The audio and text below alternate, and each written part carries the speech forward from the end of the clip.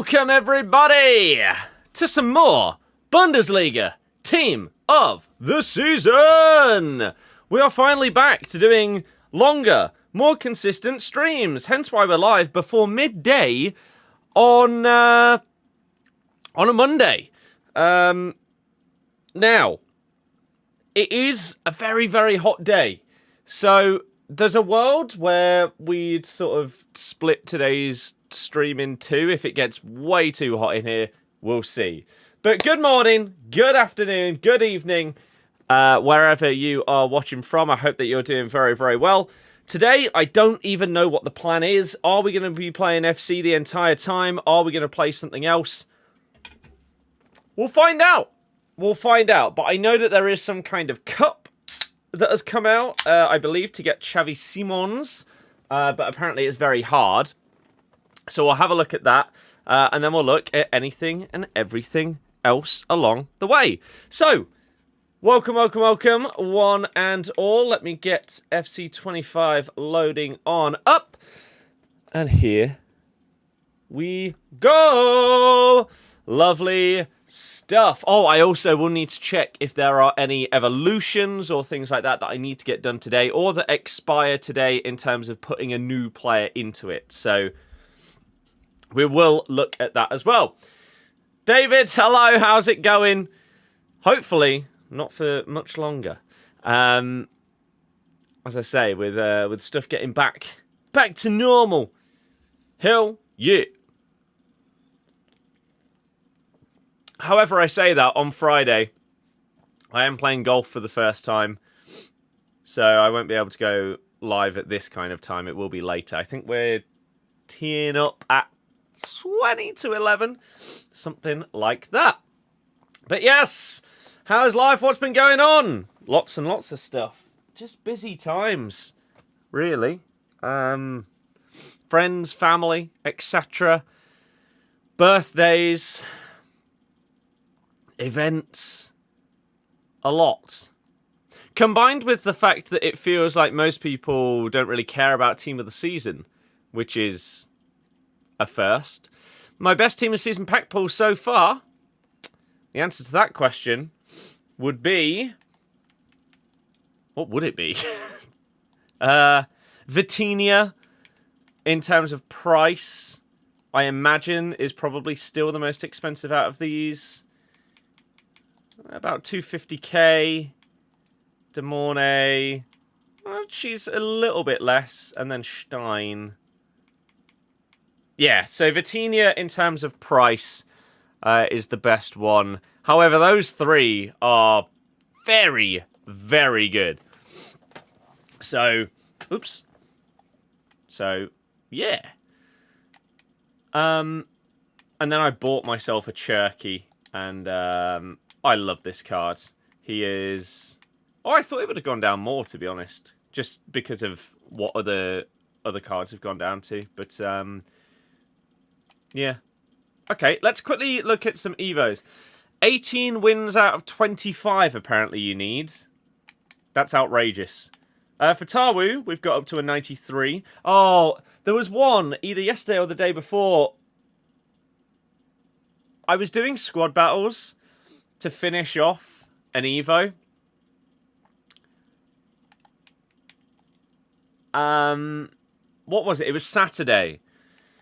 Saturday, I was finishing off a Tom Cannon Evo to take him to like a 93. I don't know what the final part of the Evo got him. It may have been like low drip. It was the Pump It Up Evo. And as I say, I'm not sure what the final level got him.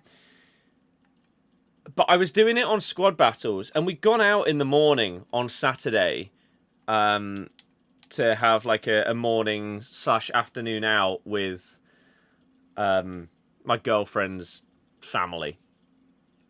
Went to the farm. Incredible.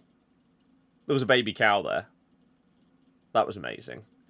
And a baby goat that was like 2 weeks old. Incredible scenes. Got a picture with the donkeys. But Two things happened that day because of that trip to the farm. One, I got sunburn on like the first hot day of the year because the people who were supposed to be going there with got there like an hour late, so we were in the sun for like an hour longer than anticipated, and so yeah, great. So that's a fantastic start to the year. But two, shattered, and I don't know if that was partially due to just the energy being sapped. But shattered. So got home and started doing the squad battles in bed to do this Tom Cannon. And I had an hour left to play one squad battles game, or 1.5 squad battles games. I'd pressed A, 3-0 up at half time in the penultimate game to finish Tom Cannon. Fell asleep. So I missed out on finishing Tom Cannon by one game of squad battles because I was just shattered and fell asleep. So that was good. Absolutely fantastic. But there it is. You love the vids? Thank you very much. How you doing today? How was the weekend?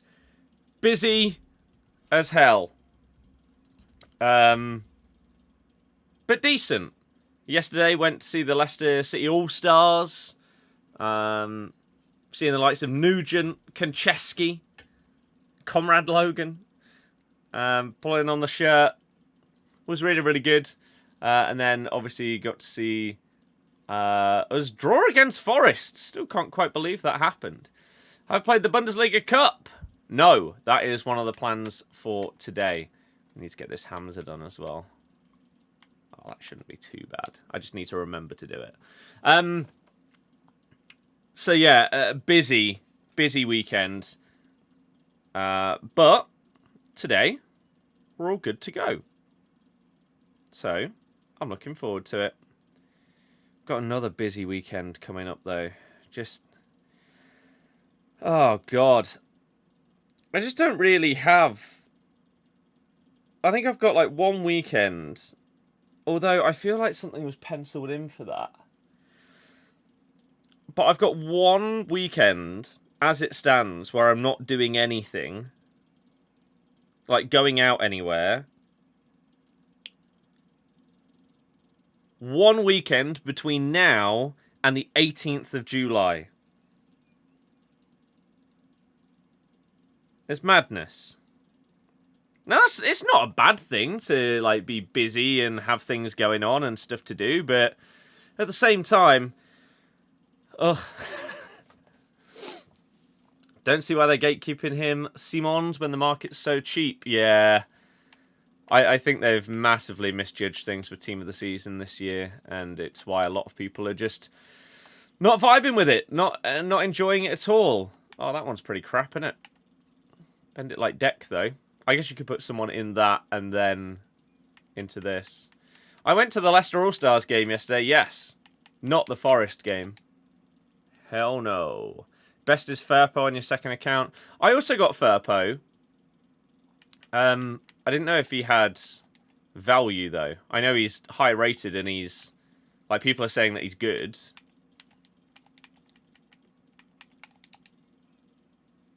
But I don't know if he costs anything.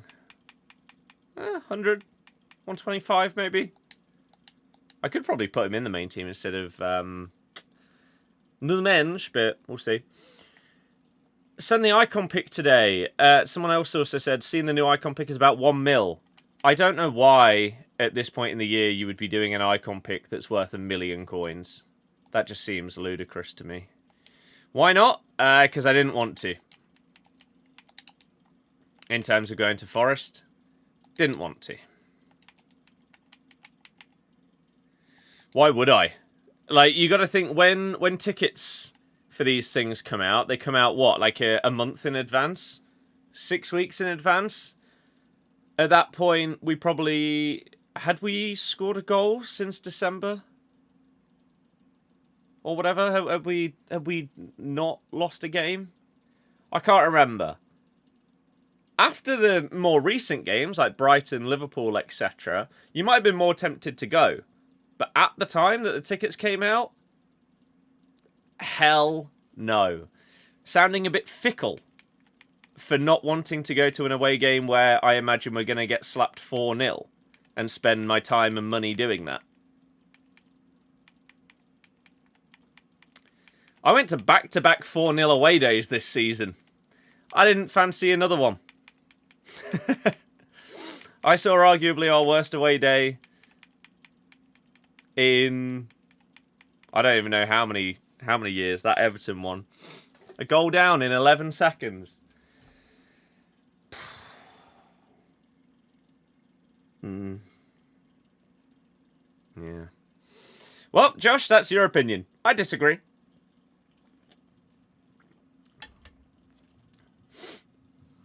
It's your money, your time, and effort. If you don't want to spend it on something that you don't think will be worth that time and effort, that's your decision.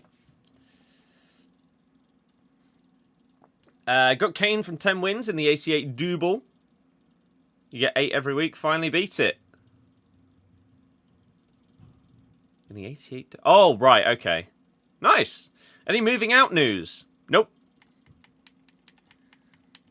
That will potentially come at the end of the year. But just need a lot more money for the house deposit before that can happen. And again, with things that have been bought in the past that are now being paid for, like the day out of something that you've already bought a ticket for in the past, etc.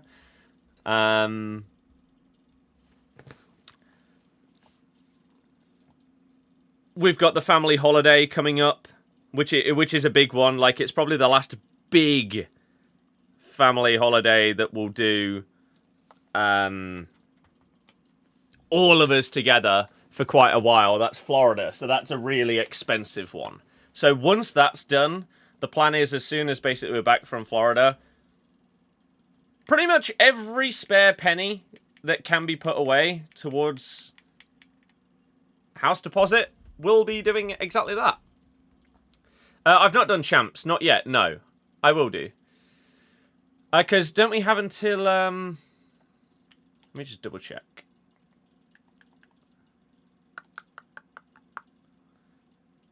Yeah, so you can play it today and tomorrow, so it's fine. It's handing out Team of the Year Pele's like Skittles. I haven't seen that. You've missed 4 or 5 games altogether this season. You think it's quite fickle of you for not going just because we've been poor. I don't think you understand what the word fickle means, though.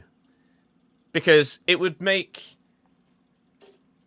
sense if I was going to every single away game and then as soon as we were bad, not going to any, and vice versa. But that isn't the case. I've never been the guy that goes to every single away game. It's too expensive. And so when you're judging which away games to go to in a season, the odds of you getting a result come into it for a lot of people. Unless you want to go to like a big team, big stadium, something like that. Like you wanted to go to Anfield, for example, and you've not been before. Fair enough. But I've already made the trip up to Everton and Newcastle to see us get battered, to see the players basically not even look like they care. I don't want to spend more money on that. Not right now. I support Leicester. Hate the new icon pick. 9 teams. EA really want our money. Yeah. You feel that? You watch a team that the top goal scorer has 6 goals. Do I think we'll get the daily upgrades back anytime soon or exchanges? I don't think we get exchanges. What do you mean by daily upgrades? Grange, hello! If that was the case, you'd have stopped going in September. Exactly. Exactly. Yeah. Olan is back again. Is that it? The number 1 gift spot has happened. That is absolutely... Let me see. Oh, I can't spell. Holy crap. Olan, you are outrageous. And if you have actually taken that number 1 spot... Oh, there it is. Wow. That is crazy. Thank you very, very much for, again, the outrageous generosity. You are crazy. Have you won the lottery or something? Like, what is going on there? That is mad. Thank you very, very much again. It helps and makes a massive, massive difference. You are crazy. And it is undeniably a difference maker. My GOAT! Well, the GOAT of gifting has to be #1 on the leaderboard of all time. That is crazy to have that title, though, isn't it? Wow. Well, as I say, Ireland, you're incredible. I appreciate you supporting myself. And I guess everything going forward. There he is. 555. I actually hadn't looked at the in-game stats of this card. Oh, wow. He does look amazing. 18 out of 25, though. Any away days you defo want to do next season? I mean, I would like to do West Brom, Derby, Birmingham, because they're all close, right? And I've not done them before. So to be able to tick off the Midlands ones would be really, really good. There's a couple of others, like one of my mates supports Norwich, and so when we're in the same division, we try to do Norwich away. And so that might happen. What else have we said? Chef Wednesday is the next biggest stadium in England that I haven't been to for anything. So that's a possibility for that reason. What else do we maybe say? Bristol. Go Bristol on a night out there as well.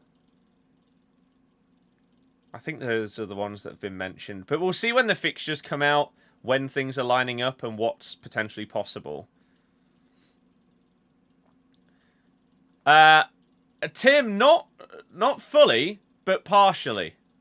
I tell you what, I didn't mention this to people the other day. So,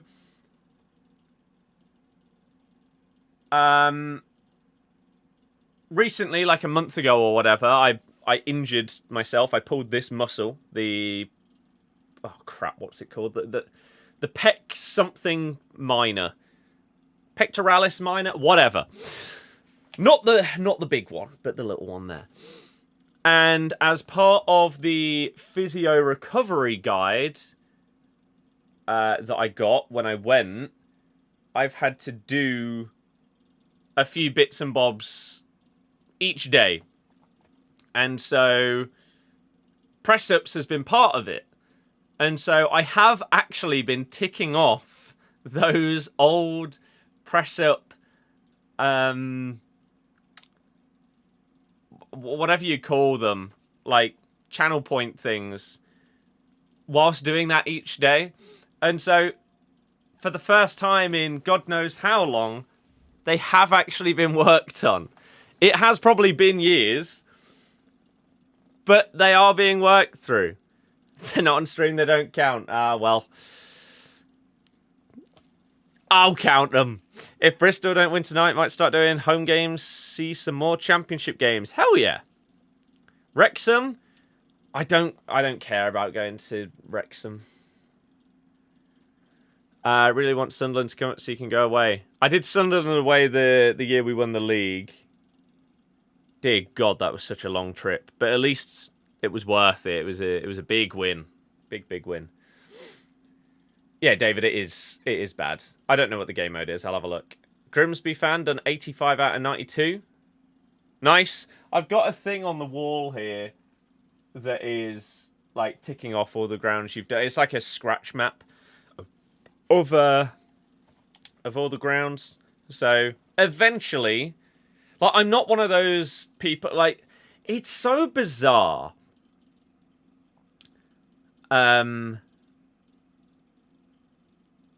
That some people try and gatekeep doing all the grounds in the country. And like, oh, if you don't do it in this way, it doesn't count. If you don't see your team there, you can't tick it off. If you're not seeing football there, it doesn't count. Shut up, right? So, like, I'm going to see Ed Sheeran at Portman Road.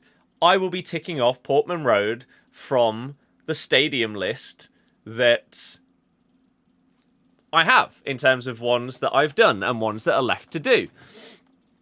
And I find it so bizarre that so many people try and, like I say, decide how other people do something. It's really, really weird. But there are loads and loads to do that will eventually be done over the years. You got Pele from the pick pack, Kane, Musiala, and Upamecano from rank 1. That's outrageous. That's ridiculous. Tens of thousands of points on those. Yeah, again, as I say, they're being worked through. Oh, God. Oh, it's one of these.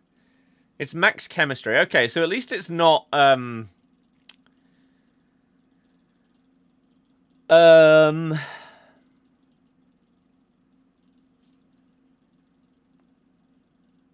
golden goal.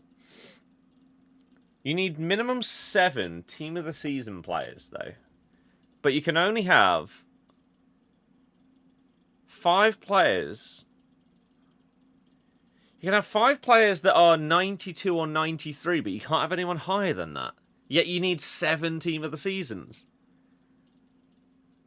So you want us to put in some crap little tots cards. Okay. Okay. Well, let's see. I think this is a cup team. Let's see what we've got. Maybe you're really weird when it comes to away days. Make out to be bigger than just visiting another stadium. I mean, for me, it depends, right? When me and my mates, when the fixtures come out at the start of the season, we look at away days. And when we try and do an away day with, like, the lads, as it were, we normally try and do the game and then, like, a night out or whatever in the city. So it is an away day rather than just going to the game, coming straight home. Sometimes that isn't the case, and sometimes it's a bit different. Wait, what on earth is this setup that I've got here? Maybe this was a previous cup where you didn't have, like, a max rating limit or something. We'll fix this. So it really depends on, as I say, exactly what you're going for and doing and stuff like that.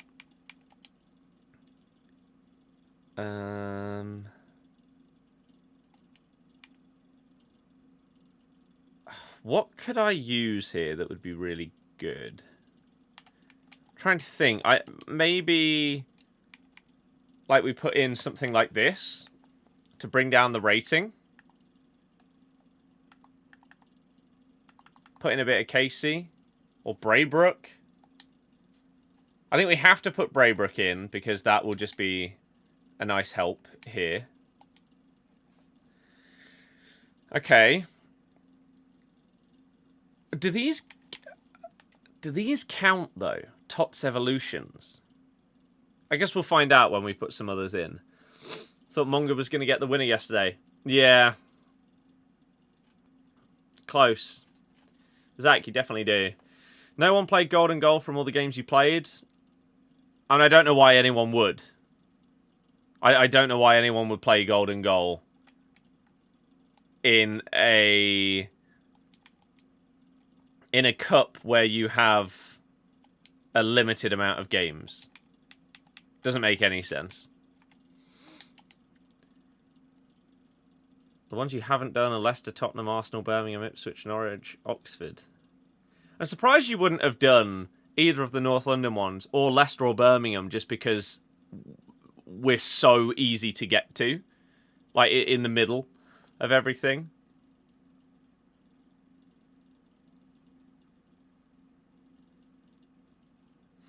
Did the icon pick while it was still cheap on Friday. Got Dream Chasers, Kaka, then Tar. Wow. Evos don't count. Well, that's crap. Okay. Well, good to know. That's stupid, though. Really dumb. Jack, hell yeah. I want to do a lot more, so why not kick it off? Right. So 92 or 93 rated tots. What have I got?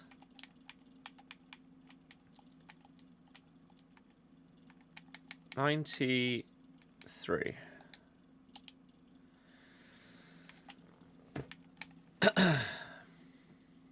Klaus.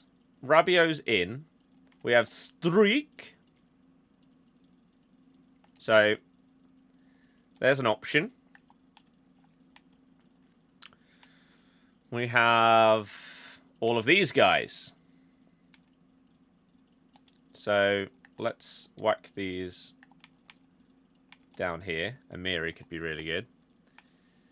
Hate the Max 87. Yeah, I'm not a fan of the way that they do these things either.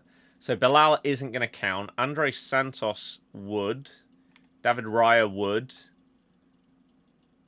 I haven't tried him out, but Van der Sar lately has been frustrating, so maybe we try out... Oh, is he going to count? Oh, yeah. I think it did say honourable mentions. Highlights or tots. So he counts. Andre Santos. Matoma. Svanberg.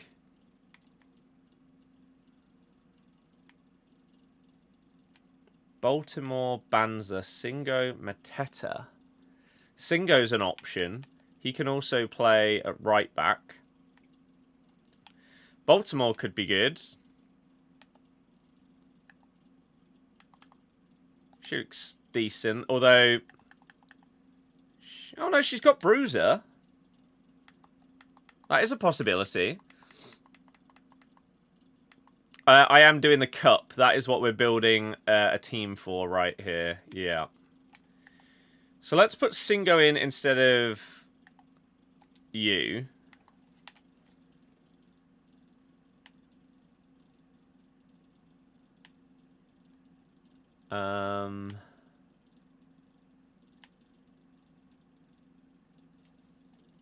Clive Cheek. Okay. Do we not have any centre backs? Millie Bright. Ooh, okay.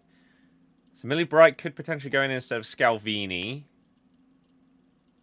Who am I thinking of though? Maybe he's not down as a CDA, or maybe his rating's a lot higher than I'm thinking. Brazil. Oh, he's a 94. Damn, this card's so good as well. Now in the National League or below. That's pretty mad. Done a 10k run past the ground. Haven't been in. And Tottenham has new ground to tick Tottenham off, and Arsenal never had the chance to go there. Fair enough. Your own opinion is that most won't do golden goal, but we'll leave it 3-0. Oh, yeah, I'd imagine so. Maybe put Van der Sar so that it doesn't count as a 92 so you can play better attackers. That's actually not a bad shout. That's not a bad shout because, wait, what have we got? Max 95. 5. So we could put in a striker and Cam or right wing that are 92 or above and put Van der Sar back in. Yeah. You're not wrong. I mean, we could go just David and Saka.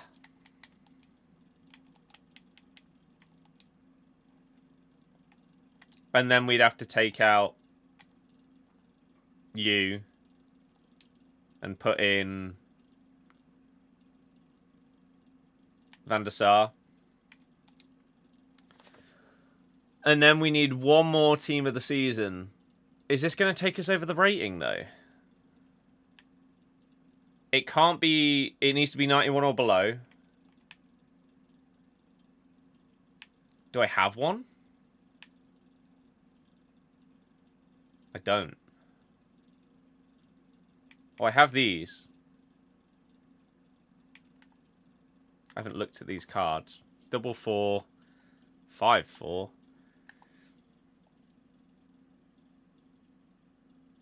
Aronson. Aronson has better stats. Cliver arguably has better playstyles just because of the finesse plus. Oh, but he has base finesse. Aronson could work here. And that's an 86 rated.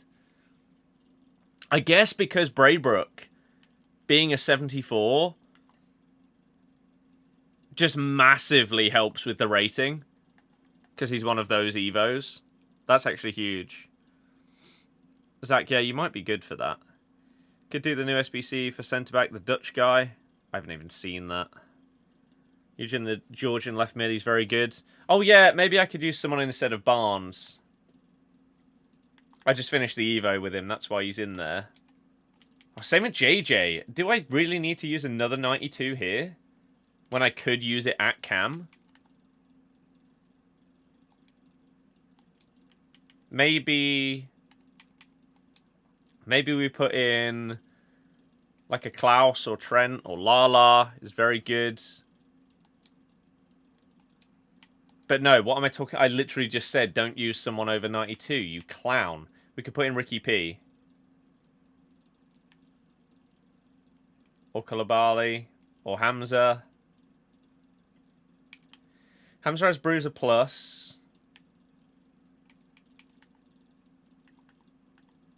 Yeah, let's go with Hamza. And then left. Wait, so 1, 2, 3, 4. So it's whether we use our other one on a left winger or a cam. I mean, it probably doesn't make that much difference, really. But like Cherky at cam, for example, could be really, really good. I could use that last spot on him. I think it depends on what better players I have at these ratings. So in terms of left wings, like this Hazard can go in there. Firmin is very good. Very good. We could put him there. He's over 94. Oh, yeah. Oh, yeah.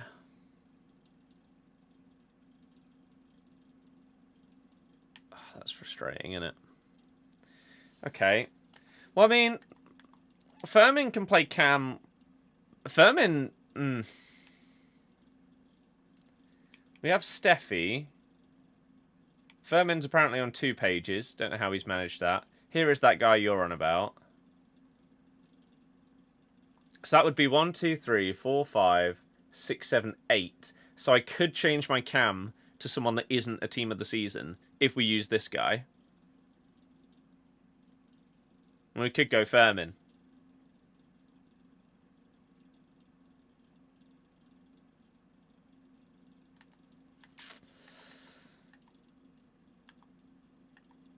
I haven't used this guy before, though. The other Firmin was alone. Ah, okay, that makes sense. So, I believe this works, right? Yeah. So we've got our 1, 2, 3, 4, 5, 6, 7. But then, 92 or higher, we've got 1, 2, 3, 4. So we can bump somebody up.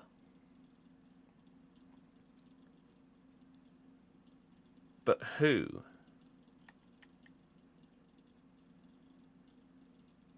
A Stroik for Singo. We could put JJ back in. And that would be our team.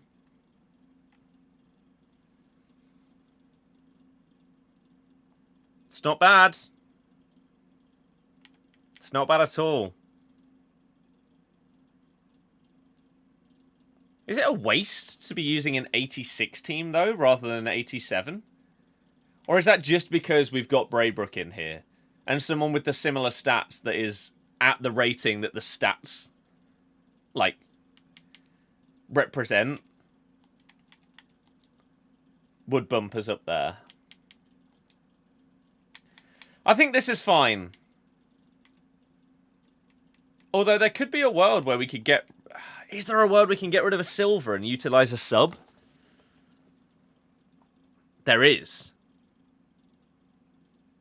A 96 rated sub wouldn't even take us above 87.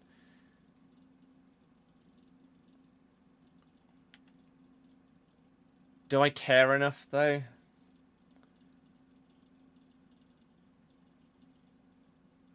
It just feels like I'm not utilising as much as I could here. But I don't know what to change. So these have to be lower than 92.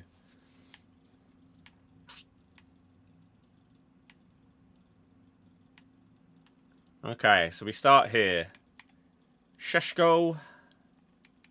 Kika Nazareth is also very, very good. Mateta and Wisser in the cup is broken when 18 and 3. That's pretty good. We could have someone like Billing to come on if Braybrook isn't up to it. I think that's not a bad shout. And then I'm assuming I can't have 2. No, not that high rated anyway. Is there a world I could have like a 90 rated sub? No. Even just like a cheeky 88 next to him? No. Okay, fair enough. Fair enough. I think that's what we're going to go for. Although this isn't even the formation that I normally play, so I don't really know why I'm doing it to myself. Maybe I should go back to what I normally use.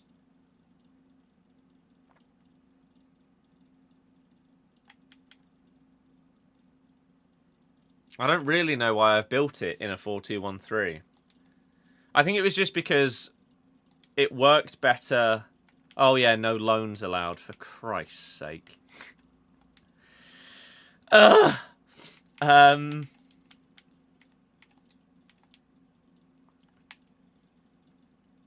think it just fit the previous like formation or whatever better.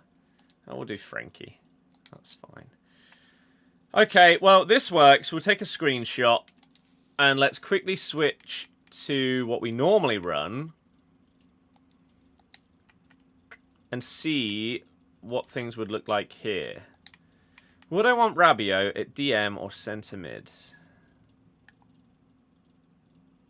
Probably centre mid with the playstars that he's got. Braybrook doesn't have great playstars for DM though.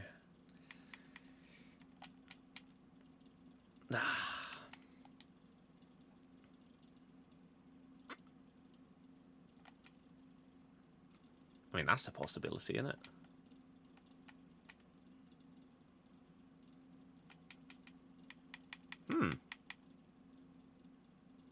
Okay. If we put Furman back there, then we could have Amiri in midfield, because he's the same rating as Saka. And then up front, it needs to be a Tots. But it can't be higher than 90. It can't be 92 or higher. I don't know if I had any that fit here. Mateta? Banza? Which one do I fancy? Banza's 4-star, 5-star. So's Mateta. Basically the same pace. Pretty much the same shooting. Banza has way better passing. But Mateta's composure is 9 better. Mateta also has finesse.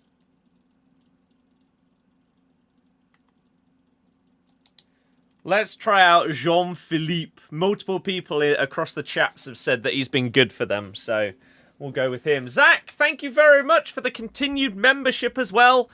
You're an absolute legend, and I very, very much appreciate the support and generosity. It all makes big differences. So thank you very much. Who's not on full chem? Where am I? Oh, Amiri. Do I care? Probably not. I think it makes more sense to put Jonathan on the left, though, because he has finesse plus, so cut in and bang those in. And then Mateta can just do his thing from the right-hand side. I think this is our team. It's Max Chem anyway. Oh. Oh, yeah. I mean, I don't think it really matters when most of your team is consisting of team of the seasons anyway. But yeah. Okay. Do I care about putting chem styles on these guys, or is it not that serious? A basic is fine on him. A basic is fine on him. A basic is also fine.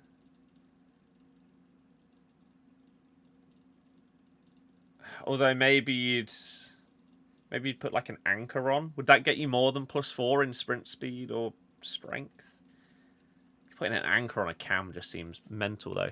Amiri with a basic is fine. These cards are so good that a basic chem style is fine for basically everybody. It's a bit like the end of last year. Same with Frankie. Same with Baltimore. Same with Millie Bright. Same with Singo. And JJ has an anchor on him. Because defending and physical does need a little bit of a boost. Okay. Well, let's do it then, shall we? Let's do it and see how this goes. Ribery or the 90 times 4. I think that purely comes down to, are you going to use Ribery for more than a week? Right? Or do you think it's better to take a 90 times 4 and give yourself a big chance of packing some team of the seasons? Who do you have in that position that he would be playing, kind of thing? Those are the questions you have to ask yourself when it comes to these. Oh, crap, I didn't do my rolls or anything. Oh, well. Oh, that's not a good start. What on earth is this pitch, by the way?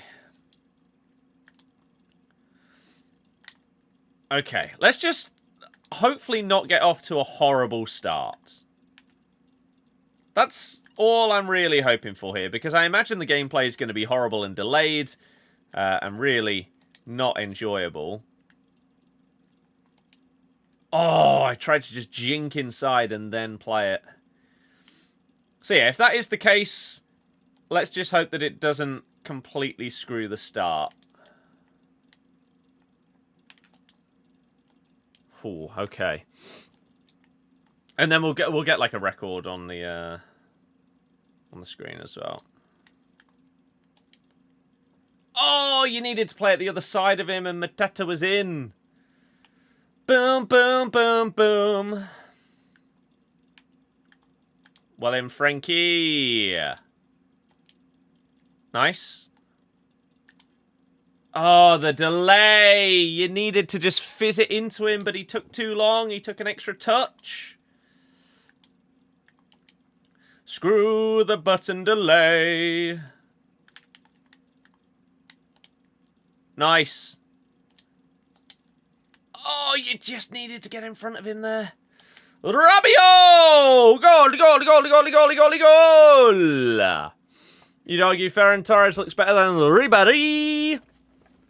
I mean, Ribery is one of those cards that obviously looks amazing, but with how cheap and like available and affordable some of these Team of the Season cards are, do you just take the fodder to do an SBC of a player that you really, really need? Oh my god. Instead of taking Franck? That's the question. Right. Come on then. On the road to the first win in the cup. We play through Jean-Philippe Mateta. Yeah, these NFL lines. I don't understand what's going on here. I don't like this. Who willingly chooses this on their pitch? Okay, Baltimore has struggled a little bit so far. However, that one wasn't quite as much her fault. That was more just the garbage gameplay. Singo with a huge interception, though. Here we go. Millie Bright is on the charge. Don't really know why. I also don't really know what happened with Mateta before. Like, did the defender just get a little toe to stop him from scoring? Maybe. Amiri has got Incisive Pass Plus and yet played it the complete wrong side of the player. But that's fine. Don't worry about it.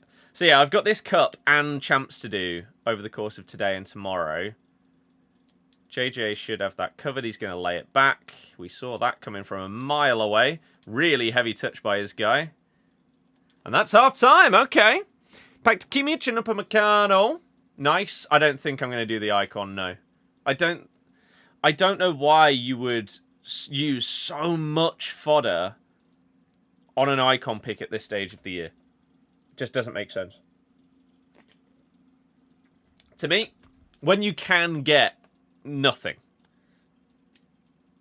there is a very good chance that you put in hundreds and hundreds of thousands of coins worth of fodder into that icon pick, and you get something that doesn't even make your reserves as your best player. That's how crazy things get during Team of the Season.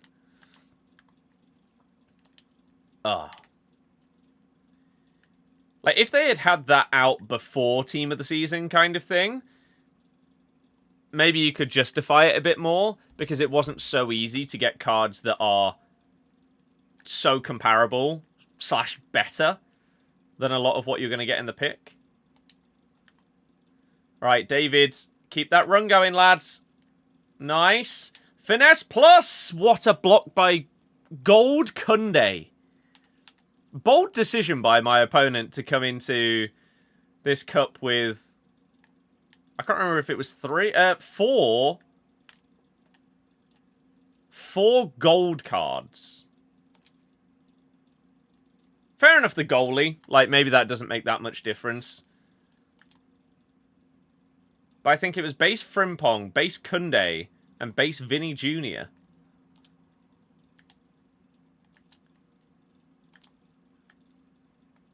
Oh, God. Maybe they didn't realize that you could, like, silver bench. And so they were struggling for rating a lot more than they should have been. Oh, that run was dreadful from Mateta. Oh, Jesus. This feels like it's harder than it should be because of how sloppy things feel. Heavy touches and incisive pass plus through balls going the wrong way and stuff like that. Big save by Alisson, though. That should have been 2. That should have potentially been game over right there. And that's a great ball in behind Baltimore, who, as I said before, was struggling a little bit, but that's okay. Lewis, hello, welcome to the stream. We have just started the Bundesliga Cup. This is game 1. Amiri. Oh, God, the delay. Oh, it's so horrible to play. Ah! Oh, come on. Anticipate plus tackle. We don't keep the ball. You get Xavi Simons if you get 18 out of 25 games won. It's a crazy card. But obviously, hard objective.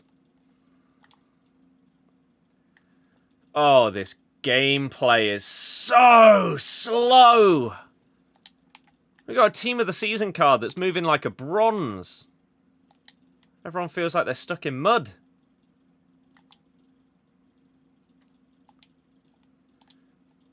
Should be 2, though. I mean, he took so long to shoot, but doesn't matter. 2-0. First game is a dub. You love to see it. So, as I say, let's get some kind of records on the screen so that people know, 1, what we're doing, and 2, what the record is. What should we do? Source.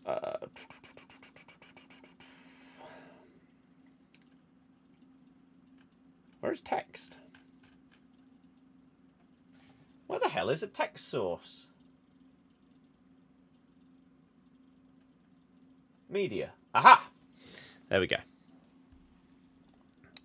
And we'll add a new one, and we'll call it Cup Records.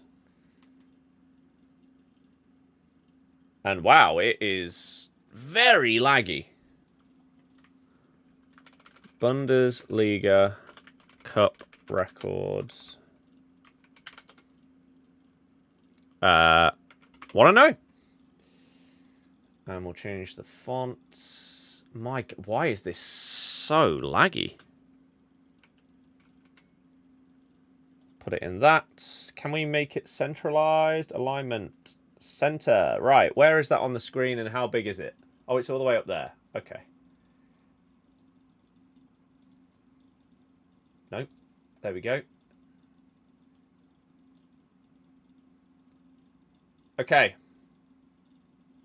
There you go. Oh, maybe we can put like a... Can we put like a background on the text so you can read it a bit better? Background color. Oh. Maybe we do it like that. Hopefully that's okay. We can do an outline on it and put the outline to black.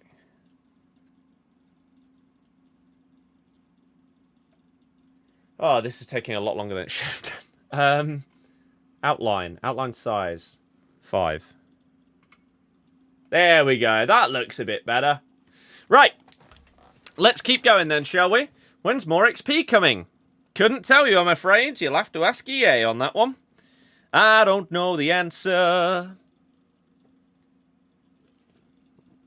But you'd imagine pretty soon, because they're being very generous with the amount of XP that they're giving out. Very generous. So, hopefully in-game, that's going to look fine. I know it's sort of in the way of the Team of the Season Cup text that's on that screen, but in-game shouldn't be in the way of anything. Just need to check that it doesn't overlap with the scoreboard on the left. Gabor, thank you very much for the resub. Ooh, Mbappe.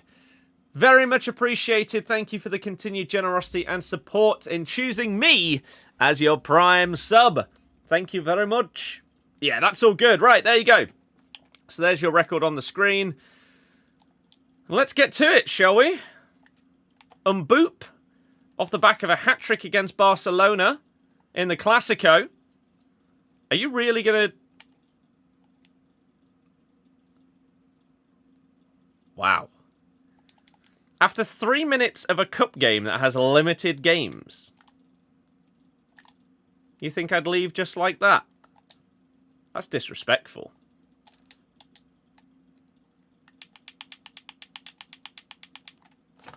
Come on, Mateta! Grange, yeah, I've not used her. I've played against her, but haven't tried out yet.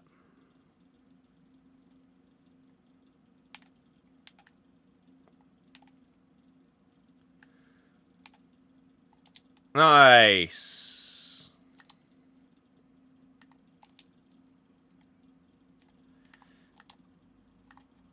Jean-Philippe. Oh, I nearly got that technical dribble between the two of them. Covor Sunderland tomorrow. Why is Baltimore not quick? What's going on?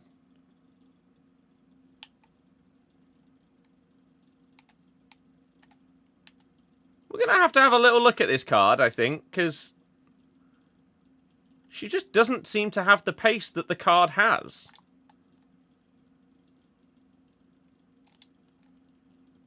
And it's a bit annoying. Because I know it's not one of our 92 pluses, but...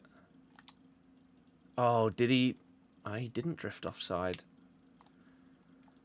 Oh, okay. There's like 4 defenders around him. Maybe I should have passed that there.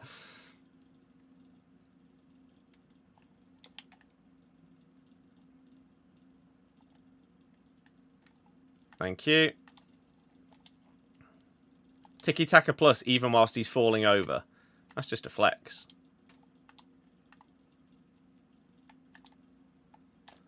Come on, David! How has he missed the target? I think Sunderland will win.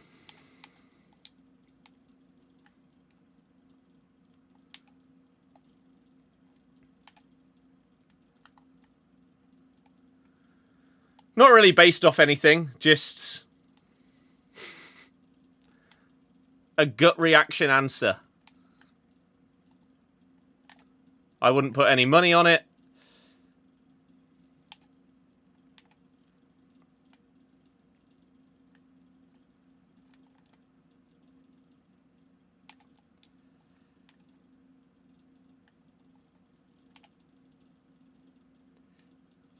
Again, Baltimore. What? Where are you? Okay, Van der Sar, what on earth? When you get there, who for Finesse Plus? Vardy. Without question. Didn't quit when you scored, then he scored from outside the box, paused it for you. Some people are interesting. They very much are. Haven't lost a playoff semi-final second leg yet. Who is we?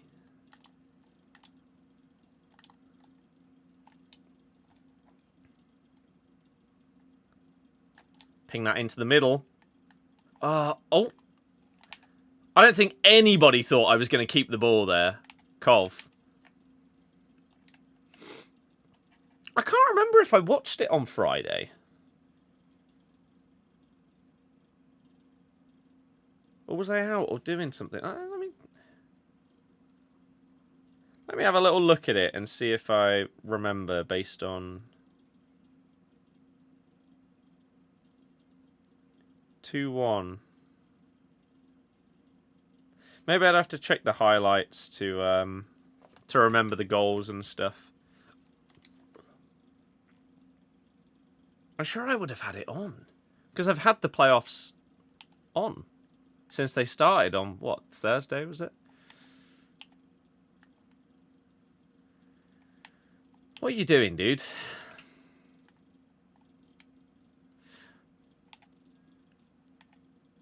Some of the people that play this game are just bizarre in the things that they do, the way that they play.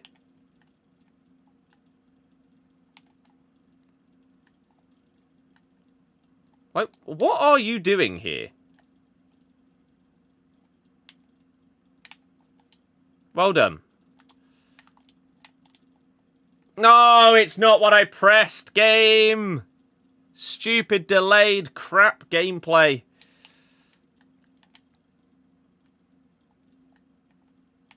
See, they had an opportunity to play it through to either striker there, but just didn't. That's what I mean. Some people are just so weird. Like, what? What are you doing? This is one of the reasons I don't like playing this game. I really dislike how so many people play it. Because it's just weird. I cannot understand the logic behind just, let me do this. What are you doing? Like, oh, if you're triggering a run and you're then like waiting for the player to make the run, sure.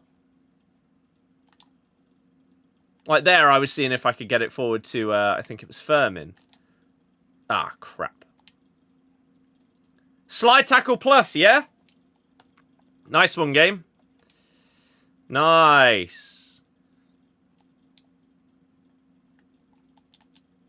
This Baltimore is the slowest quick player on the game.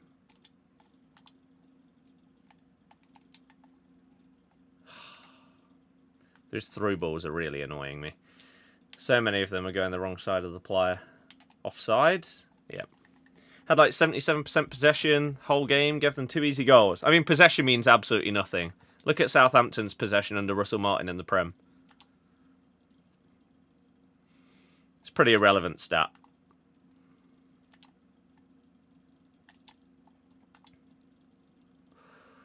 Oh!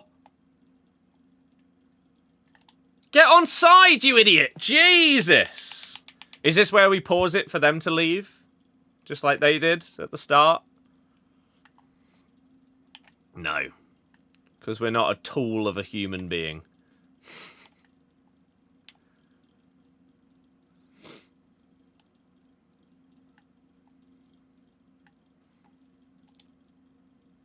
Edwin, do you think your team will lose many players once the season is over? Oh, crap. Sorry. Someone asked probably like half an hour ago whether I think Rude will stay. I don't know who that was or if you're still here. I think if we beat Ipswich, he probably stays. To be honest. Because it'll be a bit more of a preview of next season. And we've been better in these last few games. Been actually competing in them. But do I think we'll lose many players once the season is over? It depends on what you mean by lose players. I feel like there's a difference between losing a player and selling a player. For example, we lost Dewsbury Hall last summer. That's very different to us being open to selling him and getting money for him. We would have loved to have kept him. Whereas I think we would be perfectly happy selling someone like Wout Faes. So...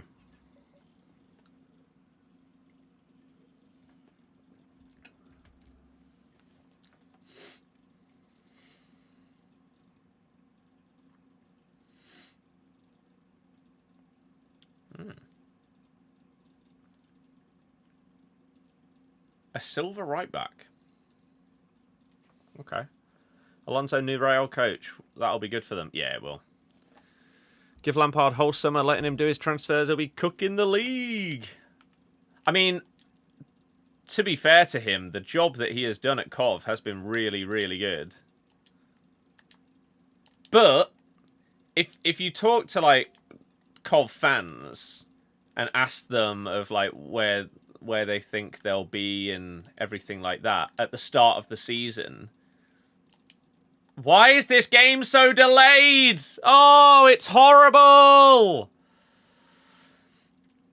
Then, is it Lampard doing a crazy good job? Or the previous manager underperforming? Bit of both? Oh my god, this game does my head in. Jura! Hello, how's it going? Beza, hello, you subbed to me because I'm a Leicester fan and you feel sorry for me. I don't know why you'd feel sorry for someone that has been able to witness their club do the impossible and give me memories that 99.9% of football fans around the world won't get to experience. Just because we are currently in a bad situation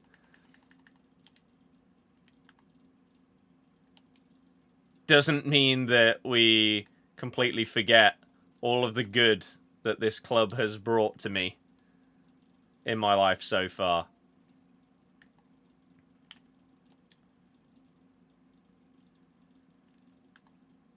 Oh god, I cannot believe how bad this game is feeling. I am live on Twitch, YouTube, and TikTok. You know, but it's sad to see the team falling off like that. Of course. Of course. And it has been run absolutely horrifically. I did a whole hour-long video talking about our relegation and all of the factors, what next, manager, board, players, everything. And we talked about that in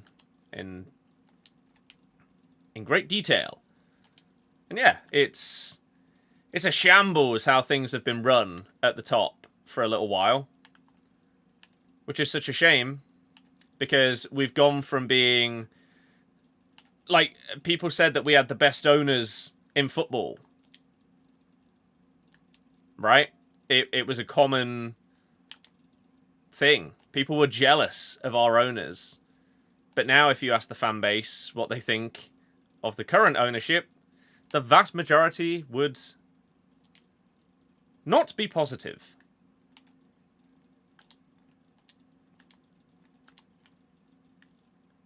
Tell you what, if I manage to get close to this Xavi Simons with this delay in this gameplay,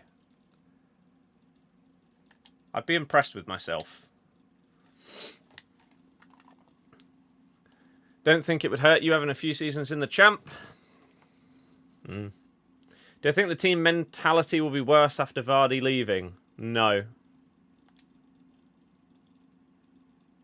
No. I think there are some teams and some clubs where having a legend or this elite tier player leaving your club will cripple you. For others, it might feel like a bit of a fresh slate, a new beginning. Right? Now, I know that this is maybe an odd comparison, but stay with me here. PSG, right now, are thriving. And this is after they've gone through their Galactico-esque era of bringing in Mbappe, Messi, Neymar, Ramos, Buffon, all of these kind of massive names, and the pressure of having those needing to equal success and like their standards potentially from where they've come from and everything. Sometimes you just need a solid group of players and a manager and a system and a fresh start. And it feels like PSG are sort of going through that right now. And again, I know they are levels and levels and levels above us, but there's a world where when you lose Vardy, if you also get rid of some of the people that have been here for a longer time, through some of the lows like Vestergaard, Farce, etc., then you start bringing through the youngsters. We've got one of the best training facilities in the world when it comes to football. You will hear any player, coach, manager, whatever, when they go to it, will just be in awe. And so that has helped with our youth setup. And now you're starting to see some of those prospects come through. Bit like Man City. It took a while, but now you're seeing them churn out every season a few players from the youth setup that it's just like, oh my God, they're just an absolute baller. Hopefully we can have something similar.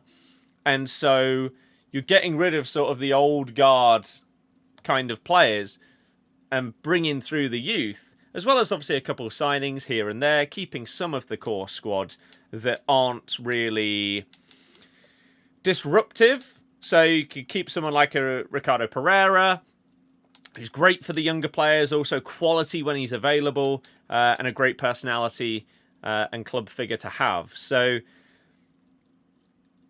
it is abundantly clear, even if you're not a Leicester fan, you would assume, I would assume that all of you guys would assume Vardy probably has more power than any player, maybe in our club's history. Is that a bad thing to lose? No. No. And that's not me saying that he abuses player power or anything like that. But again, it just means that decisions are made differently with this fresh slate and everything like that. So I don't think it will negatively affect the team mentality. I think, if anything, I don't also want to say that it will improve it. I think it will just be very different. Because you're going from, oh my God, he's the GOAT, everything is around him, to, okay, right, now we need to work together, now that we've lost that figure, to make things work ourselves. So, yeah, I think it will just be a very different place, really. Stressing so much right now, our title race is so tight. Which title race is this? You're an AC Milan fan and it's painful? Yeah. Yeah. How has Felix been since going over there? Because I saw that he like started slow, but has he picked up at all? Apex, thank you for following. From TikTok. Are you Matthew? You're a Sunderland fan. Who do I think is winning the playoffs? I normally say whoever gets in last is going to win the playoffs. Because they've got the momentum with them. Whereas a team like Sheffield United, whilst they might be better, it's whether they have the mentality to sort of bounce back from just missing out on the automatics to then go again for the playoffs. Whereas if you've been riding a high and you've won multiple games in a short space of time at the end of the season in order to clinch playoffs, I think that gives you that boost to go on and maybe do it. Lampard came in with his own coaches, and look how good he's done. The ex-manager was just doing bad as our ex-assistant manager. When our assistant manager left last season, we turned really bad. Oh. So you think that the manager wasn't very good, but that wasn't known until the assistant manager departed? Interesting. I knew that's what you were thinking. PSG, yeah. Arsenal fan kind of hurts. See what you're saying. Yeah. What's my proper team? As in, like, my normal squad. TikTok Live isn't showing live for you. I mean, it should do. There's multiple people over there. Reckon Rude is staying. I think if Rude gets a win against Ipswich and a decent performance against Bournemouth and utilises the young players again, I think he'll stay. I do. Felix goes back, he's useless. Jimenez has been a lot better. Is that Santiago Jimenez? The guy from, like, was it Feyenoord? We were linked with him last summer. Forest were linked with him massively, if it's the guy I'm thinking of.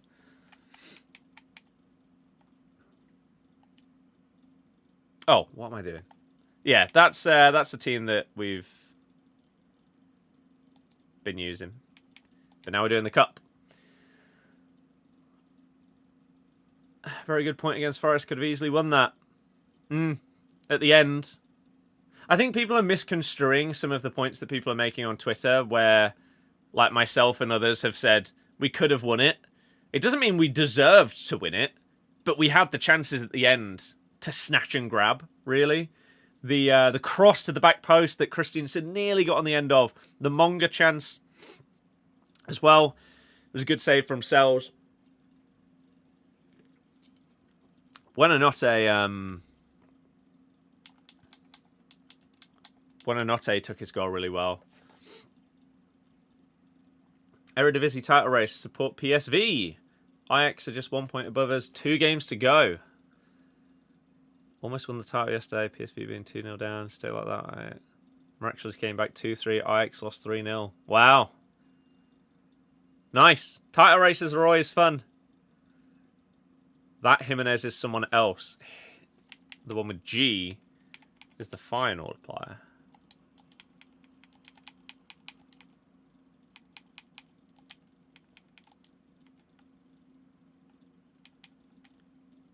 I don't know who this is.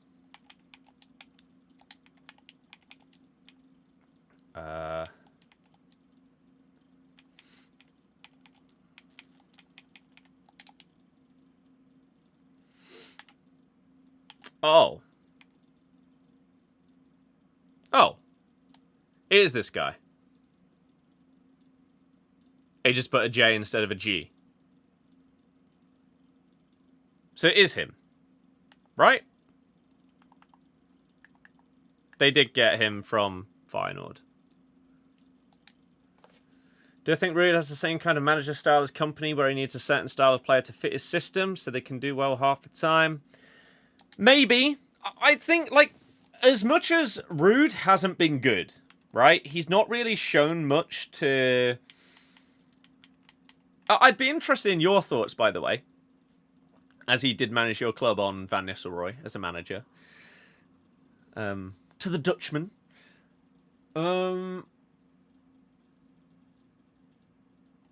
As much as he hasn't really been impressive, there are multiple things that haven't been his fault.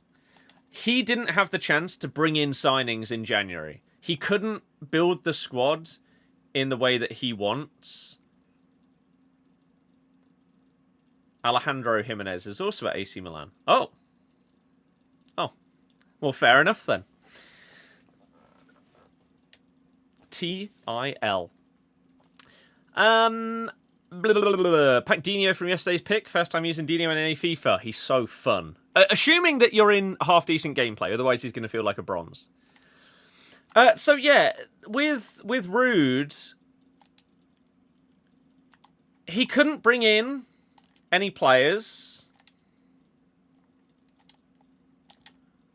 Oh, God. It was so slow. Who was that? Amiri. He has like 90 in every stat. He felt awful right there. Again, it is just the gameplay. It's not the cards. Still frustrating, though, because we could easily have been 1-0 up there. Yeah, Sells has had an unbelievable season. I mean, his save for the El Canous shot before our opener was also really good. What a save. Okay, well, we created 2 big opportunities already. That's a nice positive, although what a ball that is.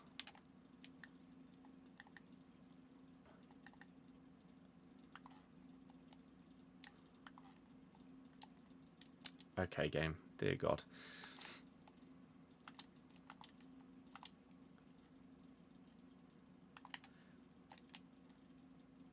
Nice. I mean, none of that is what I pressed. I wanted Mateta to make a downwards run, but the game just didn't do it. And so then the pass ended up going to the wrong player as well. It's just horrible gameplay. As I say, getting Xavi Simons in this mess...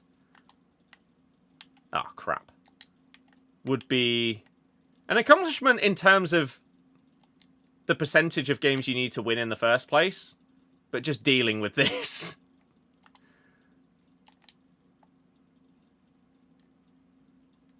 I say, half these players feel so bad today.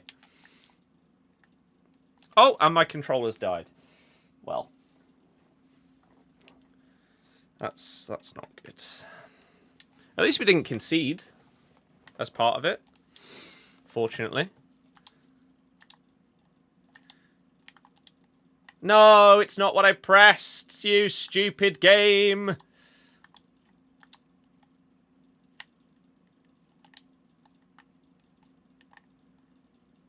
Oh, David nearly burst away. Okay. Nice. Go!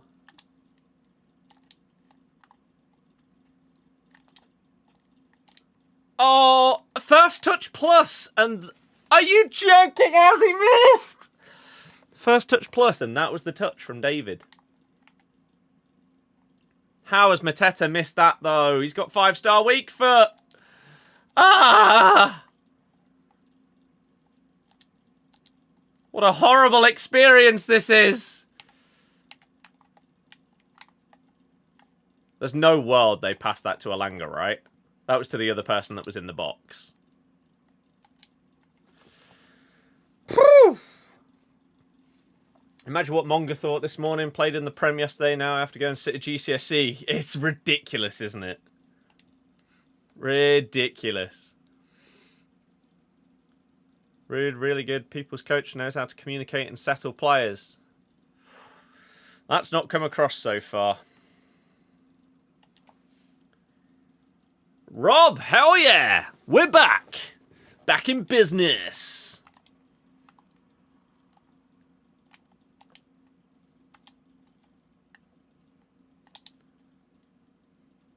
Go on, Rabiot, the strength! Big save, Edwin! Making up for it, watching the games. Oh, you're just missing out on a horrible gameplay experience, so... I wouldn't feel bad about not being able to play this damn cup. Oh, okay.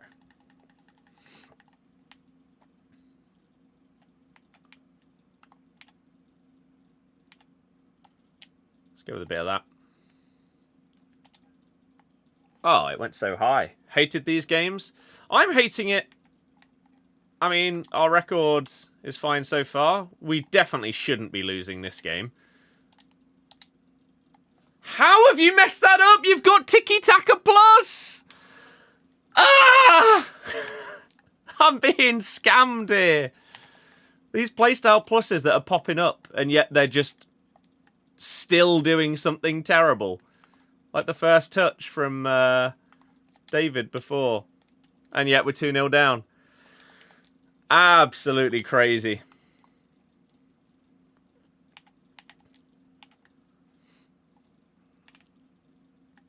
Unbelievable that we haven't scored a goal in this game. It's just a joke!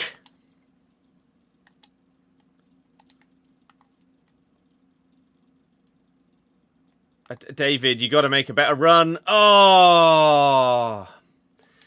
I can't blame the game for that one. That was me not passing it early enough.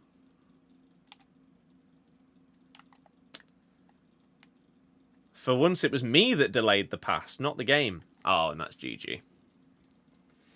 FUT Champs ends Wednesday mornings. Throughout TOTS. Ah, frustrating. As I say, we should have scored multiple goals in this game. And if the Tiki Taka Plus would have actually given us a good pass, we would have had a tap into an empty net, but no. So yeah, I'm going to play my champs tomorrow, most likely. What? How did you not lock on there? I mean, there's no world we're scoring 3 goals in 15 in-game minutes, but I don't know how the matchmaking works in these kind of cups, so I'd rather not leave.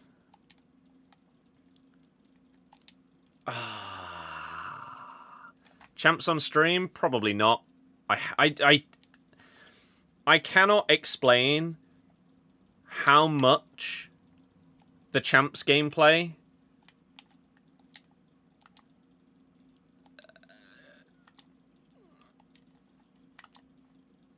infuriates me. Like, I don't get angry at the game because there's no point. But to say it isn't annoying would just be a straight up lie. Especially because of the delay. The core gameplay can be frustrating. Like, for example, that Tiki Taka Plus, the first touch plus that we had during this game. It's frustrating sometimes when some of these things just don't work in the way they should. But it happens. But it's just the delay in every single match that is the worst part. And it means there's a reason why the vast majority of times this year that I've played champs, it's been in bed on a Monday evening so that I can just relax, have some YouTube or Netflix or something on at the side or some music and just not really focus on the game.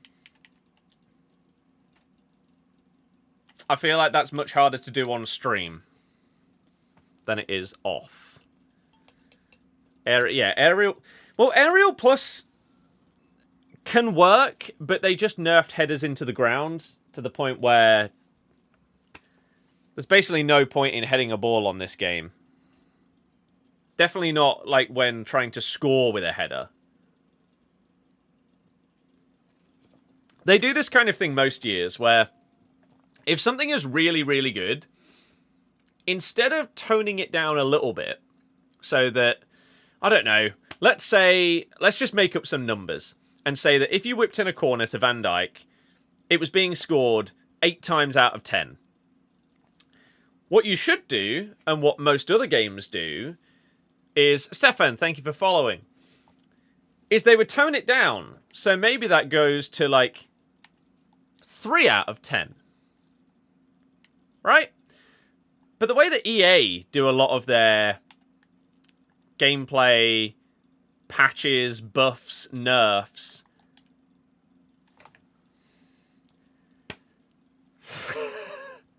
What is this game? Is they nerf it into the ground where that number goes from 8 out of 10 to 0. And then they leave it there. They don't then buff it back up to being, like, even half decent. They just leave it as terrible. KG, hello, sir. How are you doing? Oh, God.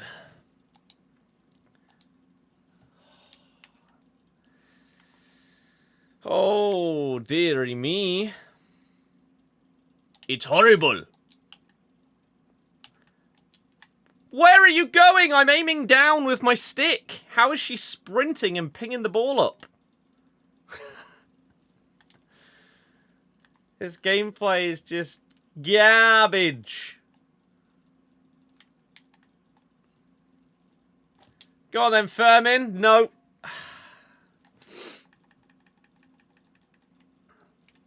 Even clearances, though? It's just a bit crap. Like most things.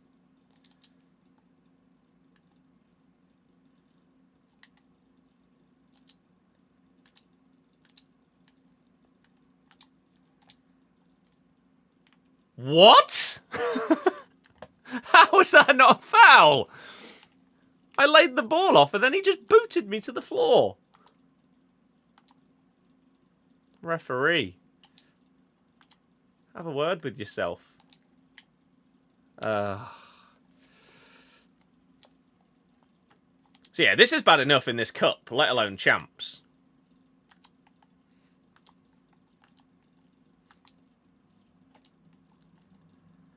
Stop delaying the passes, please! Other than Vardy, what's been your favourite card to use? Cherky. Cherky's team of the season. In even half-decent gameplay, that card... Oh my god, the dribbling. David, run! Why is he so slow?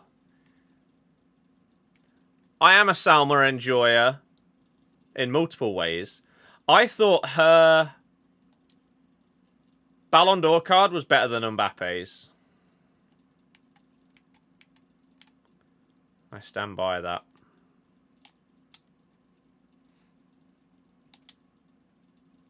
Woo! Amiri! Goal, goal, goal, goal, goal! Oh, fair play. That was nice. Well done, Edwin. God, you took so long to pass the ball!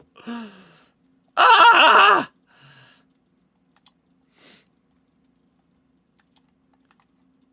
Yeah, I use Cherky at Cam.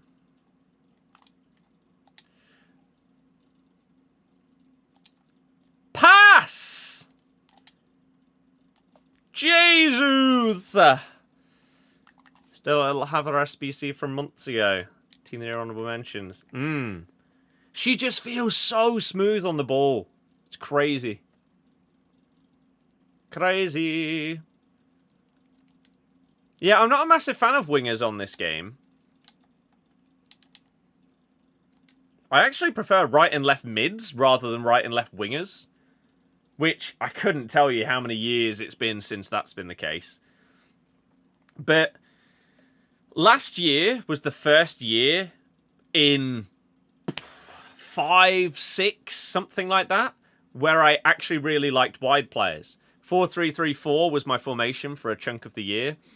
And 4-2-1-3 as well. Ironically, I have not really got along with 4-2-1-3 this year, even though it's supposed to be the most meta formation in the game. I just don't really enjoy it. And the same with 4-3-3-4. I've gone with them being my main two formations for the entirety of FC24 to just not really liking them. How has that got through? My guy that I wasn't controlling there definitely just kicked him. But we'll take it.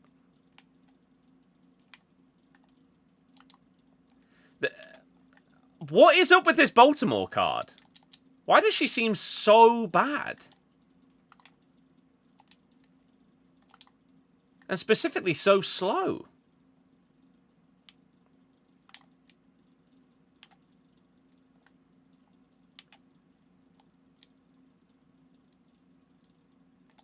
She can't keep up with anyone. That's poor defending.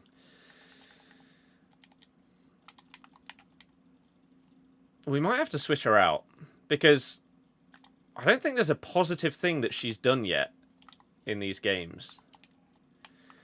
Stop with the delay!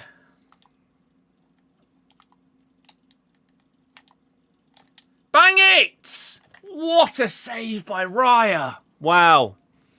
I'm not still doing the collection book because I really, really dislike this game. So I don't want to do a series where I have to play thousands of matches. The gameplay on FC25, for me, is up there with FIFA 21 as the worst we've ever had.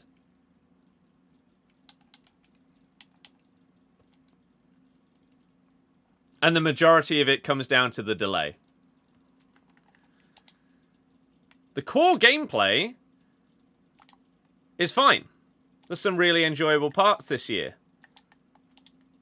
But they're simply not enjoyable when you press the button and it doesn't work. It either doesn't do what you've pressed, or it does it, but half a second late.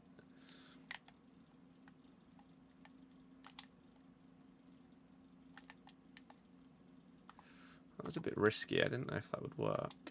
No, that's not where I aimed. Oh, this Araujo has been amazing. FIFA 19 was awful. FIFA 19 was the last FIFA that was really bad because of the game, not the connection. So for me, FIFA 21, 22, 23, and now FC25 are all dreadful because they have button delay. You simply cannot have a game that is... What is going on? How did that get past my keeper, by the way? How was that cleared off the line instead of just saved?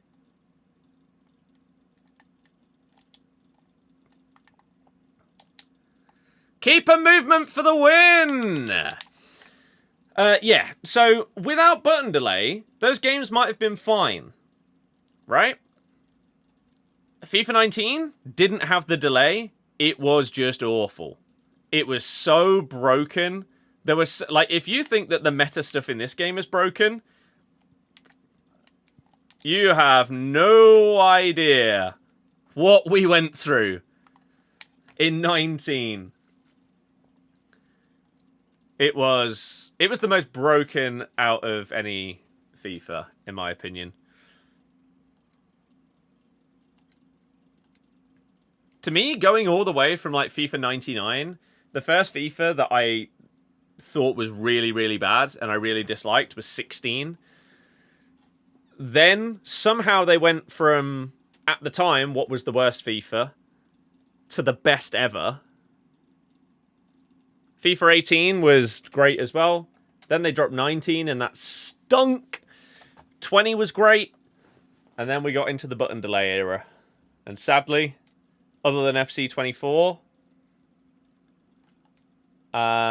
it's stunk since then. Was 16 the year the draft was introduced? Yes. And they've basically not changed it since. Sadly. 16 was just gameplay for me. Like, the rest of the game was fine. Like, draft was really, really good, but I've said this now for, like, 9 years, since 16 was out, that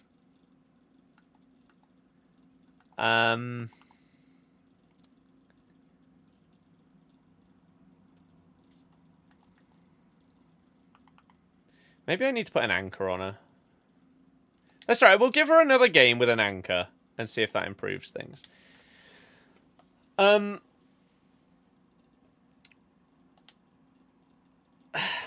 The way that I explain why FIFA 16 was so bad was, and you should know exactly what I mean when I say these words. When you have one of those games, right? One of those games of FIFA. You know exactly what I mean without giving any more detail. It was like that in every single match. Just a mess. So that's why I really dislike 16. Everything was just all over the place in every match. Is Lang good at left mids? I've only used Lang for one game as part of a video, and I think I used him at left wing.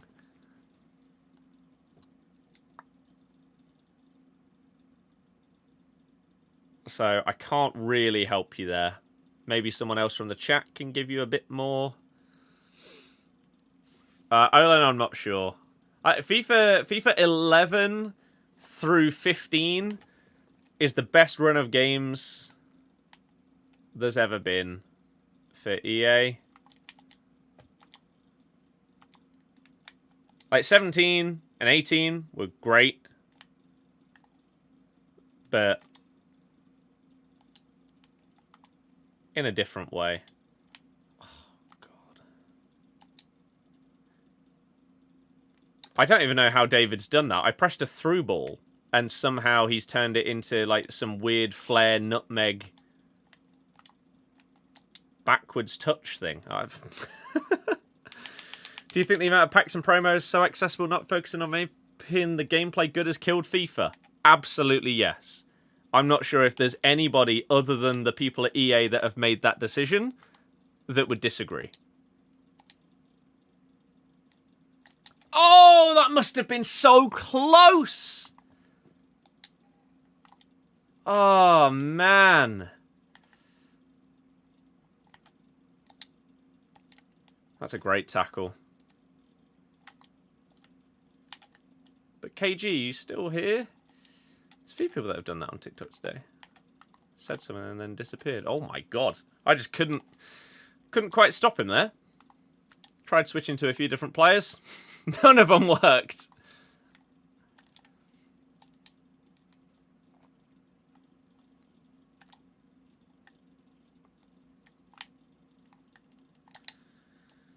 Whew, David! That was a nice cricketer.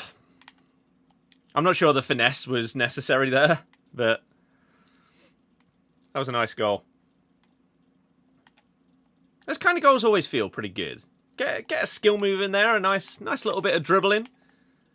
You feel like you've actually done something to sort of deserve it, rather than just pinging in a finesse from 30 yards. Oh no.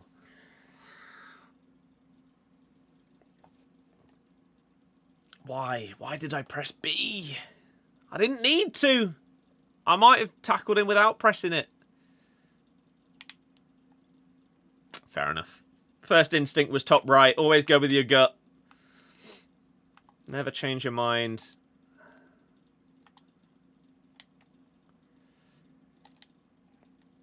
Ooh.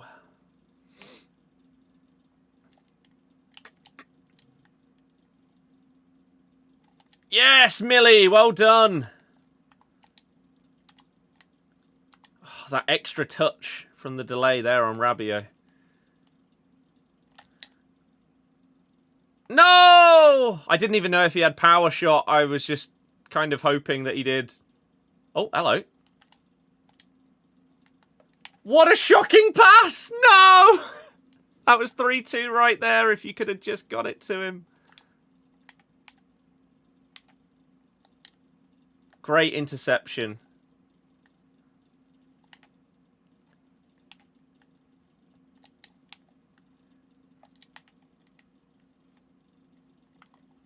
Oh, it's bounced back to him.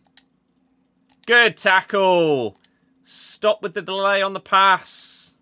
Stop with the delay on the pass, please. Ah! God, this gameplay does my head in. Might tap out on 26. breaking you more and more every year. Feel like you got to put money on because of how bad and hard they've made a road to glory possible. What? Genuinely, I could not disagree more. It gets easier and easier to do a road to glory every single year just because of the sheer amount of stuff they give you on a weekly basis. I think, to put it very simply, you don't need to spend any money on this game to get a great team. You only need to spend money on this game to get the best team in the game, which in reality isn't that much better. But if you are at the very, very top level, like the pros and stuff like that, it will be a difference maker to have that, like, 95 R9, for example. Whereas for me and you won't be able to utilize the cards to their absolute extremes in order to make it worth it. You don't have to spend a single penny on this game.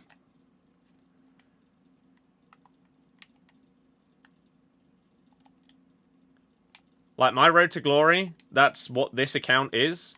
I've got like 4.5 mil sat here. I've got a great team. We've got the past and present Leicester squads at the same time. Just because I don't have the, what, like 95 Hullet SBC, doesn't mean that I need to go and spend money on it. And also, because I know a lot of people would then potentially respond to that by saying, but like, this is your job or whatever, and you're playing the game all day, every day. No. Not this year, because I just don't enjoy it. I genuinely think one of my mates has played the game more than me this year.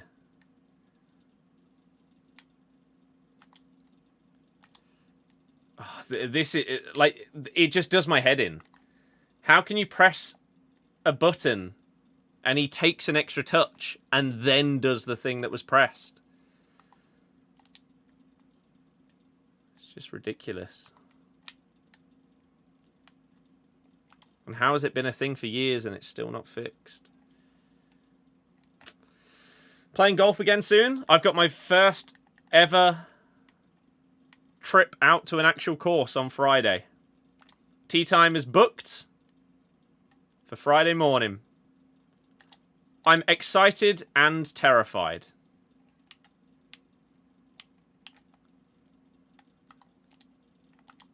Because I don't have any standards to, like, play to. It's not like I'm aiming to hit under a certain score or whatever. But I'm just scared. I've not done it before.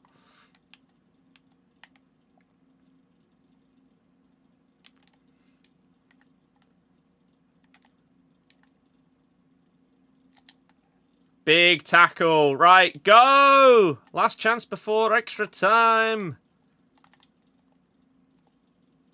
And it's ruined. Oh, I can't switch to the right player. Go! Oh, ref, you could have helped.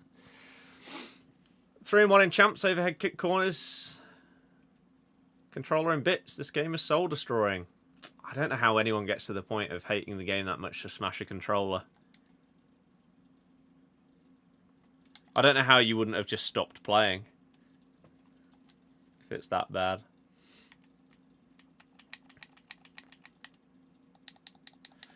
Because, yeah, that's awful.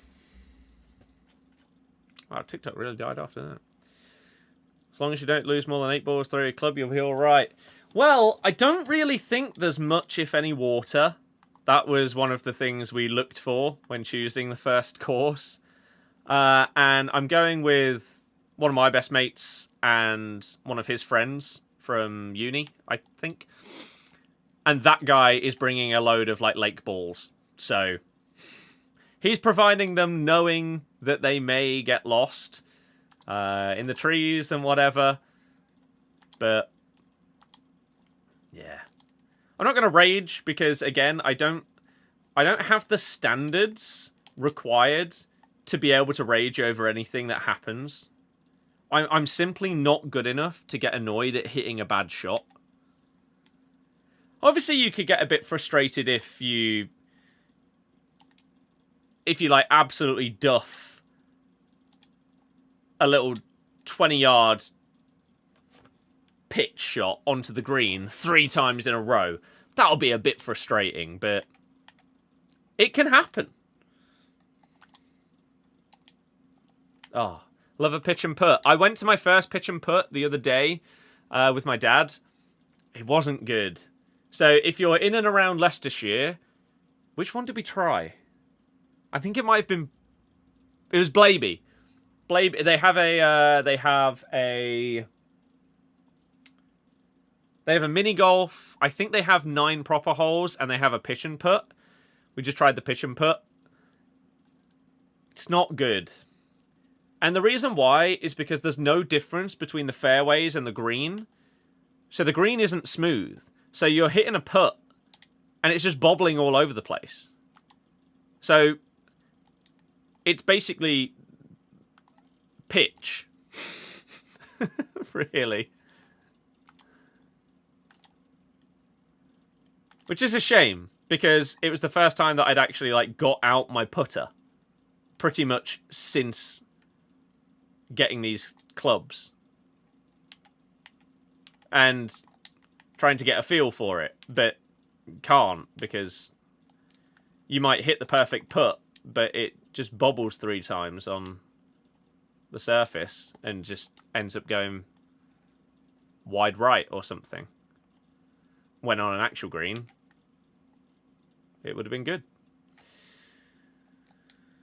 So yeah, that sucked. Oh, big tackle. Oh, come on, game! Stop being stupid! That was such a good tackle! And then we concede 120th minute equaliser. Come on. And now you're going to blow the whistle as soon as I pass it. No, you're actually going to give me the chance? Oh, doesn't matter. Doesn't matter, because whoever that was can't pass a football. Great. Ugh. Gameplay is painful. Switching up with Batcher. Too high rated for me for this cup. It needs to be 91 or below. They're pausing as we go into penalties. Okay. Christ. Are they going to go the same as they did in the game?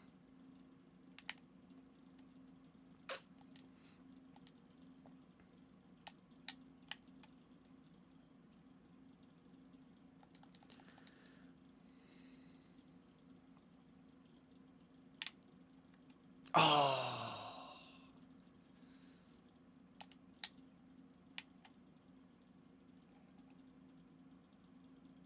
What? I mean, okay, we instantly make up for it. I swear I didn't press that enough for him to have missed the target there. Okay, maybe I did. Didn't feel like it. I take a lot of penalties on this game.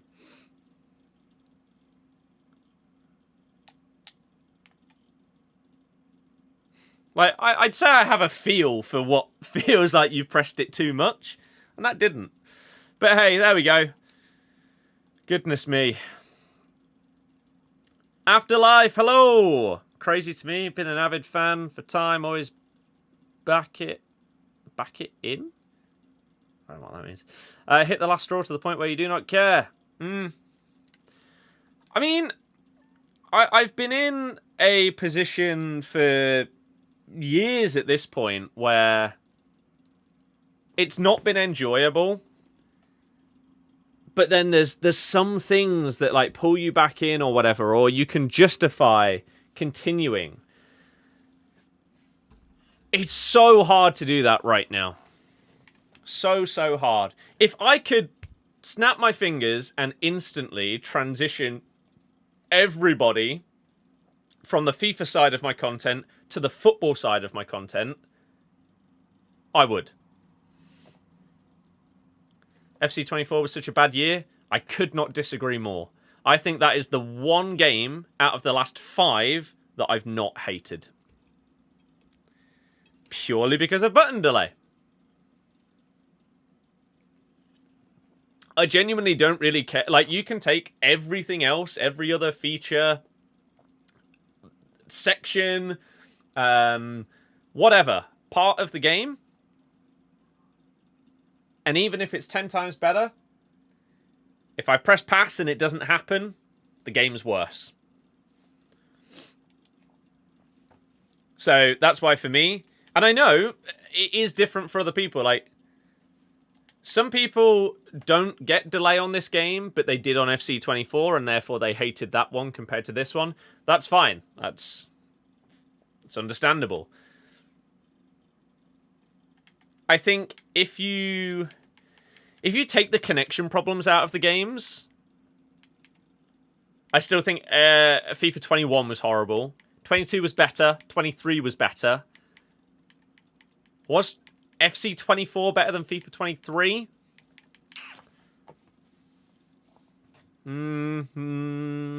Not sure.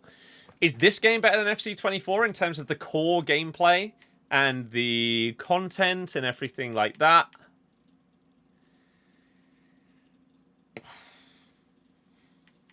I think it's maybe on par. They did add Rush, which is good, but overall, I'm not sure. Am I playing outside of streaming/recording? Not really, no. Outside of, like, champs, the majority of the time I do off-stream.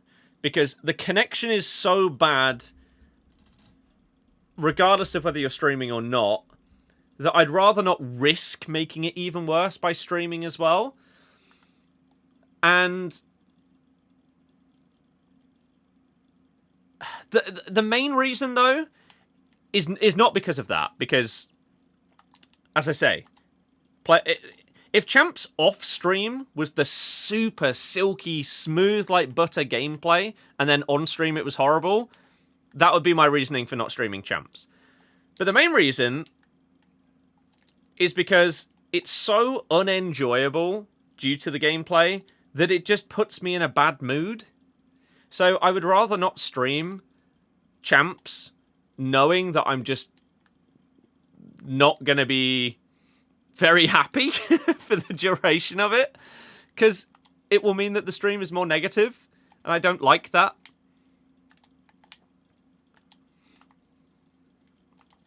Ugh. Run! I've tapped the button, you clown. Jean-Philippe! No! But Logan, it's going good, thank you. Rush is horrible sometimes. The level of teammates you get on Rush is...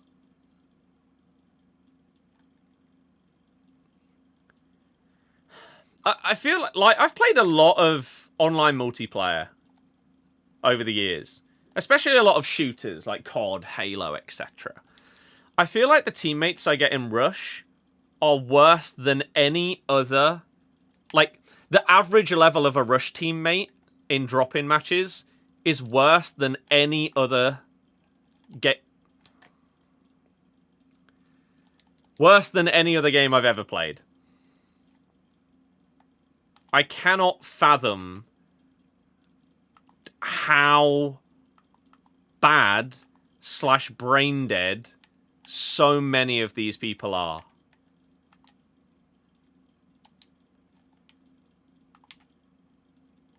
And the problem is, in these other games, like, if you're playing COD, right, and you've got horrible teammates, if you're playing objective game modes, it probably will cost you the game, but there's a world where you can pop off and do so well that you win the game single-handedly for your team. Rush, in the way that it works, is so hard to carry your team because you can't do everything. yeah, you might be able to like dribble past people and score a few goals, but you're then not going to be the guy that's able to stop every single one of your opponent's attacks. Oh my god, it locked onto the wrong guy. Your teammates are sat there getting blue cards. You've got no chance. And so, having bad teammates on rush is so detrimental to your experience that it means that it just isn't enjoyable. Oh my god, how unlucky are we getting? Because rush at its core is great. The concept is amazing. It should be a load of fun. But it just isn't.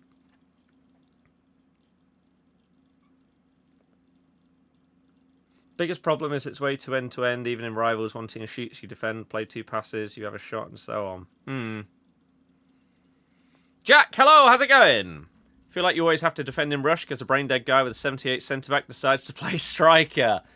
Exactly. Exactly.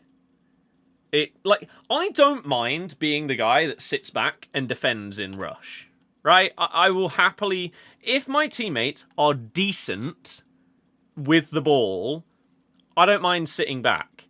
But it feels like basically nobody else that plays the game mode has that same feeling. Oops. I feel like we were a little bit unlucky with the second and third goals in that game, but four down, there's no point staying in. We've not created enough chances to justify staying in that game.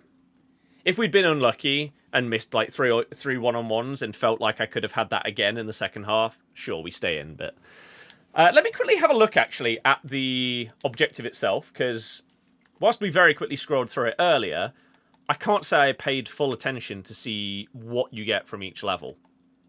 So let's have a little look. Let's just open this up. We get an 82. Incredible. FIFA frozen about 5 times today. I actually haven't had that problem in quite a while. It used to happen quite a bit when I was doing squad battles for like Evos and stuff. I'd go 3-0 up, and the second that the ball goes in the back of the net, the game freezes. I haven't had it in a while. I don't know what was causing it. I don't know what has potentially stopped it. I don't know if EA have like fixed that in an update or something. I don't know. Right then, so we've got 82 times 5, 82 times 5, 83 treble, 83 times 5, 83 times 5. We've got a player pick. So obviously the big reward is your Xavi Simons. You need to go 18 and 7 as your record. So as it stands, we're what? Probably on course for that? If we times our... How many have we played 7? I mean, if we times it by 4, we'd have 8 losses, but 20 wins. Obviously, you don't have that many games. We're about on par for what we need right now. It's when there's always that one person that goal hangs, always ends up being offside, doesn't pass the ball, but you do one wrong thing and they spam. Nice. Yep. Yep. It's just infuriating, isn't it? Have I seen any of the 93 icon picks? I have, and they make me not want to do one. Vardy saving his 200th for last home game. I really hope so. Go out with a bang. It's going to be a sad day on Sunday. A very sad day. All right, let's open up this pick. Pow! Good start. Oh, keep going.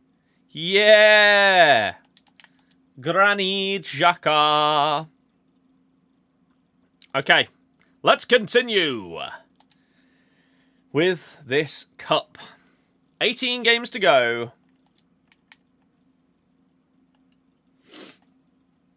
Let's do it. Got Mbappe from the 1 of 87 from Season Pass. Nice. Cody goal in 2025 must have been limbs. Well, I was at the All-Stars game when that went in. The The thing is, I should have seen that goal. In theory, I should have been home by the time that goal happened. But so yesterday it was Anstey Nomads, who are a local Leicester-based team, against Leicester All-Stars. So you had ex-players like David Nugent, Danny Simpson, Paul Konchesky, Gallagher, Richie Wellens, who must have gone like straight from Wembley, from the Orient playoff, back up to Leicester. All of these guys.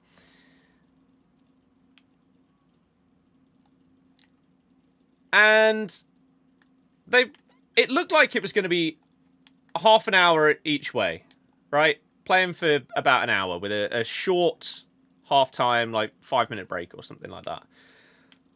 But the Nomads went 3-0 up. And so the second half, they played for nearly 50 minutes. Until it got to 3-3. And then as soon as it kicked off, after 3-3, he blew the whistle. And then they had a penalty shootout. So the game was supposed to finish at about 2. And then the Leicester game kicked off at past. You could go and watch that, either at the ground or go home and watch it. But so no, missed a chunk of it. But, oh well, it's fine.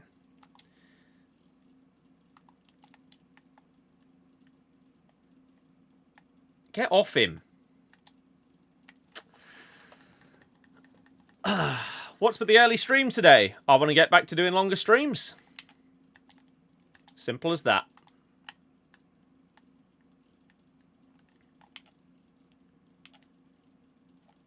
Now, that doesn't mean that we're going to be streaming this game for like 6 hours every day. I'm definitely going to be streaming other stuff because I despise this game.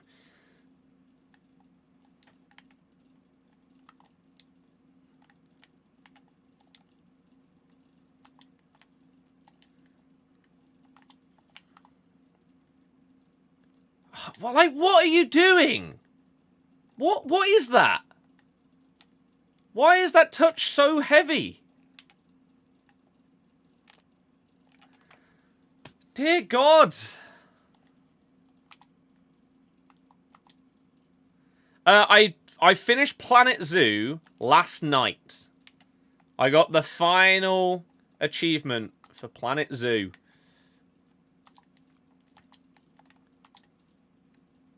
I did Portal. I did Doom 1 and 2. So now I'm currently deciding what is next. Maybe I do just go all out with Avowed. Oh, this is painful, man. Was it difficult or more time consuming? I mean, it took me roughly 100 hours. No, that's not right. Took me 120 hours. Oh my God. To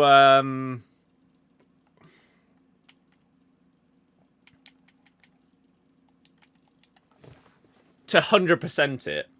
But when I was first playing it, I wasn't going for achievements. I was just playing.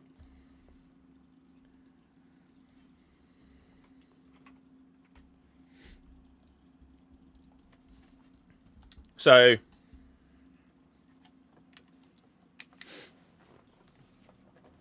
but I really, really love it. I'm keeping Planet Zoo installed. I would love to get Planet Coaster 2, but I simply cannot afford to spend money on any other games right now. I just can't. It's probably only like 25 quid, but I've got so much other stuff that's costing money that I really, really want to play it, but I have so many other games in the backlog as well. I know it's on the cheaper scale of games, and I'm desperate to play it, but it's gonna have to wait, I think. GG, apologies for the 3-0. No need to apologise. I hate this game, but it's not your fault that you're decent at it. I mean, some of the stuff that we're experiencing is horrible, but that's not your fault. Good luck in the cup. I assume that you are probably going to comfortably get 18, so... GG! Don't think I am now, at this rate. Bores you playing it, not looking forward to 15 games Champs Day. Yeah, I'm going to do my Champs tomorrow. Main thing is, it's another ticked off the long list. Yeah, exactly. However, I did just add another game onto the long list last night, because it was one that I started before but never finished, and that was Stray. Oh, I'll tell you actually. No. Tell a lie when I said I don't know what I'm doing next. Oh, this button delay is going to be the end of me. I swear to God. This game is just pure pain. I cannot express just how much I hate whoever is in charge. What are you doing? Where's that going? Just how much I hate whoever is in charge of the connections in this game. Ruining what I actually think is a decent game. Like, I know there's some like things with the meta and stuff this year that can be frustrating. I mean, he's got such an easy chance there and somehow has put it straight at the keeper, but that's fine. He's only a 93 rated team of the season. Don't worry about it. He's got like 90 shooting as well. But I could put those things aside if the gameplay was smooth. But nope. Let's play everything with a 1 or 2 touch delay. Oh, what a finish, Jonathan! This game is a far cry from what once was a really great game. Used to look forward to waking up and playing as a kid. Yep. Like, the fact that I could stream this game as my job in the past was like a dream. But at this point, I hate it. And I wish that I could stream something else and get the viewership that this game can bring.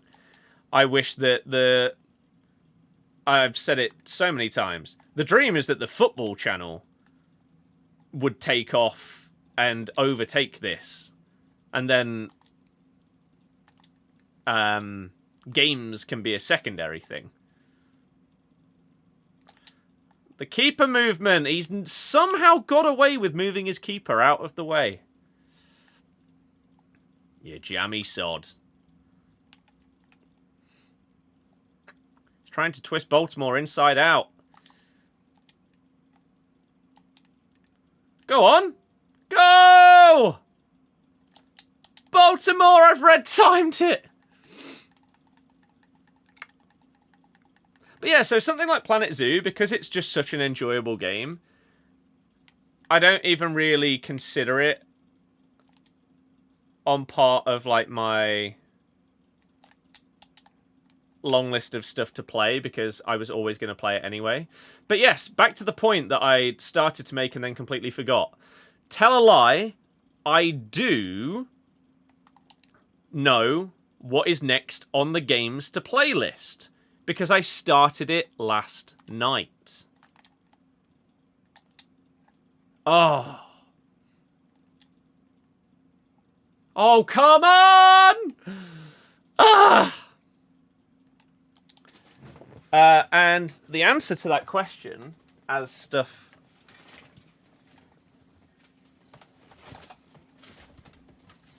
is...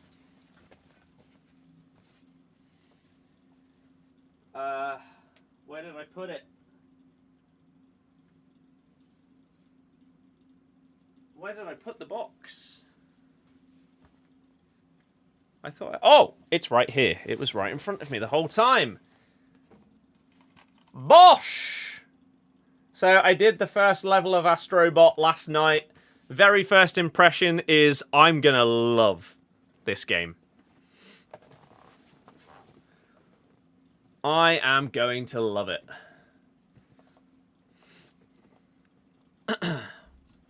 Logan, yeah, it's frustrating. Heard of the game, not played it though. It's like a 3D platformer that goes through like all of PlayStation's history and has loads of Easter eggs of, I don't know, like Ratchet and Clank, Crash Bandicoot, all of these things, God of War, etc. And as I say, first impression, it's really gonna be a game that I thoroughly enjoy. Graphics are great. The controls and everything, and the feedback on the controller, the utilization of the haptics and stuff, really good. Sound design seems really good as well. There's an element of completion to...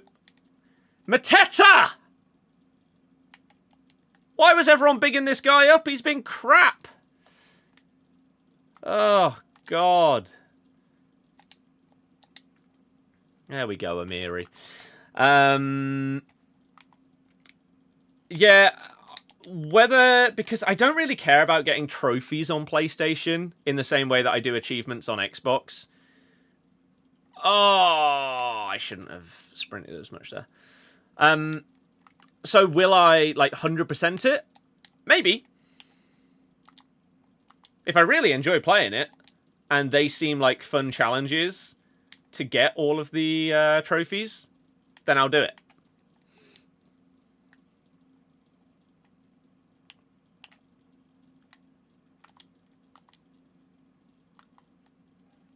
Oh, David's got away. That should be... No, what a save by Raya. 3-0 in the cup. Very out of your depth here. So was I. This and last year has been the worst FIFAs you've played. Out of interest, why do you say that? Because for me, 24 was perfectly fine. I actually enjoyed it. But the other 4 out of the last 5 games are the worst that I've ever played. Is the console edition of Planet Zoo good? Was considering buying it a while back. Saw it had some bugs. Not sure if they've been fixed. I haven't really run into any bugs. And as I say, I've put in about 120 hours. I have found one limitation, and I don't know if that's a thing on PC, in that when I was doing a massive sandbox zoo, I was limited on the amount of things that could be in it, because I guess it would just start giving you bad frame rate and stuff like that, whereas that might not be a thing on PC. I'm not sure.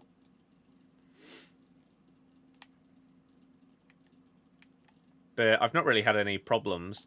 I feel like those kind of games, the menus are always going to be more geared towards PC than console, and that sometimes can be problematic. I don't really think it's a problem on Planet Zoo. I think there are some menus where going from one to another and then back to the first one, the process could be a bit more streamlined on console, whereas on PC, it'd probably be a lot quicker. But it doesn't ruin the experience or anything like that. It's fine. Going to be jumping back on Destiny 2 soon. New DLCs coming, Star Wars theme, one in December. I saw that they were doing like the final piece of like the latest season or something like that in terms of Destiny 2 content. And so I replied to the Destiny like Twitter account asking, hey, Destiny players, for someone that hasn't really been on the game in the last 5 years, let me get the exact question. I asked multiple.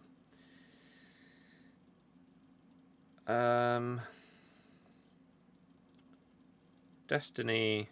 Is it Destiny the game? Oh, maybe it's not.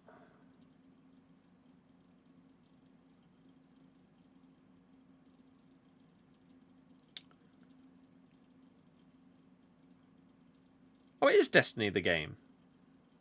Why did that not... Maybe I need to go on latest. Latest. So, my question. I replied to the Destiny tweet of the Edge of Fate and the upcoming year of Destiny 2. I asked, for someone that hasn't played Destiny 2 in 5+ years, I have 4 questions that I'd like help with, if possible. I got a lot of responses to this. A lot of responses. 1, is it easy to jump back in? Number 2, is everything that has been released in that time frame still available, or is a lot of stuff seasonable? Number 3, how much of it is paid content? And number 4, are there achievements that have been added post-launch that are still possible to get? The answers to those questions, for anyone else that may be thinking of like jumping back in at some point. Basically every single person that responded, and I probably got like 100 responses across the 2 tweets that I did, they all say that it's not easy to jump back in at all. A lot of stuff is seasonal content. However, there has been a few things that are still available that has been released in that time frame, but a lot of it is like vaulted or gone. How much of it is paid? Basically all of it. Like 150 quid worth of paid content. And then apparently any achievements that were previously available but aren't now are gifted when you create a character. So that's okay. So for the most part, a lot of people were saying that if you enjoyed it when it came out, it's completely different now. It's not easy to get back into it. You have to pay for basically all of the content. And pretty much all of the responses put me off giving it a chance at all. Which is a shame, because I really, really enjoyed both Destiny 1 and 2. So, that's sad. But oh well. Cal, thank you very much for following. Found you again. Guy PS messaged last night about not seeing you in a while. Hell yeah. I had a few people. Basically last night when I started Astrobot, it's pretty much the first time I've properly been on my PS5 since maybe like July last year. It's basically just been gathering dust. But now that I'm working through my crazy 165 games strong backlog of stuff to play, the PlayStation's got to come out, right? Oh, I also need to see if I've even put Astrobot on my list. I might not, which is ridiculous, considering I own it. Can I control F? Ast. Oh, no, that's ADT. Ast. Why does backspace not work? What is happening? AST.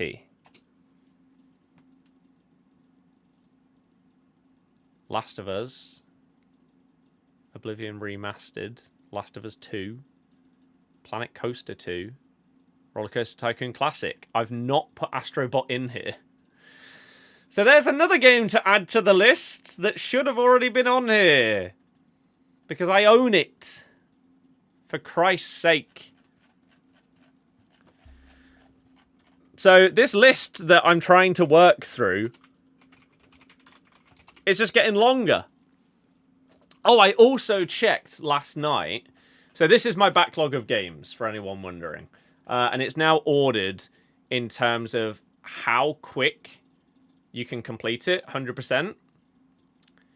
So we've got a lot on here, right? We've got a lot. I have bought this now. Rollercoaster Tycoon Classic on my Switch. So that can be changed. We've got Stray and Astrobot to add to the list. But I went to try and finish this because I played this garbage game when I got it years and years ago, right? It's one of the worst games I've ever played. However, I only have 2 achievements left to 100% it. Turns out it's not backwards compatible. So in order to play it, I'm going to have to go and play it on an old Xbox. So that's great, isn't it? I also need to buy Croc Remastered. That's recently come out. And I need to buy Planet Coaster 2. But when you've got such a ridiculously long list, it's very hard to justify buying a new game. very, very hard to justify. But when I went back on PlayStation, as I say, for the first time in nearly a year, I went through and I accepted every friend request that I had. Some of them dated back to 2020. So I got a couple of messages off of people like, who is this? Why has this just been accepted? Because, yeah, people potentially watched a stream during, like, lockdown and now have no memory of who I am, but I've just added them as a friend. So that was interesting. Is the cup hard at the minute? It's always going to be hard. Yeah. It's just frustrating, more so than anything, because of the gameplay. Find it crazy that it's limited to 25 matches, makes it difficult for a lot of players to get all the rewards available.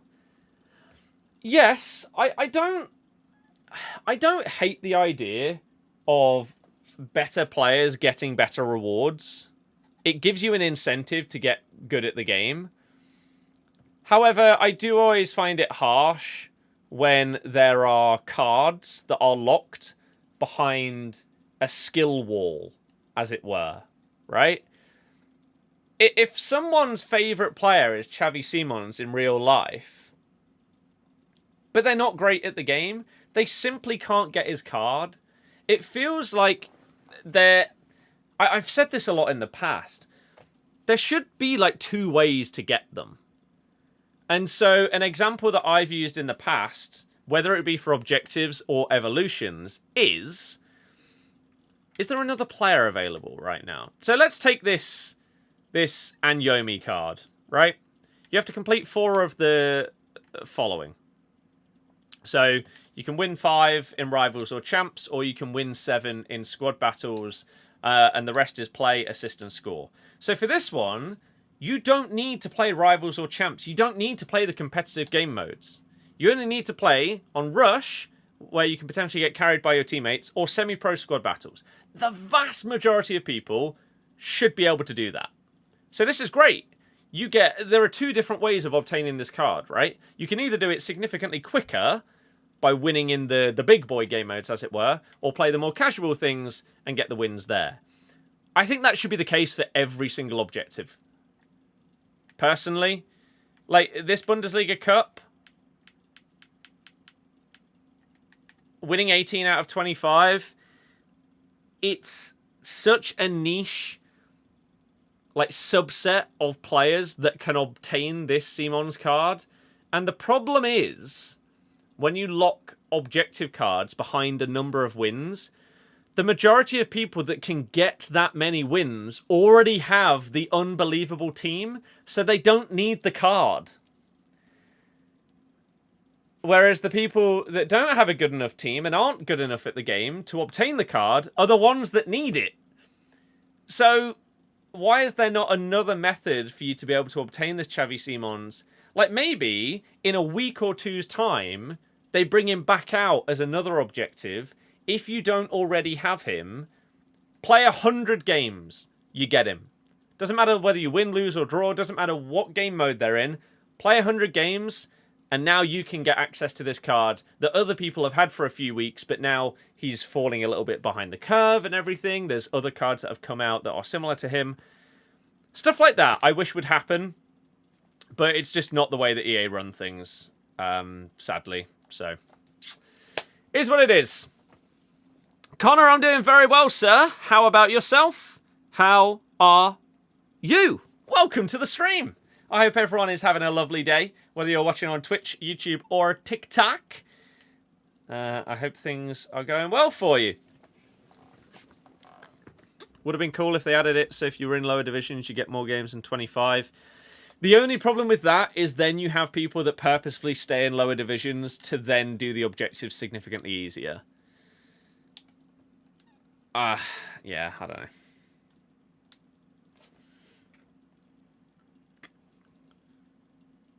One sec.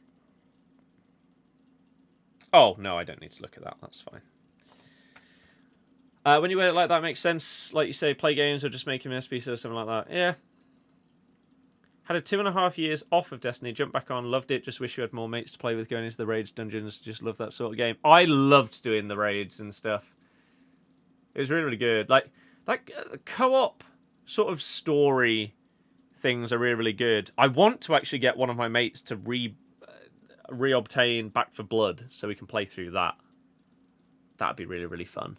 I love an Excel spreadsheet. I have them for basically everything. I should potentially use like Google Sheets as well, because some of the features in that are so much more intuitive than Excel when it comes to having like drop-down menus and stuff, but it is what it is. Right. 1 of 4, 87 plus. Start off with Banza. Next up, Rodri, Patrick Guerrero, and Griezmann. Now that people are doing this Icon SBC, do cards actually sell?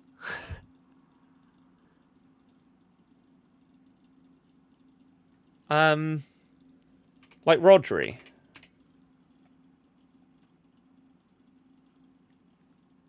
Oh my god, they've changed FUTGG. I don't like it.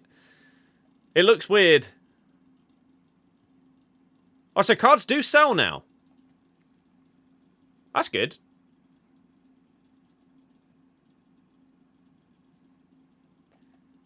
So who is actually more expensive, Banza or Rodri? Or are they the same because they're both 91s? They are exactly the same.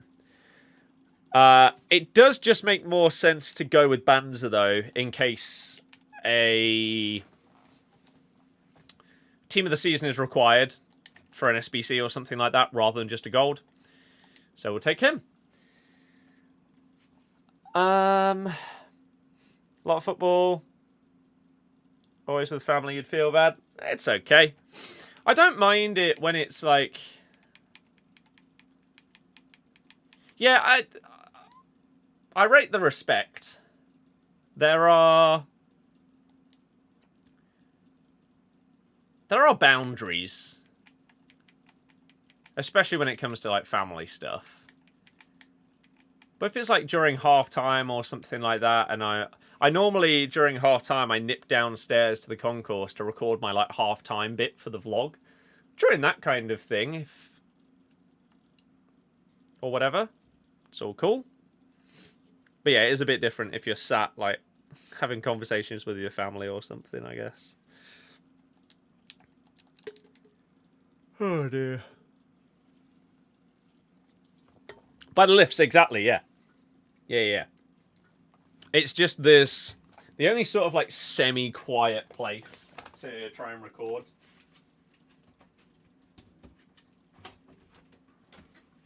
Without potentially having people moaning. Like, if I did it when I was in my seat and you have people behind that are either being stupid or wouldn't want there to be any chance that they're in something, I'd rather just not risk it and go downstairs and do it. Okay, so what's our record? 6-3. So this is game number 10. Having 7 wins after 10 would be great. That'd be really, really good.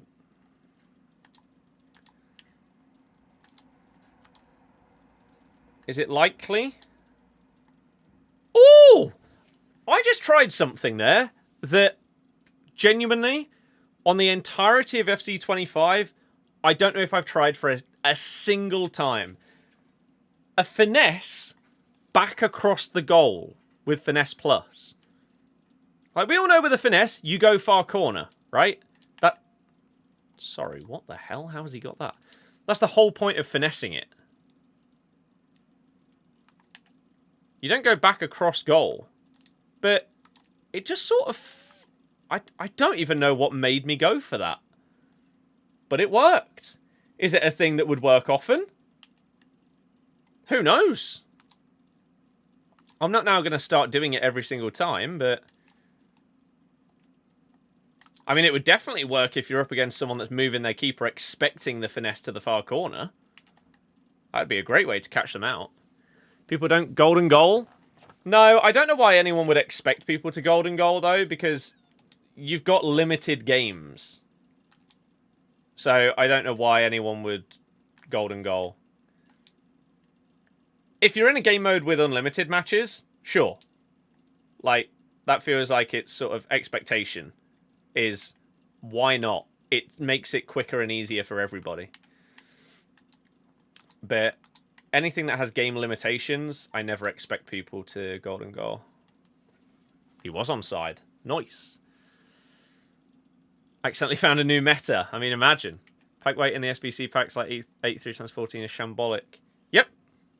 It feels like the menu stuff and the gameplay is at an all-time low for Team of the Season.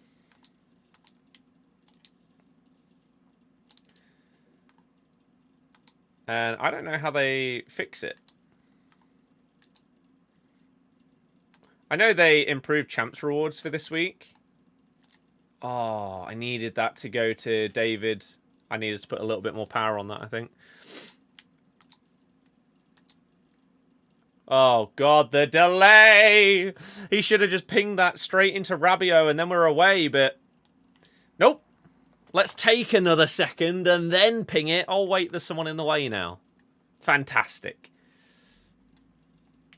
Jesus.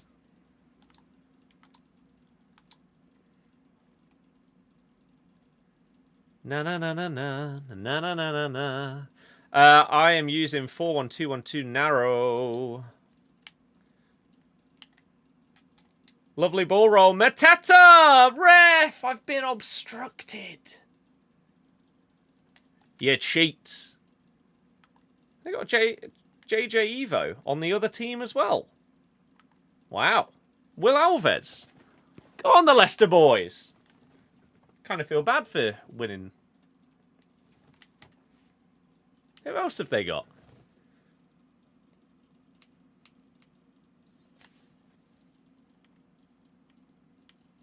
Yuri. Oh. Why did I thought it said JJ? Oh, maybe because it switched to JJ after the cross missed Mateta. I'm assuming Will Alves is one of those that they've got to like a 74 rated, and he's got really good stats. David Ornstein exclusive. Carlo Ancelotti appointed head coach of Brazil. He will start his new job on May 26th after the final game of La Liga. So he will not be staying for Club World Cup. So does that mean Xabi Alonso will be going ahead of that? I guess so. Crap.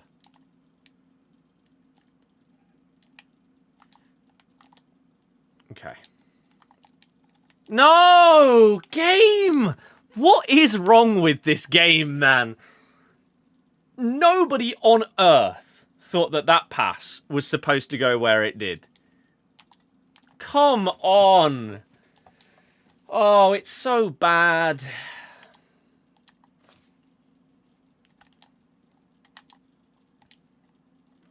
So frustrating, man. That pass has been intercepted by my own teammate. Ref!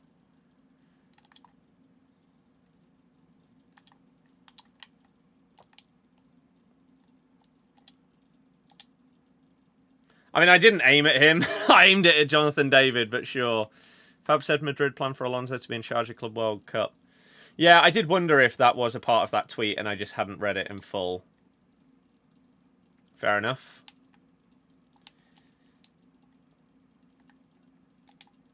Oosh. Na na na na na na na na na na na na na na na na na. Oh dear. You should have played it up. That was the ball. I was marking that one. Crap. What are my thoughts on the game this year? It's awful. It's up there with FIFA 21 as the worst games, the least enjoyable games I've ever played. Purely because of the button delay. You're one of the biggest developers and publishers in the world, making billions, and yet you can't make a game where I press a button and it happens when I press it. In 2025? Shambles.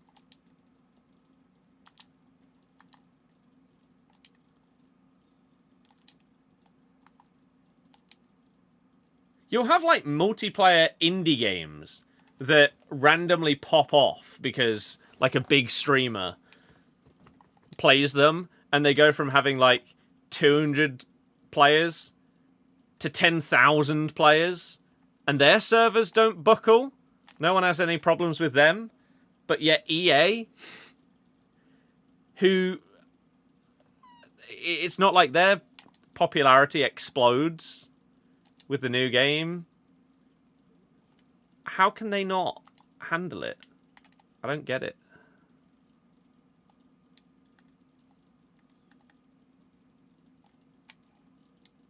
Oh god, if that had fallen to him, that would have sucked.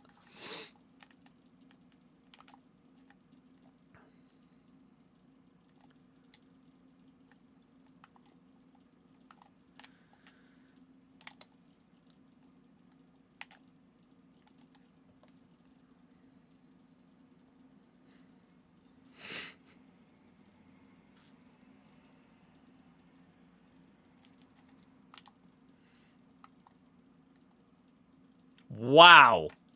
Blew the whistle absolutely bang on time. Not even a split second after.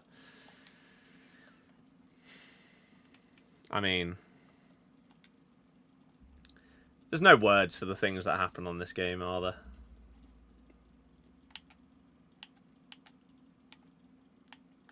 My players just stood there looking like a fish out of water. Just, oh my god, I've been nutmegged. And it's gone in. We're actually potentially going to lose this game due to just multiple pieces of absolute BS. Once again, welcome to why I think this game is absolutely dreadful. Just crazy. Great ball. Long to do it, Mateta. Should change it to when one lags, both lags. That's an awful idea. If you have crap internet, I shouldn't be punished because of your internet. That feels like what does happen. I have like the best speeds that you can get. And yet this is the one game I play where there's connection issues. Is it because they're compensating for my opponents? I don't know. I don't know why it's so bad. I don't know how it's been so bad for 4 out of the past 5 years. I genuinely cannot explain it. As I said earlier, I think, you could understand it if, because I'm streaming, like I'm streaming to 3 different platforms right now. If that was the reason why I didn't have a great, like if I got button delay and stuff like that because I was streaming, fair enough, because it might be like a bandwidth thing and it's prioritizing the stream rather than the console. But the gameplay's just as bad off stream. So it's not that. I can have no other Wi-Fi or Ethernet device turned on in the house and we'll still get button delay. So it ain't that. Oh, this game is just awful. Just a thought, because it's been an issue forever, so if there was a way to fix it, they would.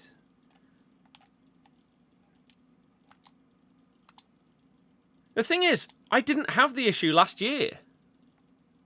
But 21, 22, 23, 25, I have. So how does that work? Some people are the other way round. They don't have it 1 year, then they have it the next. Then they're back to none. So, Christ knows what causes it. But it is the single most destructive thing for this game series. Because without delay, people wouldn't complain anywhere near as much about the gameplay. There would still be some frustrations, of course. Like, you still concede a stupid rebound goal where there's nothing that you can do to prevent it.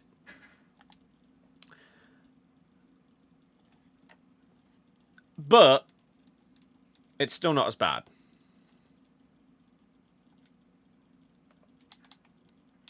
So I don't know if there is a like simple fix for them that they just aren't putting the budget into sorting it, and they're focusing on other things because they don't think it's as much of a problem. It's not costing them as much money as necessary to fix it or focus on it. I don't know.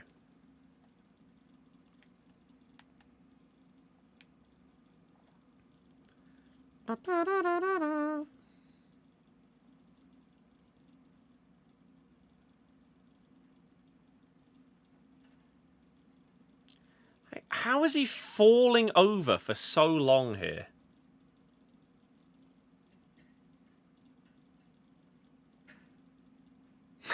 Still falling. And then just doesn't lock onto it. So when I try and move that way, he just runs away. Could have blocked it. Doesn't matter. Still got the dub. Just some silly things that happen in it. Delay equals a smaller skill gap, which is one of EA's major problems. Yeah. It is. It is. I think one of the big problems as well when it comes to this game series is that year after year, it gets more based around winning than playing. This Xavi Simon's objective is a perfect example of that. You can't just go and chill and play in this cup and use a fun team and get objectives done, because you have to win, and you have to win such a high percentage of the games that you have to play it seriously in order to get the card. And it's the same with everything else in the game. Squad battles is about winning. Rivals is about winning. Champs is about winning. Rush is about winning. All of the objectives are to do with win, win, win, win, win, not just play. I've said for years, I think one thing that they should add in as like a main... Like these tabs at the top, right? Where you go into play, friendlies, rush, squad battles, etc. I personally believe classic match, online single match should be its own tab at the top. And you go in, the result doesn't matter. Win, lose, draw, all irrelevant. You get like 1,000 coins for every game you play, and maybe you get like a 2-player pack for every match you play. There's no matchmaking.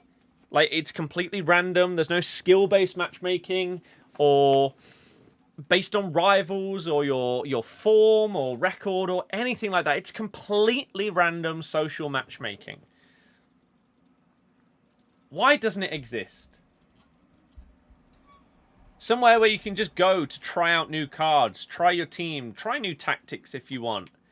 But just chill and not care about winning. You can go in and try and score a rainbow flick volley for the 90 minutes if you want to, and you'll still get the same rewards as if you sweat it out and player lock every single pass.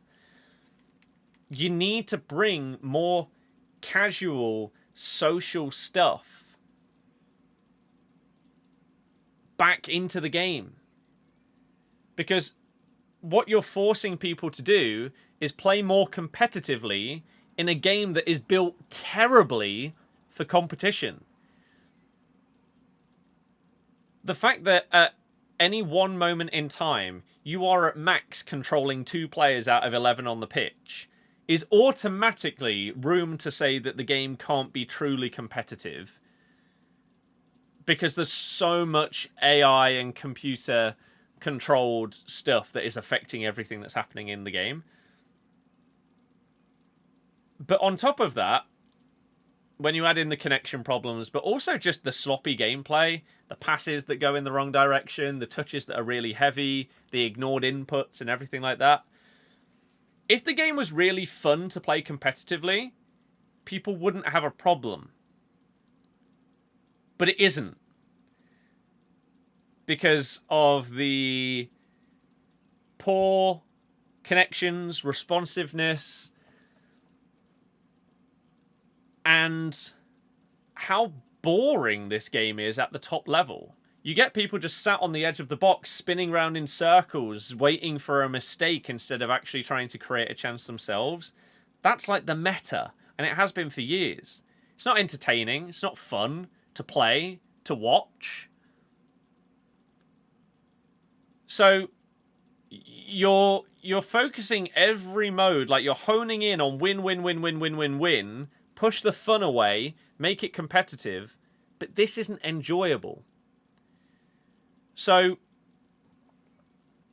you're therefore going to drive people away from the game because they don't enjoy playing it competitively, and they'd rather just play something that they can either do competitively or more casually and enjoy in both of those ways.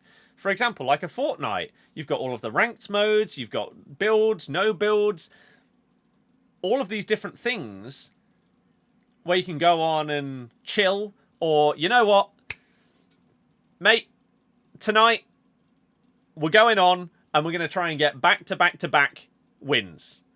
Right? You can sweat it out and play properly. And you can enjoy it at the same time. Same with all of these other games. But this, it just feels like this game doesn't really... I struggle to find who it caters to. Is it like the pros? Because if so, great, okay. But that's irrelevant to 99% of the player base. I don't know. Unfortunately, that's gaming now, and even life, people want to win and one-up everyone. Yeah, I mean, you're not wrong. A lot of games get too competitive, and that's why they become less fun. Like, me and my mate have been going on and playing a good chunk of Warzone since Verdansk came back. I think we've only got like 2 or 3 wins. Because it feels so hard. Because every single person is running the most meta setup and sliding around and everything as if their life depends on this one Warzone win. And it makes it less fun. And so even though PUBG is like objectively worse mechanically than Warzone, it can feel more satisfying. It can feel more satisfying to play because of that. And it's why I've been really enjoying some of these single-player games. Like, again, Planet Zoo. We've recently ticked off Portal. I had a blast playing through Portal again and then doing all the achievements on that. I've been starting single-player stuff like Astrobot. Doing some other stuff like trying out the start of Sniper Elite. And these other single-player things. We've got Avowed on the go. We've got Elden Ring, our playthrough. Elder Scrolls. It's really, really good. And I do wonder if there's a world where, if career mode doesn't have button delay, would I genuinely enjoy career mode more than Ultimate Team? There is a world where the answer is yes. And that is mental to me. But it's that combined with the competitive nature of everything that just makes it less enjoyable. Like, if I wanted to play this game off stream, and I was like, you know what, I just want to play a few new games with this new Vardy card, and have a bit of fun with him. Where'd you go to do it? You don't do champs. You don't do rivals. It's a sweat fest. Do you play against the AI? On squad battles? It's frustrating. Just gone from 8-0 to 10-5. Oh dear. Still possible though. Still possible. Good afternoon. Hello, how's it going? Missed anything in the stream? Packed any good Bundes tots? No. But I'm not really opening packs. I do my big packs on the Friday, and then pretty much save everything else until the next Friday, unless I get a pick, in which case I'll open up that. In Champs, not the Cup. Oh. Wow. Did you get unlucky matchmaking? Or unlucky gameplay? You thought the cup was sweaty, but you got him? Nice. I mean, it is sweaty. Any cup? Oh my god, we're up against someone with a guest. Oh, I didn't even know I had this setting turned on that I could. Please tell me they are two guests that do not play together often. If so, we'll be fine. If not, I am cooked. There's basically no in-between. Either it's the hardest game or the easiest.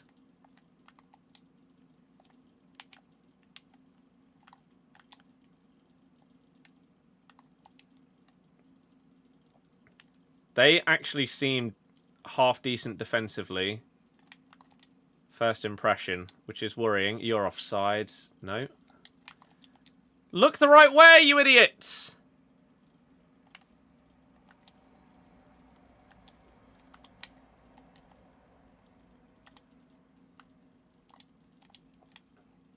Sugar.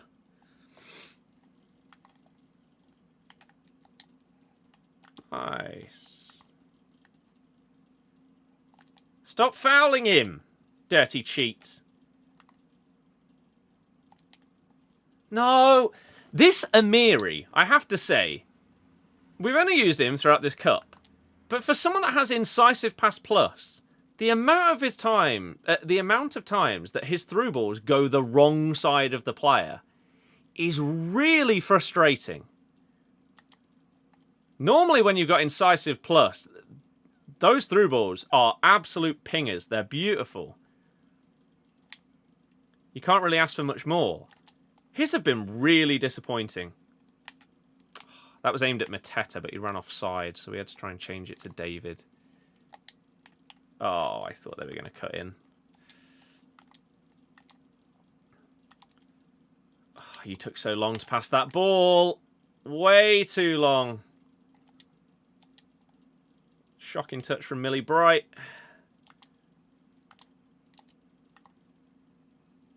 Keep going. Get back on side, you donkey. I don't like this Mateta. I cannot understand why everyone was gassing him up.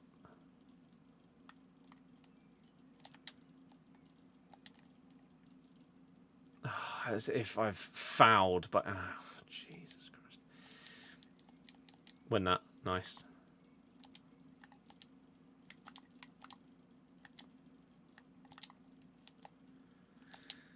Wow, what a tackle that is!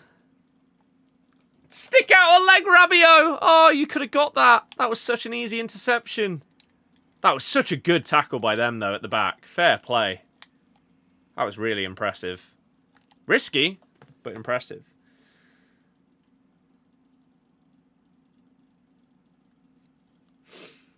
You just don't, because people view it as why I use that card when theirs is better. I'm not sure what that was in response to. Thoughts on EA giving so much XP? Most people are around 30 plus now. I honestly don't care. Is the very simple answer. People moan when they make it too easy to get XP, and people moan when it takes too long to get to the final level. So, EA can't win in that regard. If people had the option to buy XP and get to the final level instantly, they'd do it. So, where are you running?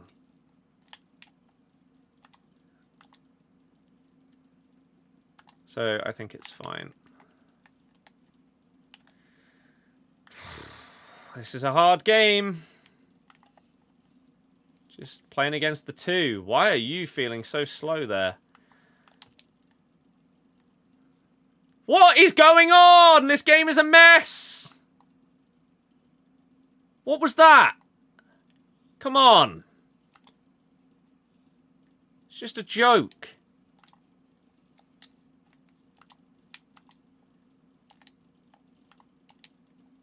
Oh, that's such a bad pass, Firmin. Come on. So unenjoyable. Wow. I risked it going for the slide there. It paid off. I don't think we would have got it without that. That's an unbelievable ball. Is Majri good? Haven't used her.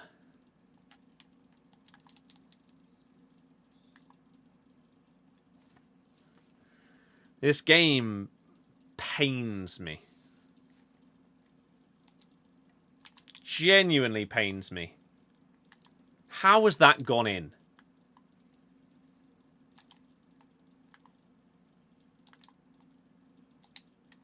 Seriously. What are you doing? What are you doing, Singo? What are you...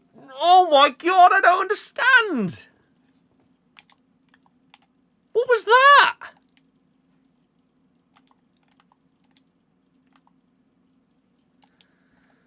Oh, why couldn't we get the crap guests?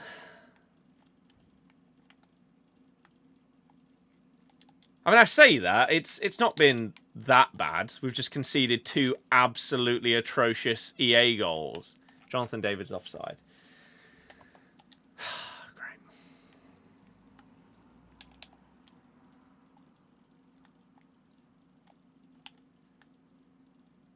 I'm assuming passing around the back when you've got 2 people is impossible to stop. I'm simply not going to be able to mark everyone if they did it.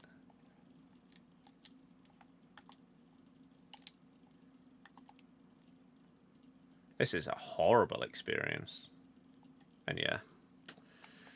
Base the game around winning, and even when you're doing that, it's still not fun.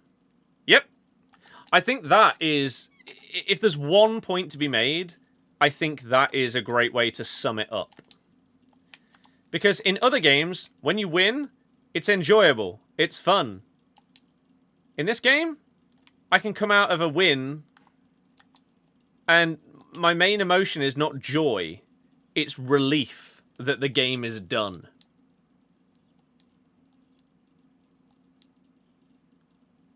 And that is incredibly normal. Arguably standard.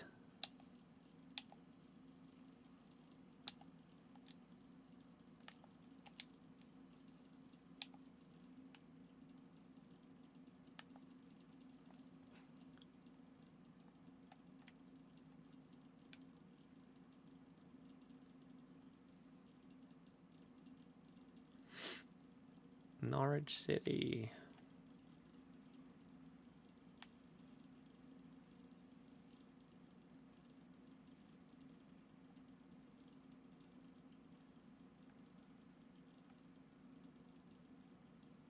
You simply can't let that go in there. The entire goal is basically blocked off. If they bang it top bins from here, sure. But come on. Finished the season pass, took both packs, got nothing. Team of Season Elise does look amazing. I've not tried him out, but he looks very good. Right, we need to change this setting. I don't know where it is.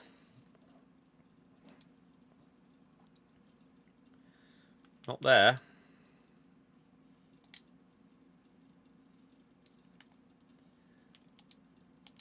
Because we don't want to do that again. No, thank you. Very difficult. Which is a praise of the opponents. There are so many people that play together on co-op that simply cannot defend. And so it's really, really easy. They weren't bad.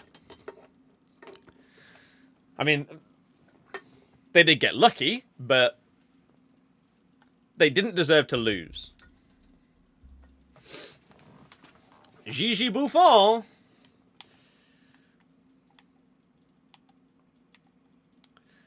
David, what do you think post-patch has changed? Or got worse, or whatever?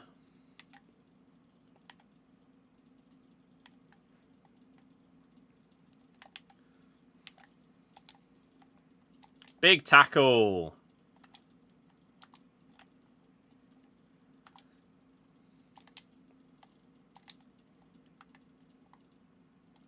Oh, I'm not even sure if you properly predicted that. I've not played Champs. I will do tomorrow. Play the game.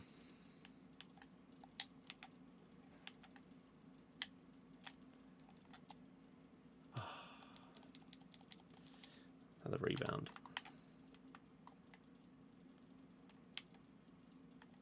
No, the cup is not sweaty for no reason. The cup is sweaty because there's a limited number of games to get a free card. How did I miss that tackle? Needs to be a better balance between AI defenders being unbeatable and the current level of standing still, not marking anyone, and no response to player switching.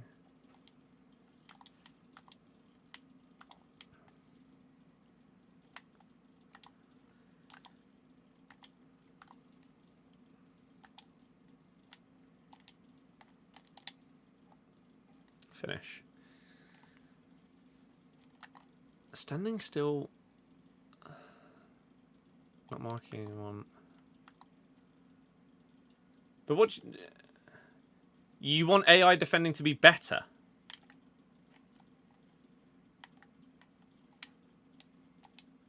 That's your problem with the game.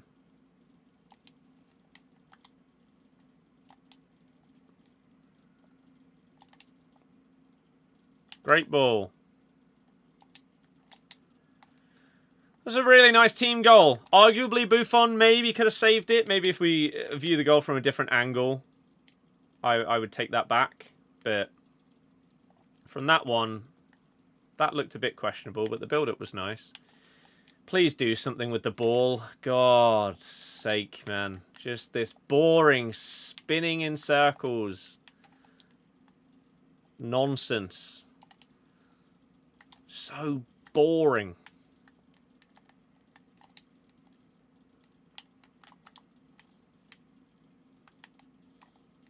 Oh, I thought that was going to be enough to sidestep him.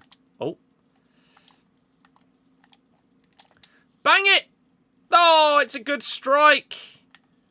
We don't quite get the nonsense rebound goal. It was a little bit too far out for the angle.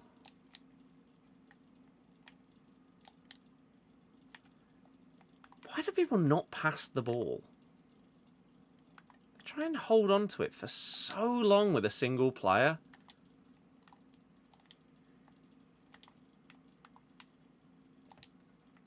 Mateta, you fat oaf.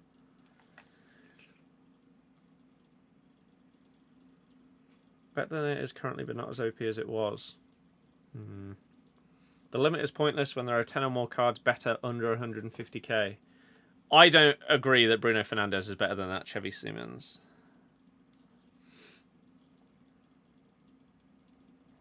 Bruno is great, and I'm amazed that he's as cheap as he is, but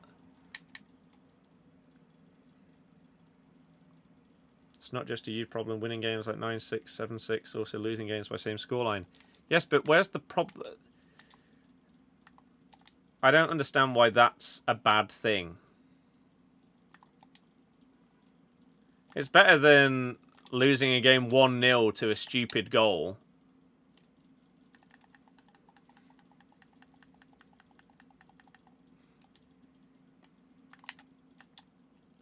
IMO. Why did that lock onto you? JJ! Such a skill-based goal. Ball just bounces straight to him, and we bang it. I didn't have to do anything there other than power the shot correctly. Oh dear. Van der Sar? I don't think he probably would have saved it, but at least have a go. I don't mind that, considering I just scored a lucky goal. Oh, he was too fast. I didn't need to speed boost. I think I could have just run normally. And because of the way he defended it, I probably would have got past.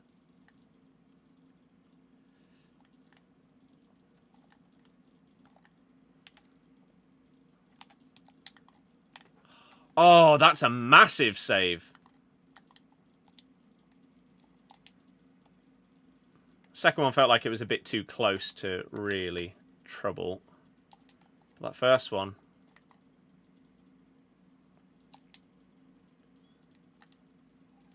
You've got technical dribble! Why aren't you doing it, Firmin? The worst part is, as he got tackled, it popped up as if he was doing it. But he didn't. Otherwise, he would have dribbled past him.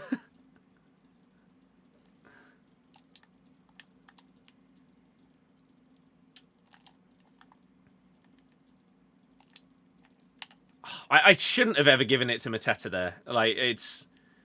I should have just kept going with... Fermin.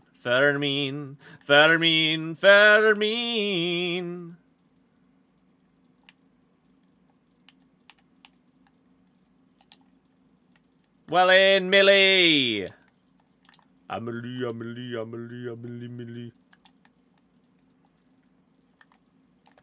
Play him! One touch, bang! Okay. I don't know why those TikTok comments have come through. They happened ages ago. There's not been another one since. That's odd. Wait till everyone works out that. Can't defend it as player switching is non-responsive.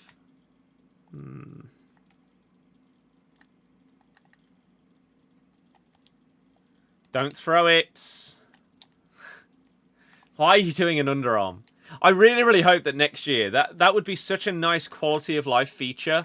Please, can we hold a button when we're throwing the ball with our goalie to make sure it's an overarm throw? The vast majority of the time, you do not want it underarm because you're throwing it over somebody and the game tries to throw it past them. Wow. Okay, what a way to lose. And then they pause. Why? What are you doing? This cup is not going well. 7 and 5. We are not getting ourselves a Xavi Simons. We're only allowed, what, 2 more losses in the remaining 13 games. That's a hard one to take. Considering we were winning in the 88th minute. But what can you do? All of a sudden they figured out Lamine Yamal is just unmarked at the back post. Play it to him. And it works.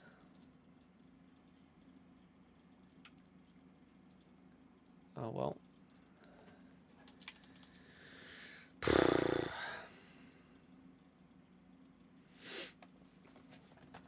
Ugh. It's just not enjoyable.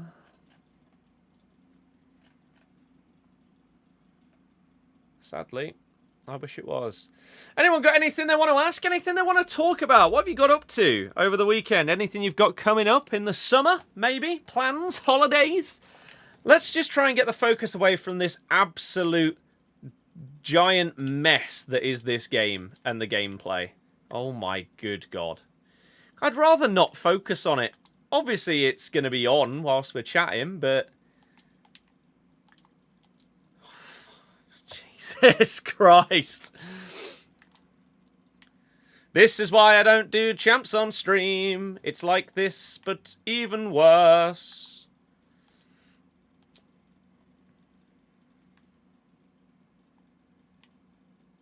And this... Oh my God! This is why you haven't been seeing loads of long streams of this game. It's absolutely crap. I hate it. So, bring on other games. Rocksmith, Elden Ring, and the like.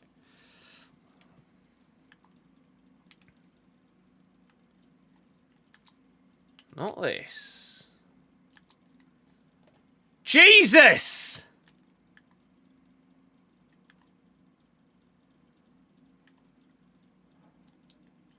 It's just atrocious.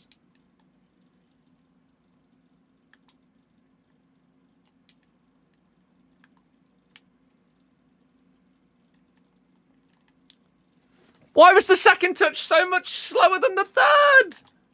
What was that? Or why was the third so much heavier than the second? Mateta.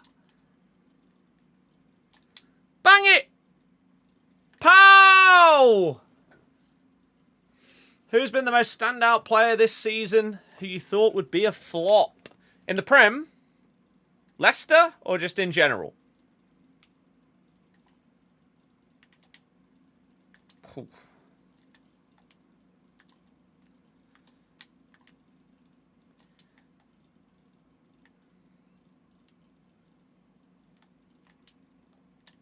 Hop!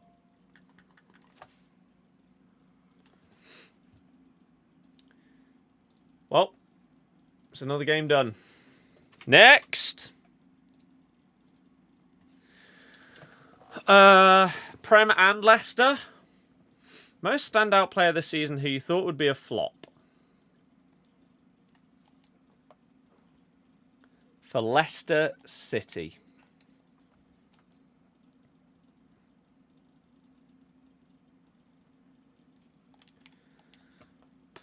Honestly, do I even have an answer for us?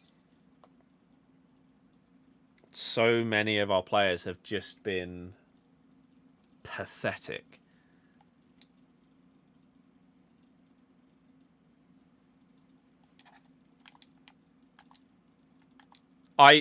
Honestly, I don't even think there's an answer. We've been that bad.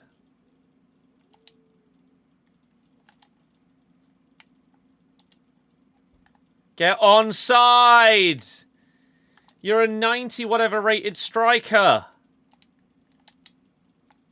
Oh, how have you not scored? Yeah, I don't think we have an answer.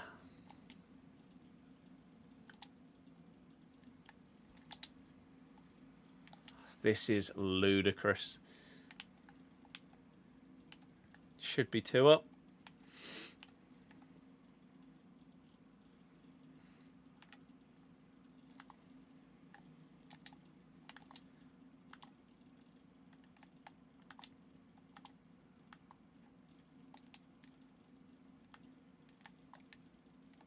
Oh, they defended that well, to be fair to them.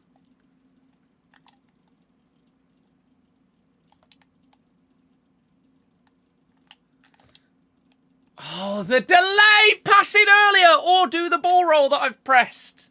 You idiot. You big fat blob. Don't like Mateta. In terms of the Prem, who is someone that... Oh, Jesus.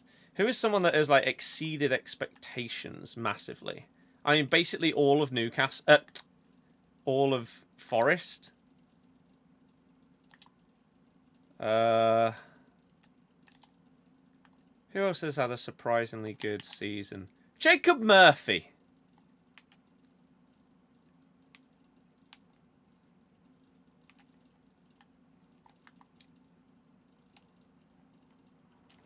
That was a good goal as well, but I should just be winning. This fat donkey oaf up front, doing my head in. I mean, the game in general is... I mean, Baltimore is so crap. How have you misplaced that pass? Ah!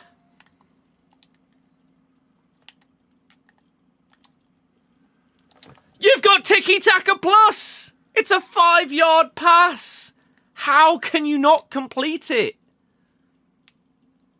I cannot believe how bad this Amiri has been on the ball. So many really disappointing passes for a player that has the play styles, has the stats. It's been really bad in that regard. That was read well. Really, really bad. Got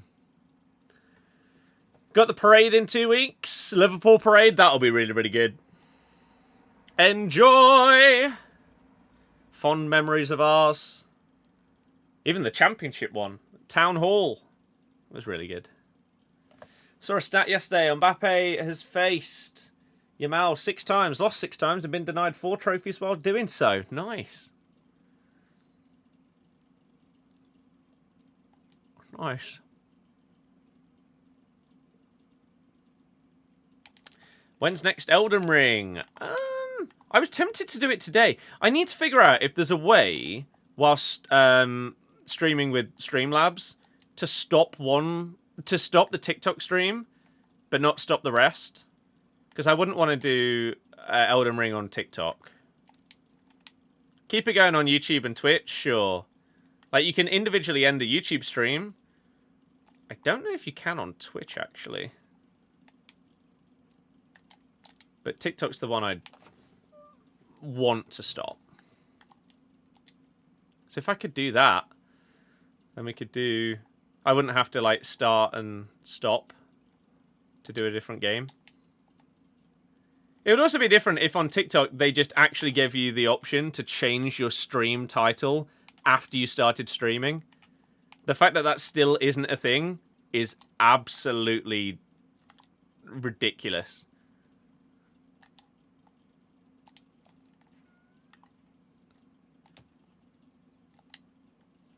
He actually cancelled that pass. But weirdly, like, still swung his leg even though I cancelled it. Makes me think he didn't cancel it and it was just that bad because he's crap that he just missed the ball.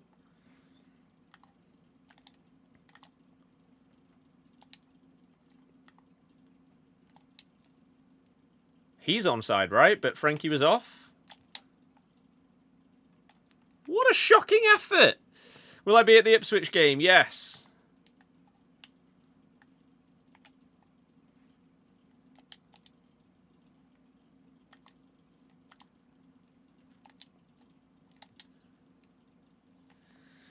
There's time. Do I hope Rude will stay as the manager? I'm not sure that I would say that I hope that he stays as manager, but I'm not as against it as some other people. Assuming that he would actually be able to, like, reshape the squad in his vision with transfers and stuff. Oh my good God.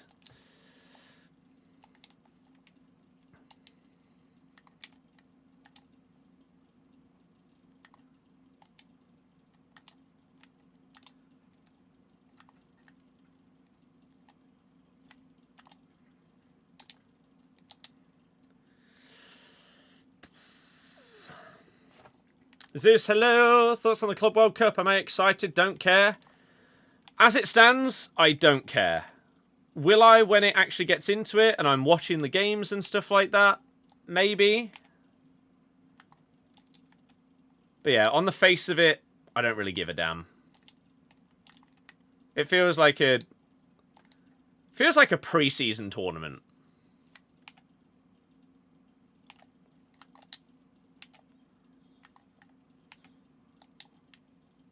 No, the luck again!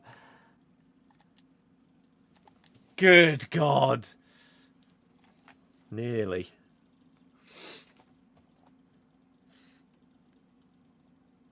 Just put Baltimore because you saw you had her in your team. Now you tell me she's awful. I mean, in the first, like, 4 or 5 games, she was absolutely atrocious. And we put an anchor on her, and she's been better since then. But she's still not been unbelievable. And that pass that she gave away... Was it for the second goal?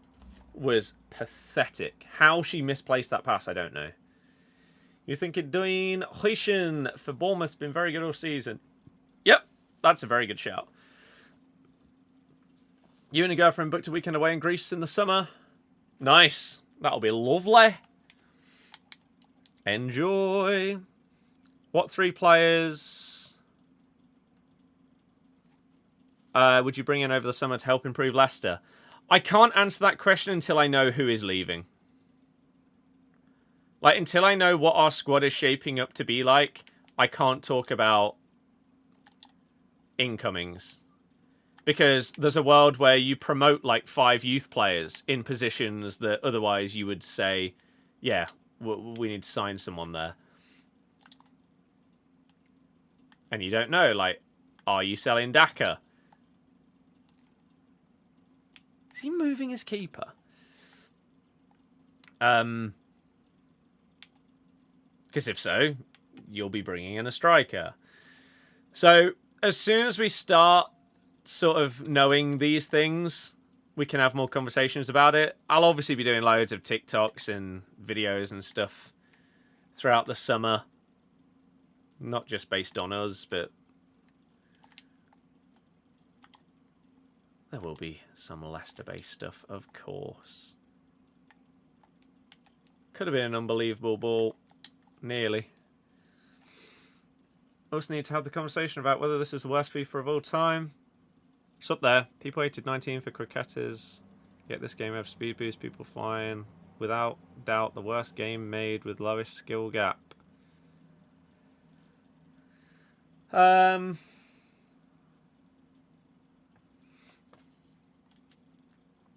do agree. Speed boost and stuff like that is a silly mechanic. I don't think it's as bad as the FIFA 19 ones. The problem with FIFA 19 is that it was actually pure luck as to whether you could defend it.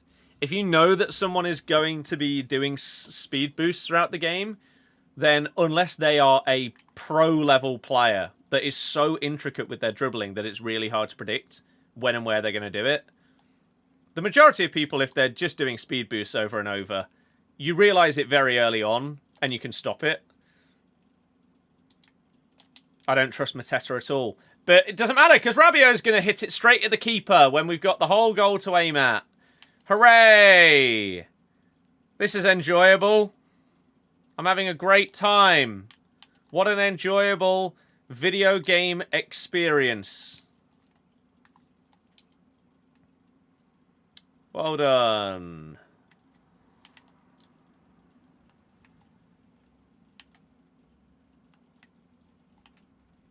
120th minute cheese goal to lose, I assume, is what's about to happen here. Baltimore just... Oh, it's not what I pressed, is it? You garbage game.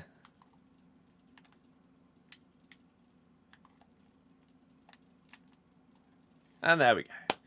The ref could have blown his whistle, but no, of course not. And we lose in the 122nd minute. Great. And what did that all come from? Baltimore just not being able to control a football, and then the game thinking that my tackle press was delayed and therefore I wanted to boot the ball out of play with Frankie de Jong. Fantastic. This is just a waste of time, isn't it?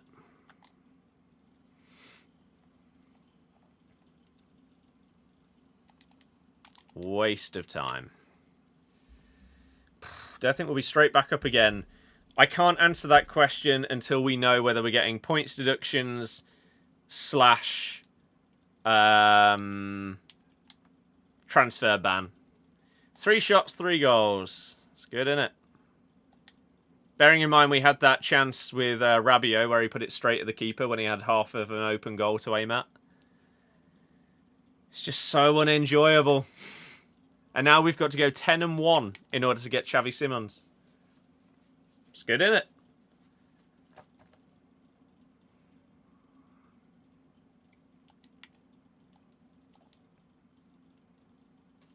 It's great fun. So, David, I could understand if you said that the game's dreadful because of like the connections and then just some of the crap that happens.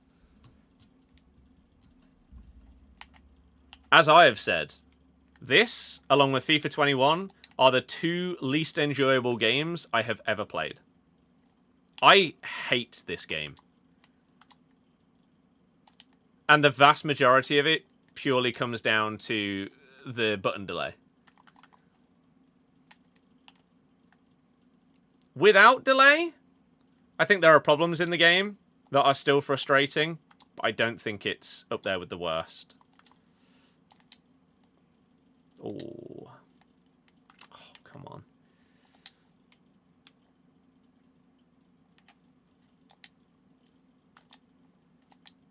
Or even if there was delay, but it was slightly better. Oh, dear. But I think this is joint with 21 in terms of how bad the delay is. Because like there was still delay in 22 and then still in 23, but it got less and less. And now we're back to prime. That. Why on earth you didn't shoot that at the near post after some of the worst defending I've done all day? I don't really understand. I moved my keeper. You had such a massive space at the near post to just put that in. That's really poor. I was just lunging, pressing B, switching player, press B, switch player, press B. There's no tactic to that defending. It was just tackle and pray. Oh, that's unlucky. Ooh.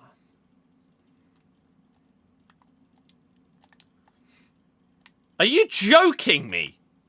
What is that? Come on, man. Such a shambles.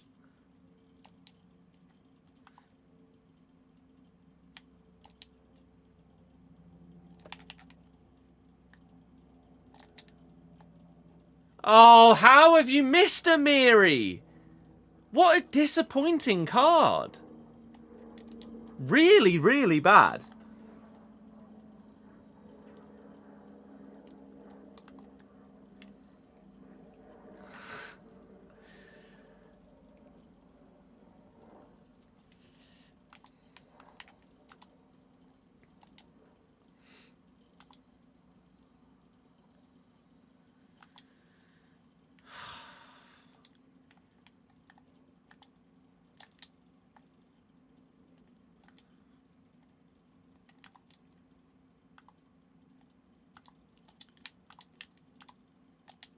Beautiful football. Power, hello, how's it going? Here's a question. What's your goal of the season for the Prem and Leicester? Deary me. For us, there's not many to choose from.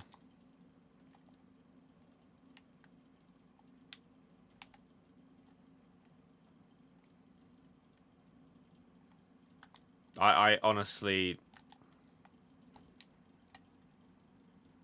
I can barely remember any. One of the JJ's second goal, maybe, against Arsenal. The volley that ended up looking a bit like Pavard's. That was a great goal. Might have to go to JJ. In terms of Prem, I don't know. I find it hard to remember these things without like any kind of reminder. And then someone will be like, this goal where this player did this, and it'll be like, oh my god, yeah, that was phenomenal.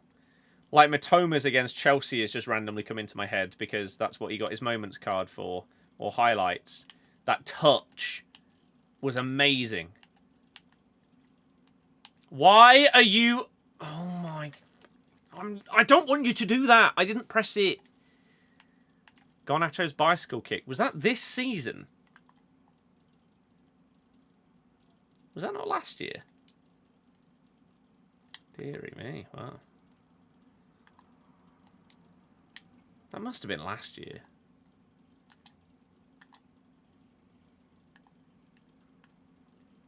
I don't know what would be in the Prem goal of the season, like nominees.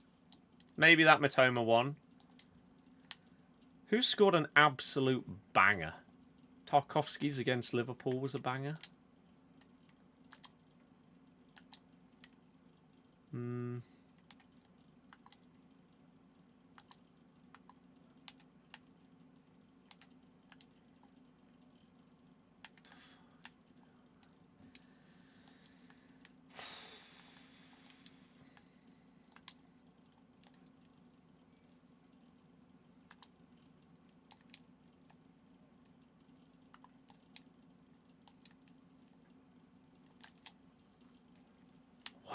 have you not got on the end of it?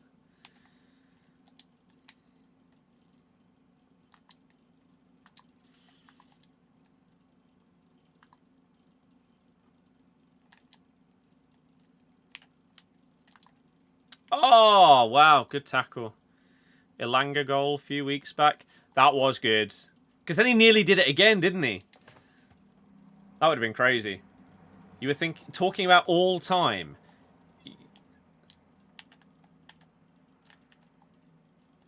That Garnacho goal is not the best Prem goal of all time. Oh.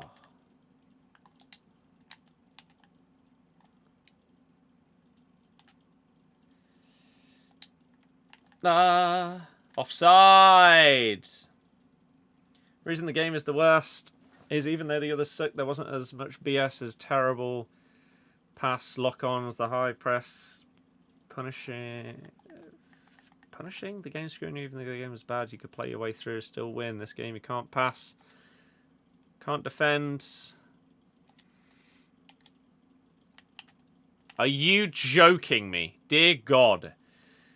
The press means you can't play out this fundamentally the worst, most broken game they've made. Again, I don't know if I can agree. Maybe at the very highest level. But I don't think that you can judge a game based on the very, very top of it. Yeah, I think you have to base it off of the average experience for people.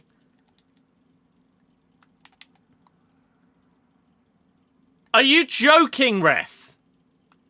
And the average experience in FIFA 19 was getting cricketed down the whole pitch. It was first time green finesse shots, 180-degree no scopes, and cricketers. Not cricketers, sorry. El Tornadoes and stuff in every single game. Flashback Ibra was in every team for headers at the back post, regardless of what level you were at. And there was nothing you could do about it. So I still think, for the average player, I still think that was worse. Again, it might be that at the very top level, this game is worse.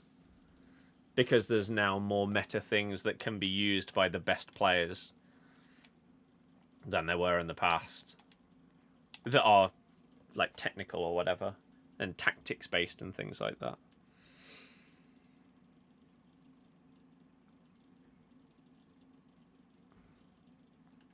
You're just bored of it? I mean, I'm bored of it. I have been for a very, very long time. The game is terrible and you're terrible at it. It is terrible. Overall. Have you seen the leaked Leicester kit? The green and blue one? The one that's supposed to sort of be like a throwback to an old kit, but it doesn't look like the old kit, so I don't really understand the point of it. If so, then yes. Streaming another game? What do you mean? As in, like, am I? Or was that part of a comment that needs a bit more context? 1995 kit it's based off, but looks nothing like it. Yeah, I don't get it. Just seems bizarre. Sure, like, at least with the away kit last season, everybody knew exactly what that kit was based on. Because it was basically a recreation of that sash away, like, black away kit. This one, yeah, okay, you've got the split of colours down the middle, but they're not even the same colours. So, what is the thinking there? That's a lovely ball. Thought you said you might hop on another game earlier. Yeah, maybe. I mean, we're doing the cup. We're getting there. We've got, what, 10 games left, and I've basically got to win them all. It's not happening. Nice. Don't you love it when the game just boots the ball instead of tackling? Even though you're clearly in a position to tackle the player. But the game's crap, so it somehow doesn't realise that. Nice. So good, 1 win away from Div 2 since being your team. Yeah, he is a baller. You may have chosen the perfect time to do him because prices have actually gone back up since the icon thing yesterday. So you committed at the right time. If you'd have committed like today, it would have been way more expensive. But yeah, we're at what? 3:30? I don't mind doing some more. As I said, I need to find out if there's a way to specifically like stop the TikTok stream. Although I don't think it'd make much difference. TikTok's been dead today. Earlier it was fine, but in the last like half hour, 45 minutes, it's been basically non-existent. So maybe it wouldn't be the end of the world. What on earth has happened here? Okay. If I did stream something else on it, maybe it wouldn't make any difference.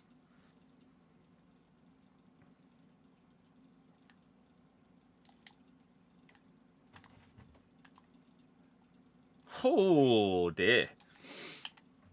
But yeah, I'd love to be able to just specifically stop that one.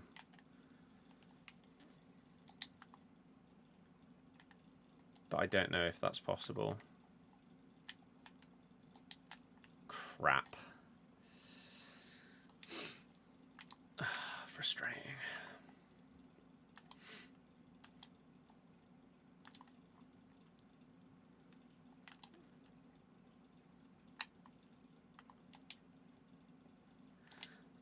I mean, it's not where the pass was supposed to go. It's to the right player, but I didn't think that it was supposed to go... I didn't want it to go behind, like, the last centre-back or whatever. I just wanted it more into his feet, really. Like a slight through ball. I mean, I aimed that pass to the right, but that's fine.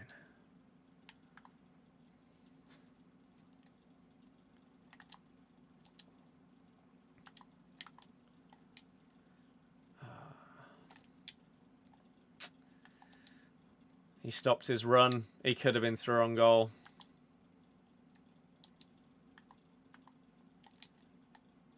That's actually nice by Mateta.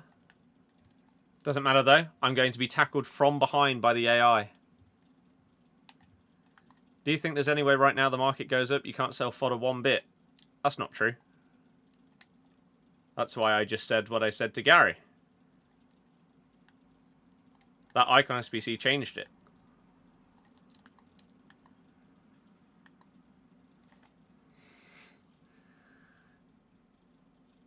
How does this game have a pro scene? Genuinely. By the way, that was in the 49th minute. How is the half still going? I didn't even realise that. How's the half still going on?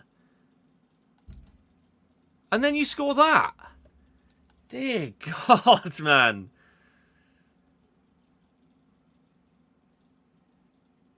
It's a genuine embarrassment. It really is.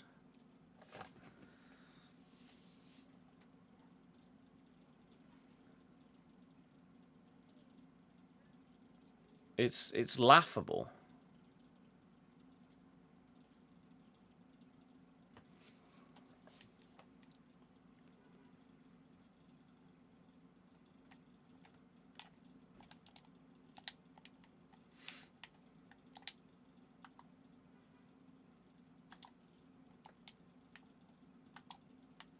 Get out of each other's way. Thank you. Amiri, you did something good. Rather than failing to utilise your really good passing stats and play styles. Nice. Crap. I should have played that to someone else. Sent all of the club for him. He is a very, very, very good card. Oh, I read it well. And then I had to... Oh, Jesus! I had to cancel a pass that I just didn't even press in the first place because I thought he might do it.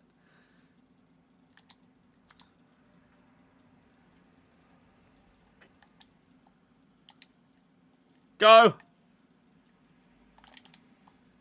What a dink. Oosh. Wow. Great save. Fair play.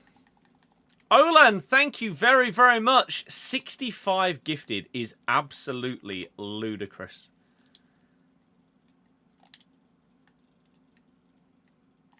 Thank you so, so much for everything. What a finesse shot. And PTG, enjoy.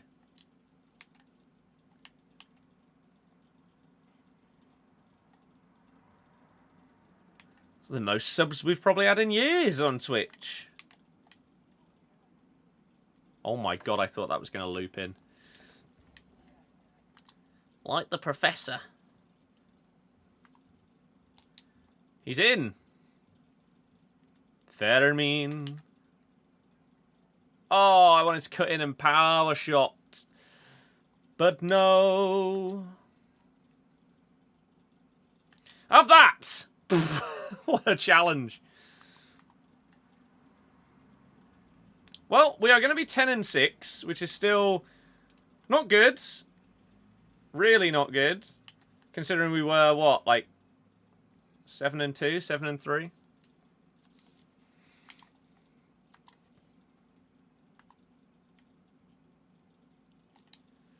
Yet another person that has no originality with their evos.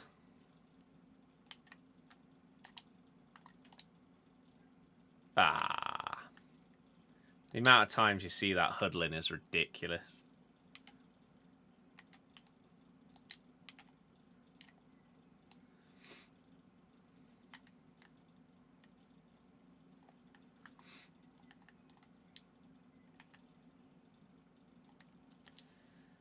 You should probably pass with him, though. Like, I get that he's probably your star boy, but do have to pass from time to time.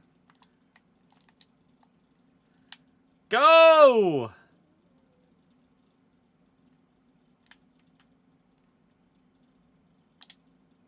I was trying to get close enough to dink him, just because, why not?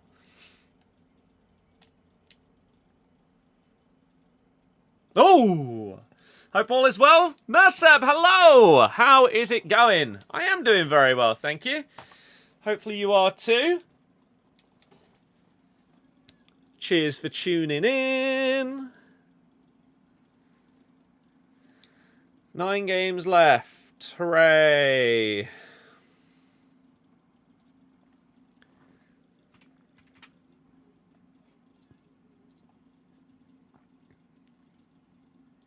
Let's go. But yeah, I think being able to put on that extra playstyle on someone like a Hullet or Vardy or whatever is so good. I'm glad that they didn't like rating cap that to 91 or something ridiculous. Would have just been an absolute waste.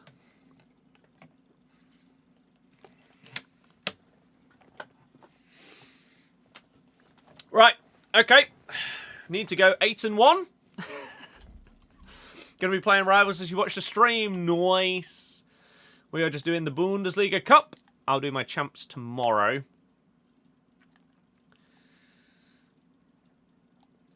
But God, it's warm. It's currently 27 degrees in here.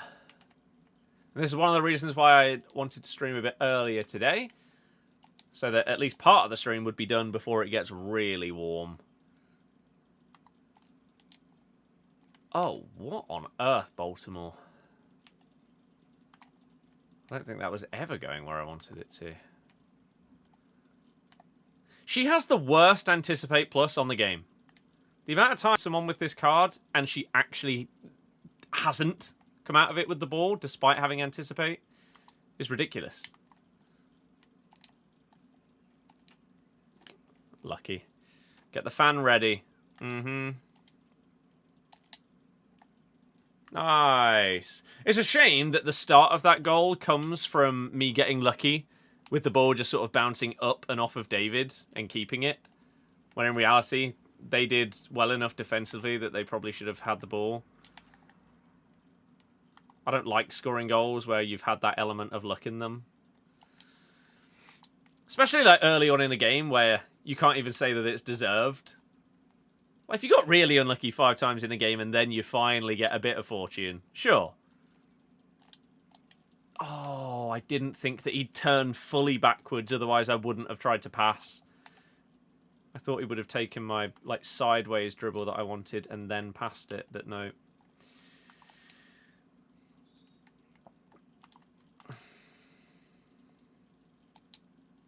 Oh, it's not to them.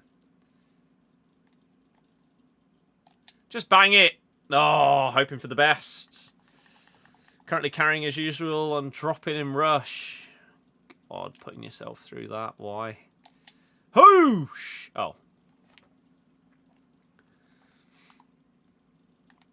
Meant to have thundered today. We unfortunately have not had anything like that today. Today it's just hot. 24. Tomorrow 23, I think. Once these 2 days are out of the way. That'll be nice. It goes down to just below 20, I believe. Oh, we've randomly got connection bars. That's not fun. They are gone, though.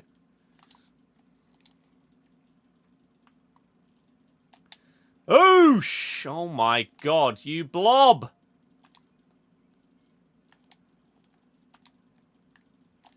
Firmin! Finally! We get that second goal. Like a hunchback. Oh dear. It's not ideal, is it? Any idea of like a time frame?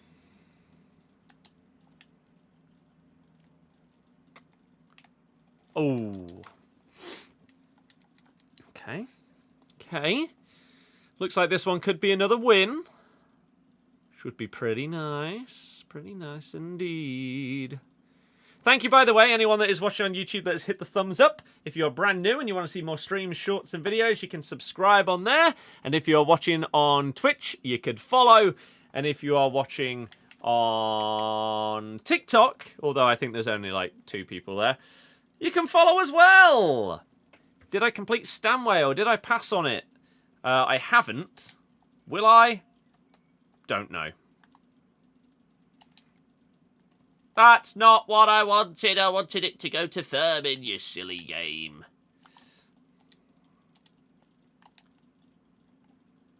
And then he's just completely ignored the pass that the part where I held LB there to do a lob pass. Oh, how did you get away with that? I'm right there.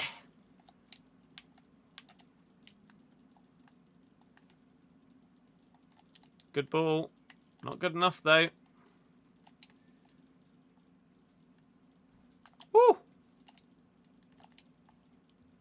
Why? Why would it lock onto him instead of the guy that's running through on goal? Why?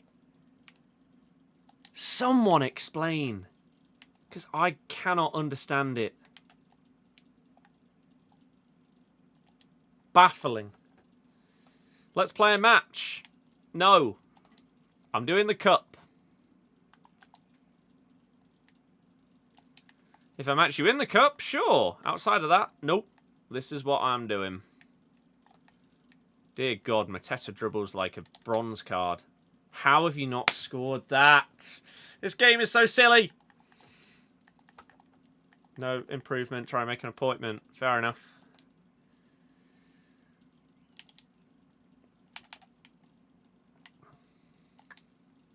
Oh, no.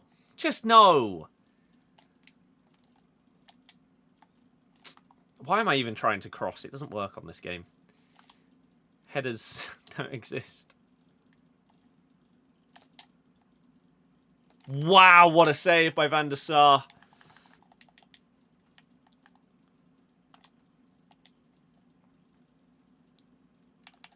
Merely bright. Rabiot taking half an hour to actually gain control of the ball there. You hate to see it. 13 in-game minutes. That's yours! Big tackle by Singo. Needed it.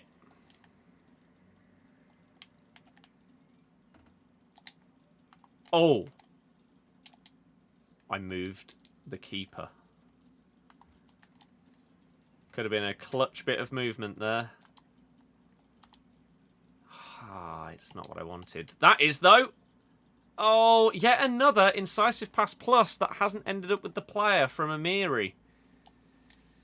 Is it the fact that Mateta's a fat blob? So he just doesn't make the run to get on the end of it properly? I don't know.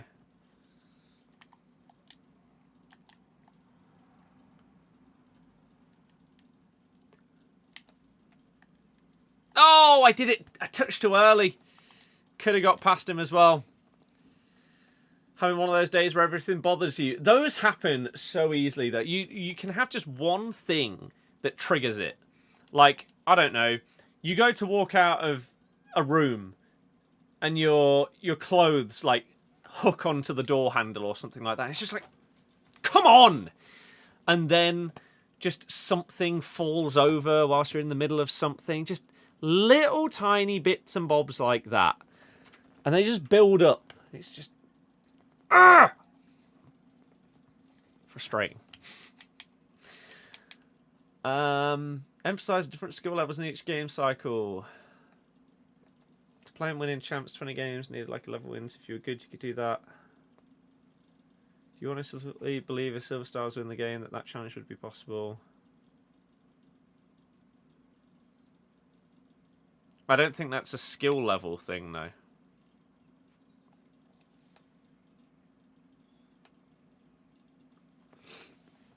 I don't think that Silver Stars cards being unusable in this game compared to other years is a skill gap or skill level thing.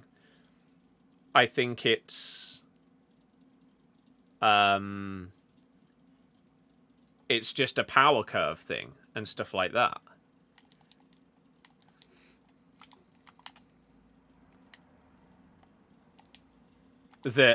The reason why you could use the silvers and stuff like that in the past was because the game wasn't so reliant on specific metas and stuff like that, play styles and these kind of things. But it is now, and so those cards can't cut it.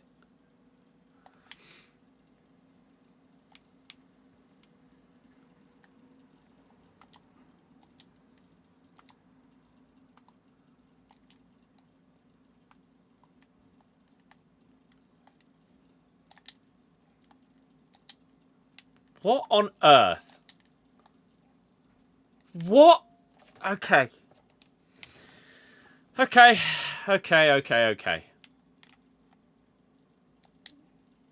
I don't think anyone can actually explain what just happened there. My player and his defender were just hugging as they were running into the box. They just...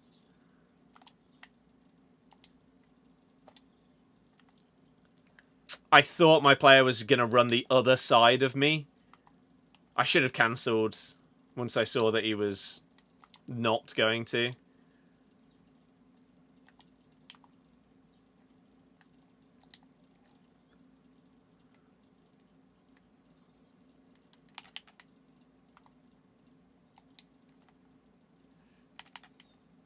Oh, what a turn! This Firmin card has been the most enjoyable in this team. Definitely. He's been really good. What? Did I not head that onto him? This Amiri has been really frustrating because it feels like he should be better than he is. And the two strikers have just been a bit annoying. But Firmin, okay, you know what? No, I take it back. 5-star weak foot. Does he have 99 shooting? And 99 composure? Terrible card. I hate this game. I take it back.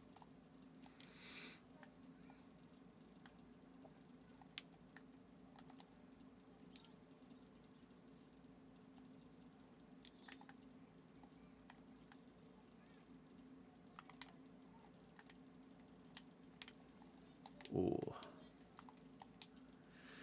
You snap out of those frustrating days by doing something that you know is going to be chill and a nice vibe. So, that could be playing some guitar. It could be doing some painting. It could be, like last night, I chilled out for a little bit by going onto Spotify and putting on a random playlist of acoustic Disney songs. It was great. It was so chill. Ah! I need it right now. Need it right now, because...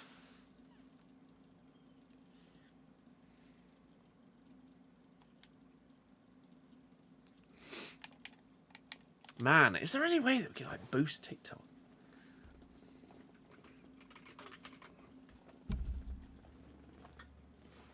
Apparently you can change the title of a TikTok stream now, mid-stream. It says it might take a minute to update. It hasn't even updated on my end. So let's see. If it does, finally! That's huge.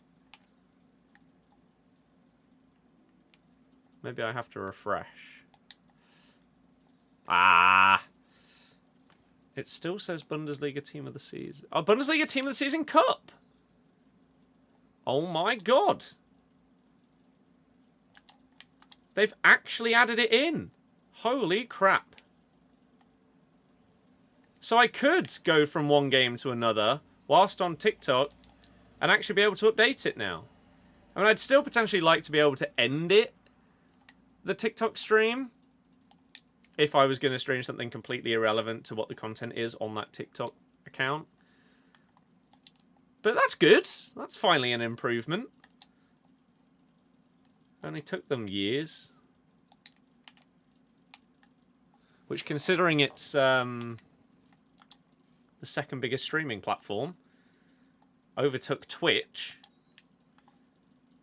Mad that it's been that long for such a simple feature.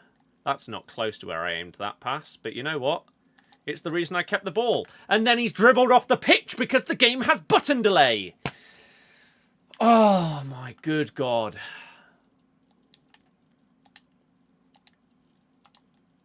Just shoot, you fat... Oh, close. Set in yourself a goal this month, learn a new song every day on the guitar. That's outrageous. But let's see if we actually get any new viewers on TikTok. I think the last comment was now about an hour ago. But I don't think I can individually stop the stream. So it's just sort of going without there being any benefit.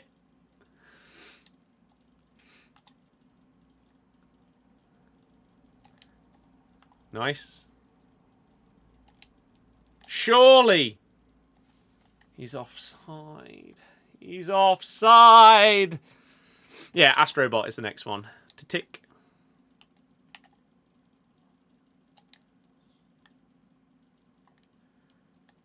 Come on, Jean-Philippe, finally. The second golly, golly, golly, golly, golly, golly, goal.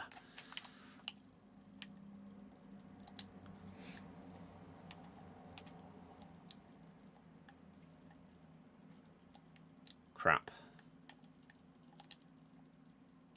Well done, Millie. Well done again. Crap.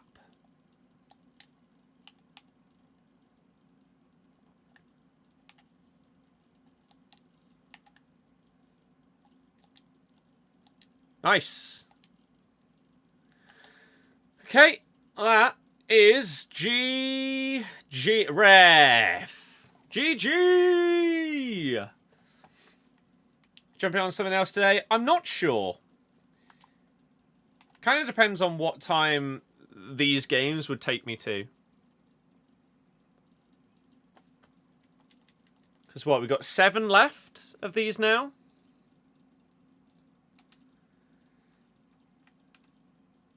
They didn't even have a single shot. Wow. Wow. So 12 and 6, right? Yeah, okay. Still need to go 6 and 1 in order to get that Xavi Simons. It's very unlikely. But weirder things have happened. 23 degrees outside, 26.8 in here. God. How do you do that celebration? Hold LB and waggle the right stick left and right. Damn, bro, remember the Perisic days? Oh my God. Perisic. Every single time he got a cam card. Every year on the road to glory. Beauty. Absolute beauty. He was unbelievable. Back in the days where gameplay was just... Oh, it was silky. None of this delay crap where Mateta's dribbling the complete wrong direction.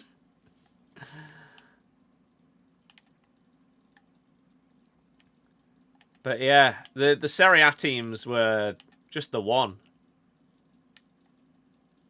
Wasn't there someone else that was like a standout as well that I always used to get? I feel like they were a striker. Cause I loved Dybala every year. Loved Perisic every year. But in my mind, I feel like there was a striker that went alongside Perisic that I loved.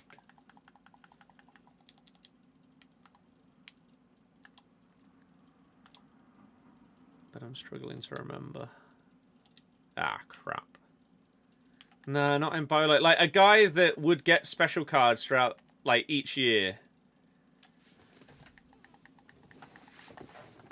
And Bolo was the starter card of dreams. When we had, like, one Bundesliga team, one Serie A team.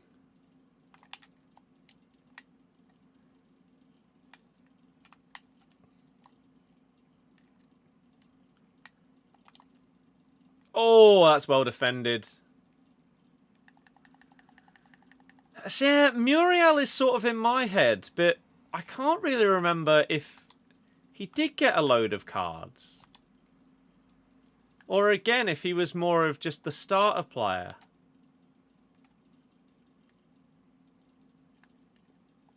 I'm struggling.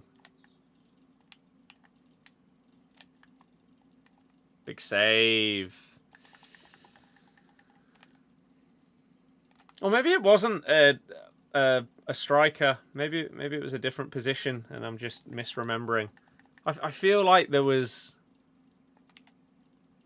Perisic and somebody else that were always the two. But I just can't remember.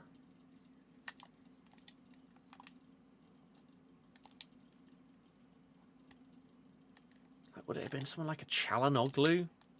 Surely not. But maybe.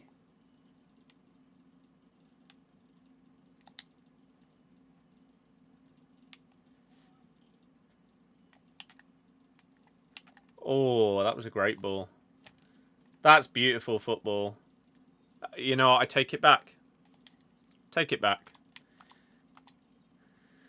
It was, up until the finish, which, how often is that the case in this game? You do everything beautifully, you get scammed out of scoring a normal goal, and then you score something absolutely atrocious like that. Oh, Baltimore. Baltimore and button delay might be the worst FIFA combo I've ever experienced. Vidal, Savic. I did like Savic, but I don't know, none of these are just quite hitting what feels like was the spot. But I just can't remember. Like, Insigne used to get cards every year. How are these games going on, by the way? That was the 50th minute. Dear God. Musa, FIFA 17. Incredible. Kondogbia. Kondogbia back when he was French. And he had a road to the final that was French. and then changed into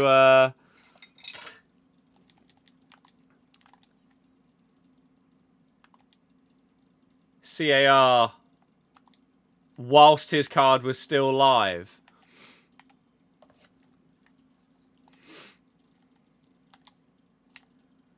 That was good. I mean, maybe it was Dybala that I'm thinking about. But I just have a weird feeling it was a striker, and I don't know who it was. Maybe Muriel was getting special cards every single year, and it was him.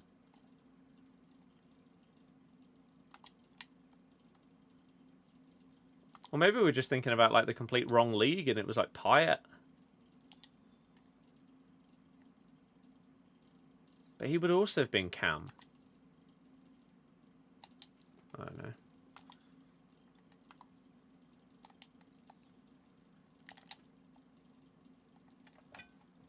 Sorry. Fermin Lopez.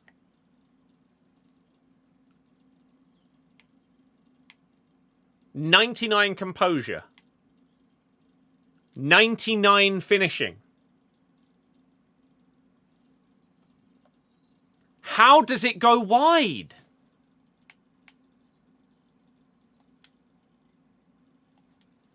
It's just such a crap game.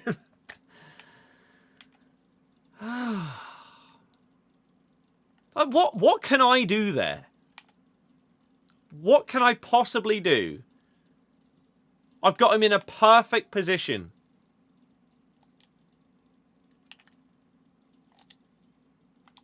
Perfect stats. Nope, not good enough.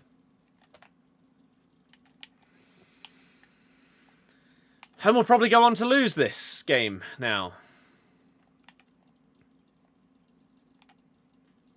After creating the perfect chance.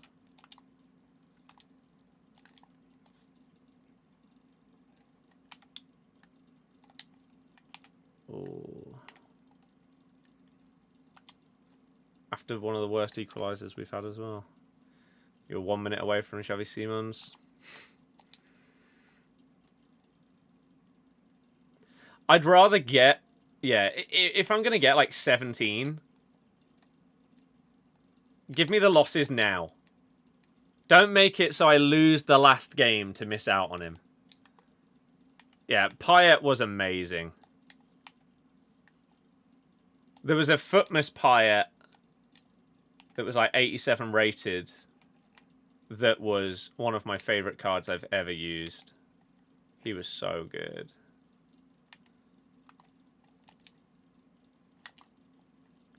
Oh dear, he read me. No, it switched to the wrong player. Oh, he read me well. That's fine. But then I read him. But it switched to the wrong guy, and so we concede. Both of their goals have just been... Oh.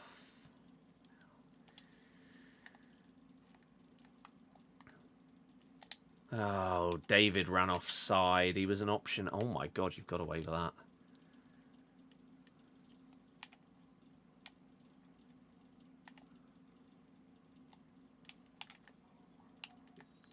And they've won.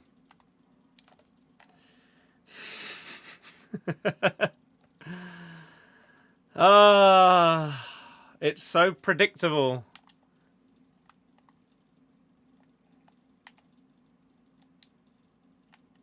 All we needed was for Fermin Lopez with 99 finishing and composure to score from like 7 or 8 yards out. And he put it wide.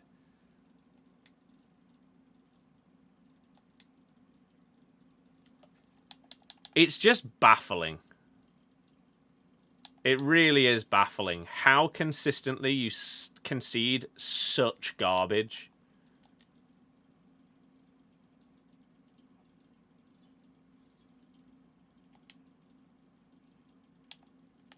It's mad. No, Ben Yedder had like 1 year where he was king. FIFA 20, that was about it.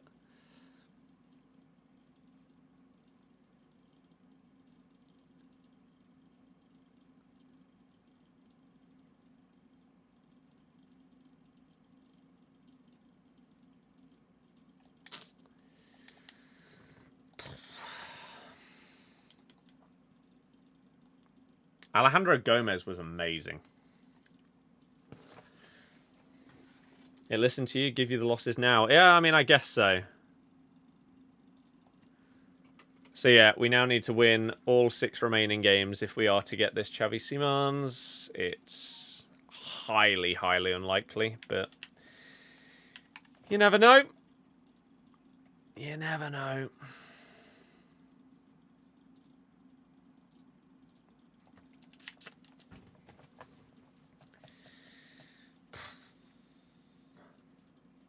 Yeah, that Payet free kick is one of the best goals I've ever seen. Vinny Jr. has suffered an injury sprain in his left ankle. Oh, no. Here we go, then. Perfect run of 6 games required. But we've had at least 3 of our losses that have been just like that. Last-minute goals in games where we simply don't deserve to lose. Every game's delayed. I said at the start, if I get Simons whilst in this gameplay, it will be a miracle. It would be hard enough as it is. But I think I said it after like 2 or 3 games. That's not where that pass was aimed. What I might do at some point is I might just play one game and point out literally every single thing that goes wrong. Every wrong pass, every wrong dribble, every wrong player switch. And see how many it totals up to by the end of the game. Like, just an average Div Rivals match. I'm really intrigued. Or like even just that. Through ball going the wrong side of the player. Yada, yada, yada. All of these little things. It's got to be a high number.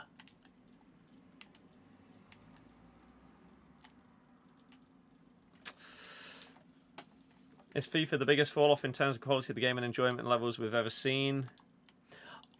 I asked that question the other day to myself, and I was trying to think of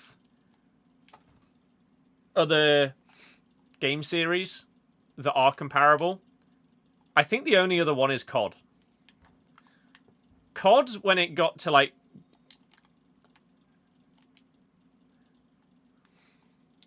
Advanced Warfare and stuff like that,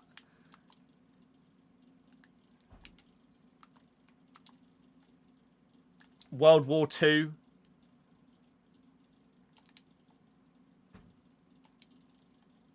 had a huge decline. But it's now not back up to like his peak, but it's pretty back. What am I playing? Deary me.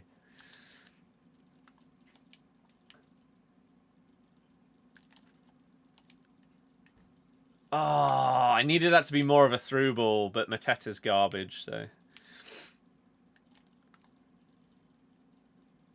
I think that is the only other comparison because it is so long-standing as a game series and has had such a peak.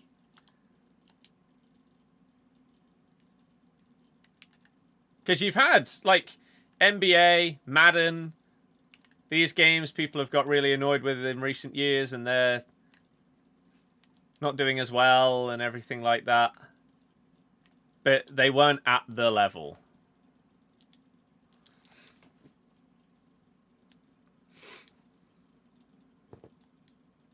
And I think at least with COD, you can understand partially the reason why it had a bit of a downfall. And that was because they tried to freshen things up and mix it up with like the jetpacks and stuff like that. And it turns out people weren't really incredible fans of it. And so they had to go back to like boots on the ground and stuff like that. Right? Black Ops 6, you've seen the return of like classic prestiging and stuff like that, which was needed to try and bring the game back to its roots a bit. Yeah, fair enough. Whereas this game, it's not as if they're trying crazy different stuff each year that then can be attributed to the downfall. A lot of it is simply down to servers. If this game had the servers of basically any other game in the world, it would be significantly better than it is. You don't even have to put the work in, gameplay-wise, content-wise, to fix the massive, like, overarching issue that the game has had for years. You simply need to improve your netcode and your servers, and everything else that you do will automatically be seen as better because people will have a better time and enjoyment on the game. It's not like you've got to completely rebuild Ultimate Team. If you give me this game with no button delay, okay, the gameplay might be a bit frustrating, but I won't despise it in the way that I currently do. I think the other answer to the question is Halo. And it's depressing that that is an answer. But they've had back-to-back games with real... How on earth is that a foul?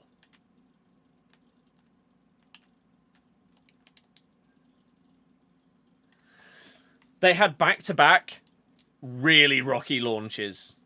Master Chief Collection was a mess when it started, and Halo Infinite was rushed out. It was delayed by a year, and it was still rushed out by over a year. That's the state that that game was in when it released. And so, right now, if I went back onto Halo Infinite, I would probably actually have a blast. But you lose people by having a really bad launch. You don't get them back. I said exactly the same thing about UFL and why they should have delayed it. Oh my god, we're actually going to lose another game in like the last minute. But hey, as I said before, if I'm getting the losses, if I'm going to get like 17, don't make it the last game that I lose. So, sure. We don't get Xavi Simons. This has been an absolutely horrible experience. Yet again, showing why I despise it. Just awful.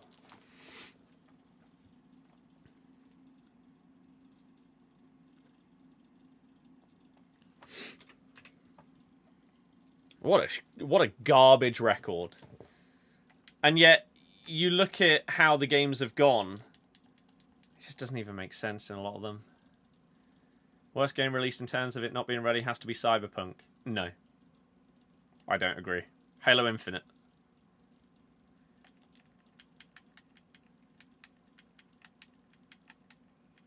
Halo Infinite. Unless they do something massive with whatever the next Halo is, which I imagine will come with the next console. There is a world where they killed off one of the biggest series in gaming history with how bad the launch was.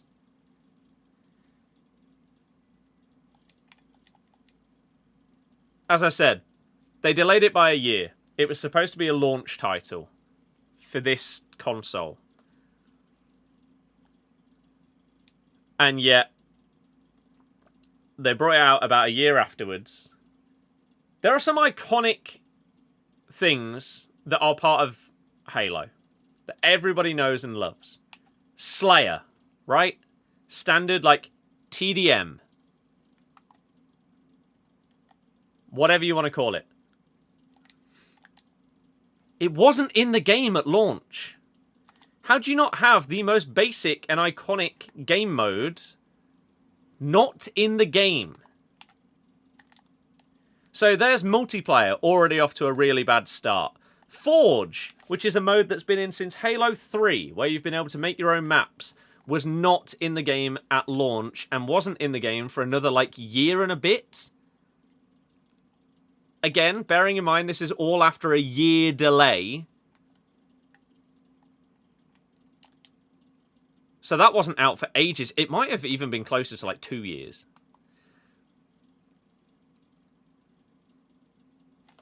Campaign, you couldn't relaunch into a specific level in campaign for months after launch in solo. Co-op campaign, which is one of the most iconic parts of Halo and has been since the beginning, basically. Like Halo 2, Halo 3, maybe even Halo 1. Maybe you could have done like couch co-op campaign. Co-op campaign wasn't in the game for, again, nearly a year after release.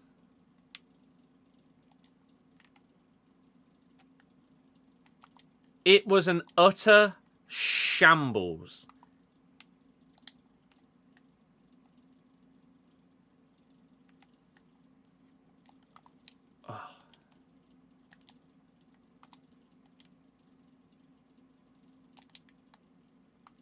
And as I say, whatever Halo thing comes out next, whether it is with the launch of a next console, it needs to be near perfect. And then you bring people back. Otherwise, it's maybe done. And the game before that, Master Chief Collection, again, had a horrible launch. Horrible, horrible launch. So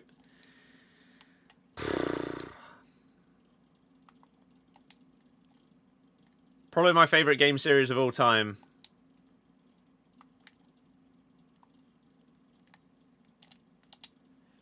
And there's a world where it's done.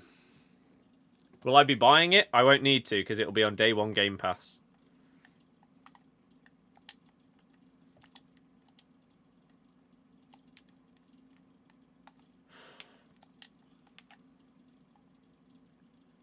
But I hope that that thing is given public beta tests, alpha tests, everything it needs.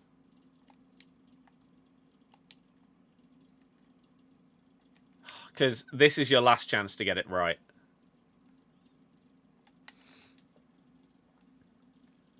EA have arguably the worst pro scene out of any game in esports. It's definitely up there. It's awful. What did you think of UFL? Crap. Absolutely dreadful. I said that when they had the betas for it. It wasn't close to release. And I warned that exactly what I'm just talking about with Halo and these other games, Cyberpunk as a single player game also had these problems where it doesn't matter if your game is perfect and exactly what you wanted it to be years after release if it launches and is a complete mess.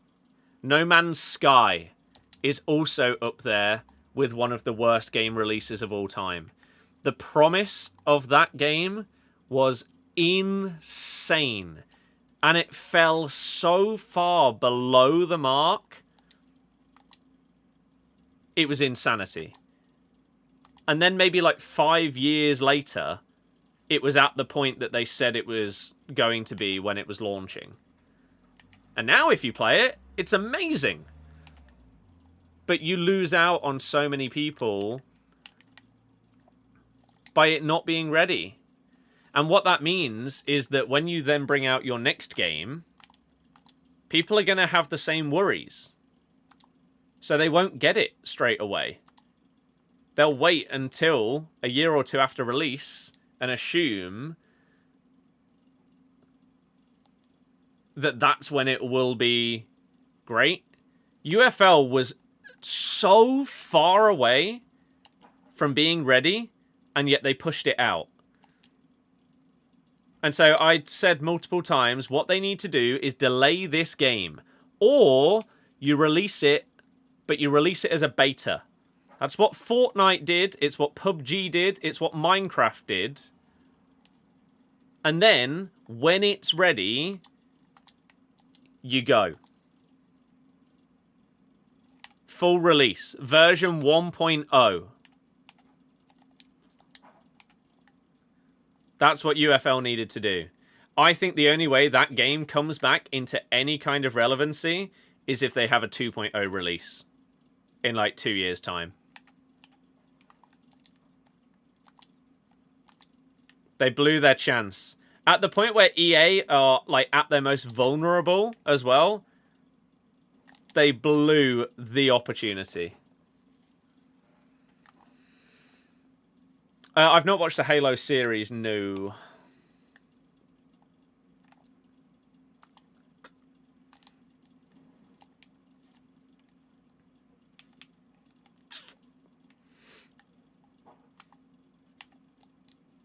Oh.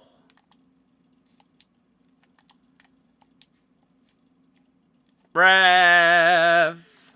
A bit later than Halo's Prime. Was it really that big? Halo 3, to me, is the best pro scene that I've ever seen in any game. Halo 3 is up there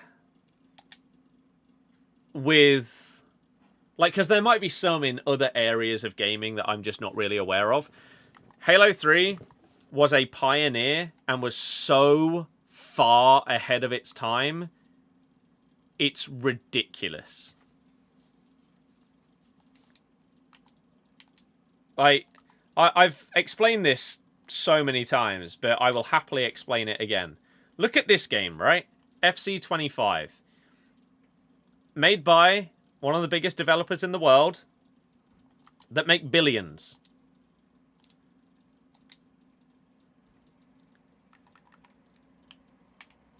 Now let's compare it to Halo 3, a game that came out in 2007. 18 years ago. That game had a map creator in it that was phenomenal. Absolutely phenomenal. Where am I going? Here.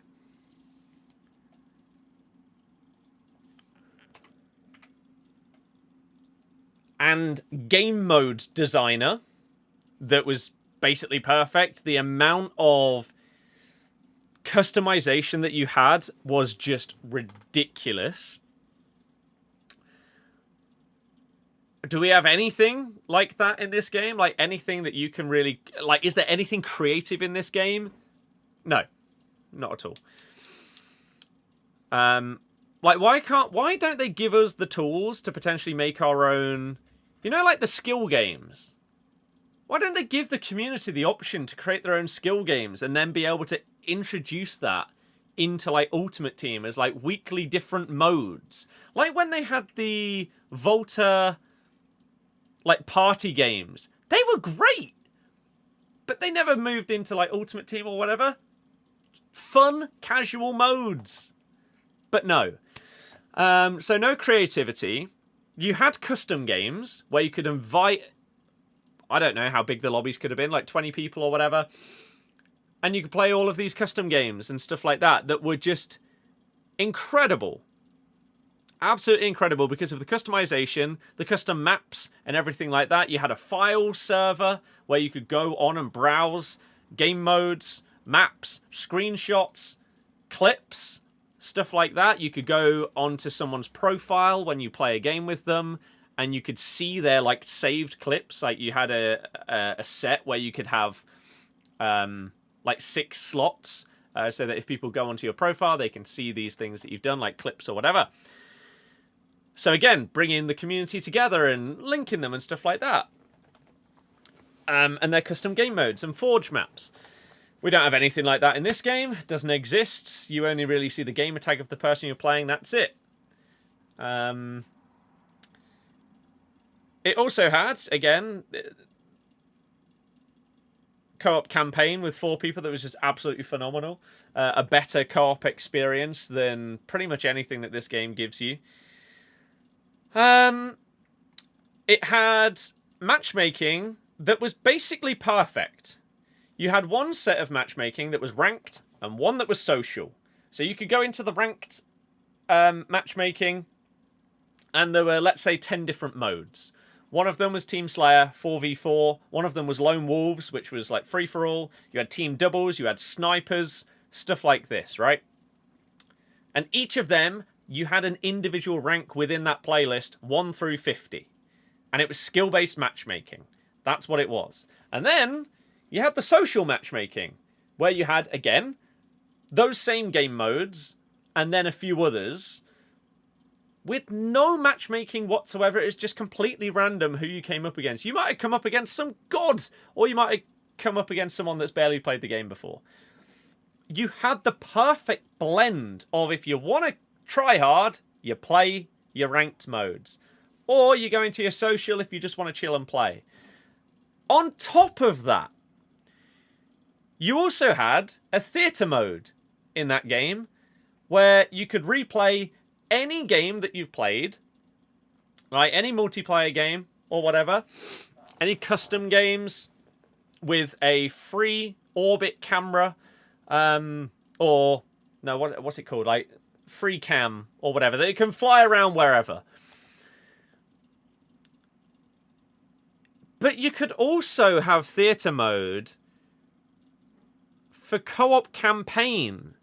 So you could play a 4-hour mission on Legendary with your mate and then go and watch the whole thing back. Yet on this game, 18 years later, you can't save any of your clips. You can't go and watch any of your replays or anything like that. In what's supposed to be one of the biggest games in the world. So this is what I mean. 18 years ago, you had all of this. And yet you don't have some of these things in this game made by an even bigger company with billions to spend. It's crazy how far ahead of its time Halo was at the time, but also how far behind EA are with this game. Gary, I don't know. Most games release perfectly fine. Anthem was a game that was also rushed out. Yep. You agree that's why UFL lost so many players? Yep, and they won't get them back. UFL will not get the players back unless they do a 2.0 launch and they basically say, right, you might have tried it before, but now this is it. We are here. This is the game that we promised and what you wanted. Because they delayed it, but they delayed it by like 3 months. Should have been 3 years. So, frustrating. Volta minigames were great. Literally stopping COD becoming great again. The thing is, you say that, but to the casual players, skill-based matchmaking is making them play more. The stats show it. That's why it's still a thing. If it wasn't, then they would have toned it down or removed it or something. But it's making people play their game more.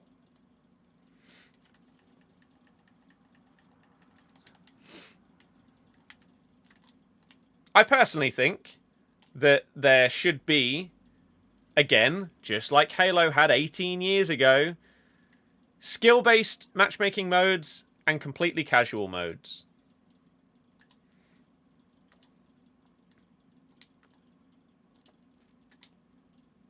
In basically every multiplayer game that has the population to be able to do it.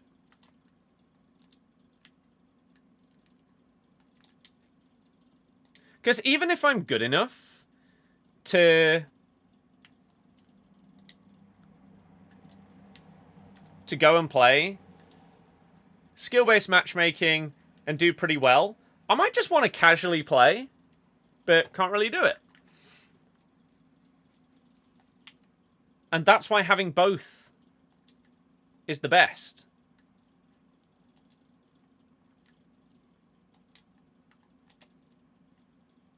Oh. Like, Fortnite has got it down really, really well. They've got all of their ranked modes, the pro scene and everything like that, like FCS or whatever it's called. Can't remember. But then you've got...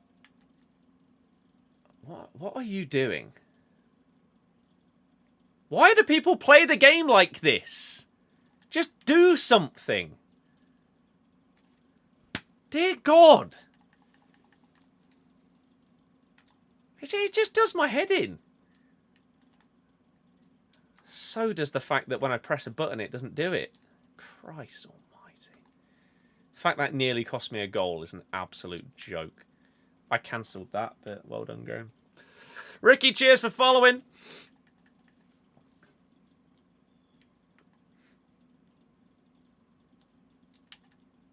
Like, this person's 1-0 down as well. I just...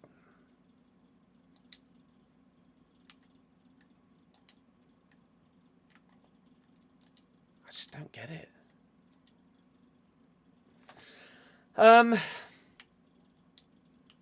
Yeah, and Fortnite, you also have like builds and no builds as well. So there's this lovely blend. And then you've obviously got all the other stuff like Lego Fortnite and whatever in it as well. Festival. And again, even in Fortnite Festival, you've got the like competitive sort of Battle Royale, like festival stage or whatever it is. And then just playing normally. They understand it. So they punish people who put the time in to become good at the game. I mean, they're catering to the majority of players. Is how they'll say it. Realistically, it depends on your mood. Sometimes you might want to chill out. Exactly. But some coins, 3 mil. Use the code. Thank you. Stupidly did the icon player pick. Have to say you're never doing it again. Did you get 393s? Is this going to happen, by the way? Are we going to finish on 17? Callum, yeah. Absolutely. It's phenomenal. Oh, it's still very warm. Very, very warm. Are many people doing golden goal or leaving after 2 goals? No, because that would be mental. In a cup where you only have 25 games, you need to win 18. Doing golden goal would be a silly decision. Unless you're like being absolutely battered. Someone's had 10 shots on target against you and your keeper's keeping you in it and then you concede and you've not had a shot. Then fair enough. Most people will leave when it gets to 3. Because the games just don't have enough time, really, to come back from it. Seen this Whisser a lot.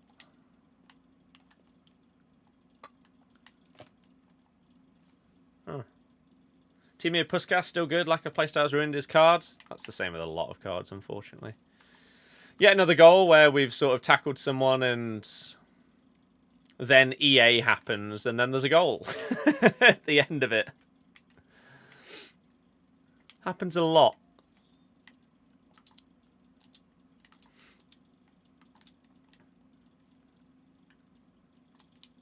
Come on, make the run. What time you stream until today? I don't really know, to be honest.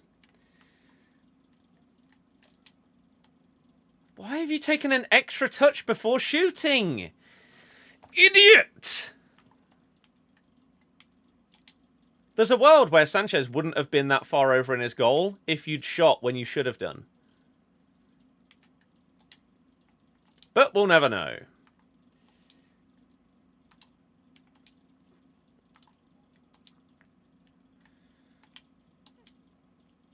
Oh, he swapped away from Singo as well. AI interception saved him. Go on! This Mateta. I mean, maybe I would have got the 18 if I had just actually changed away from Mateta. God, he's been awful. Whereas Baltimore is just... I don't understand why she's so slow. Like, she's got like 95 pace or something like that. With the anchor on. Why doesn't she feel fast at all? Like, she gets outpaced by everyone.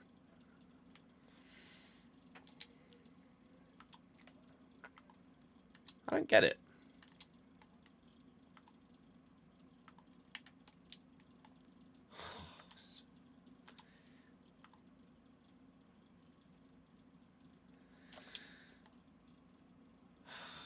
Mateta!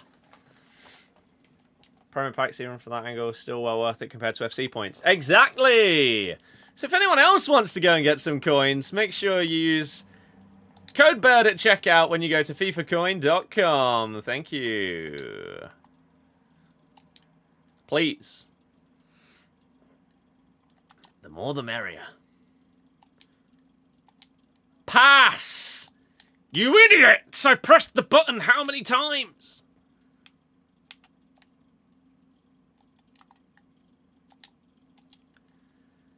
Damn it. Shouldn't have probably tried to pass it when Rooney was stood right there. Oh, Rabiot's not switched on, though. Oh, fine. Liverpool, Arsenal, Liverpool giving up in the second half. I mean, it doesn't really matter, does it? The league's already won. Gonna do a champs speed run this week. 2 down and out. Yeah, I might do the same. Doing mine tomorrow. Does anyone happen to know what is the next level of reward from this cup? Like, in terms of wins. Is it 16? 17? 15?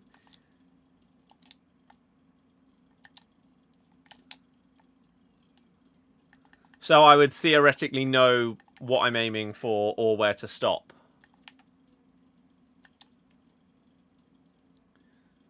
Millie Bright! How has that even got that close? I didn't even green it. 17, you think? Okay. That's actually a bit sad. I was hoping it was like 15, so we'd just get one more and then be done. It is 17. Because I think the last one of these, I missed out on the player by 1. Some kind of icon-based one. Oh, I can't switch to the right player. I think that... Maldini.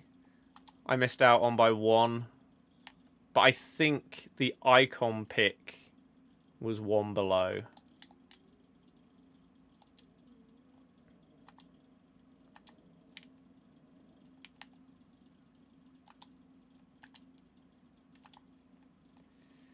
Oh, 86 times 7 for 17. What about below that? Is it 1, 1, 1, 1, 1, 1, 1? Like, what am I realistically going to get? Because 17. Secured 2 out of 3 players, but not the main one. Yeah, I can't get him.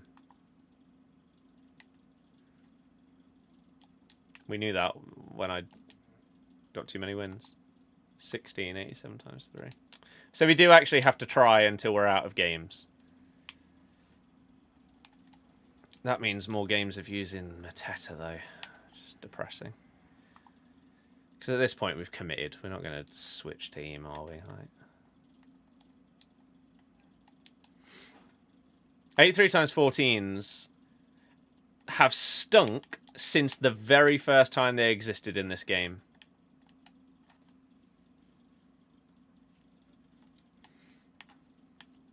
Ever since they came back out.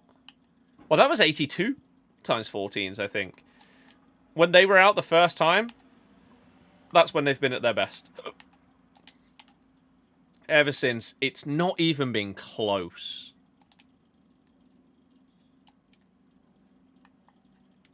Oh. Okay.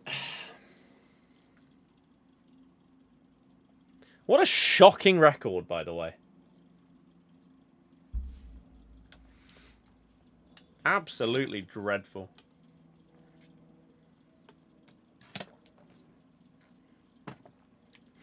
When at least in champs, if you don't quite get the record you're looking for, okay, your rewards aren't quite as good, but you can still go and obtain every card that you could have got in rewards. But you can't do that with this one. As we discussed earlier, I'm not a fan of win locking cards from people. Not a fan.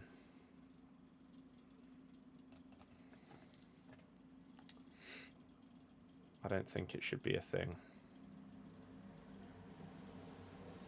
Personally.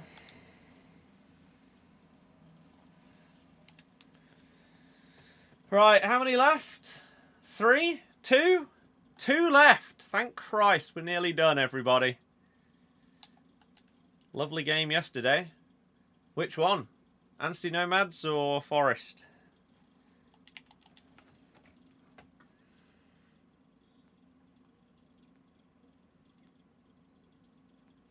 Forest. Wasn't bad. Should have won it at the end.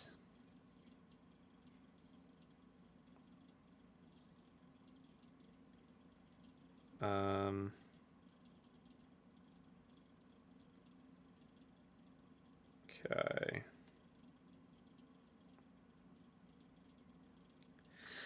Right. What was Vardy thinking with that chance? I don't know. Don't know. Trying to not be selfish. But then the dribble and the pass were both shocking. So he might as well have been.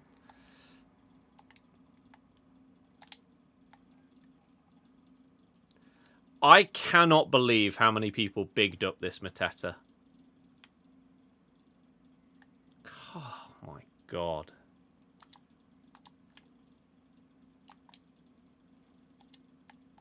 No, obviously not to the guy that's 5 yards offside, game. Come on. Just be logical.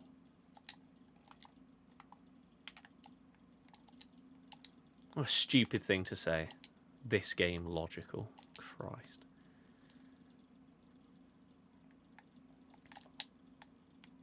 Wow, what a block. Yeah, anyone doing that icon SBC at this point in the game? Crazy.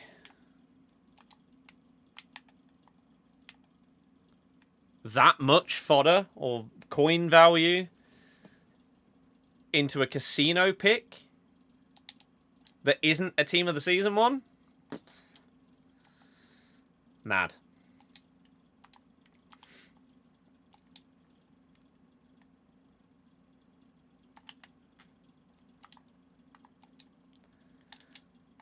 I mean, I feel like the only reason we managed to score that was because whilst I tried to cut inside with Mateta, it was red, but Millie Bright just sort of teleported away.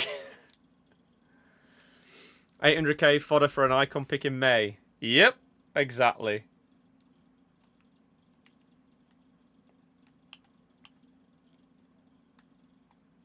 Crazy.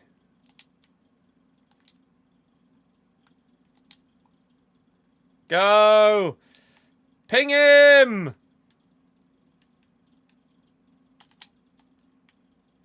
Why are Jonathan David's finesse shots not flying? I put on a good enough amount of power there. That barely got off the floor.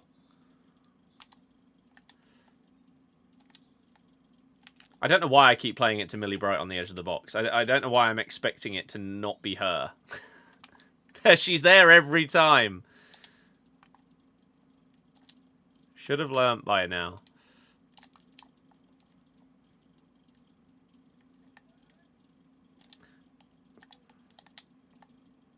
Hooray! Final game. Don't ever seem to rate. There's no point in, again, smashing things or yelling at the game. It doesn't make it any difference. The game is crap. It's one of my most hated games I've played in my 30 years on this earth. I despise it. But I'm not going to smash stuff because of it.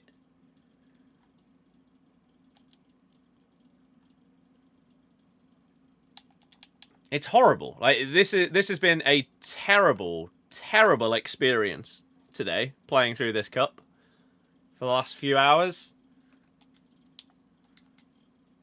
But as soon as I'm off the game, I won't think twice about it.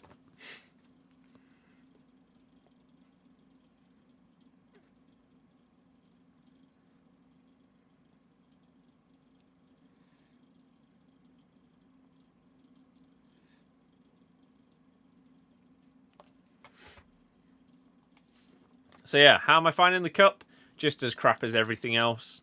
It's a shame because at the start of the year, it felt like when the delay on this game started, it was only in champs, right? For whatever reason, even though it was like champs are supposed to be on their dedicated servers and stuff like that, somehow champs had the button delay.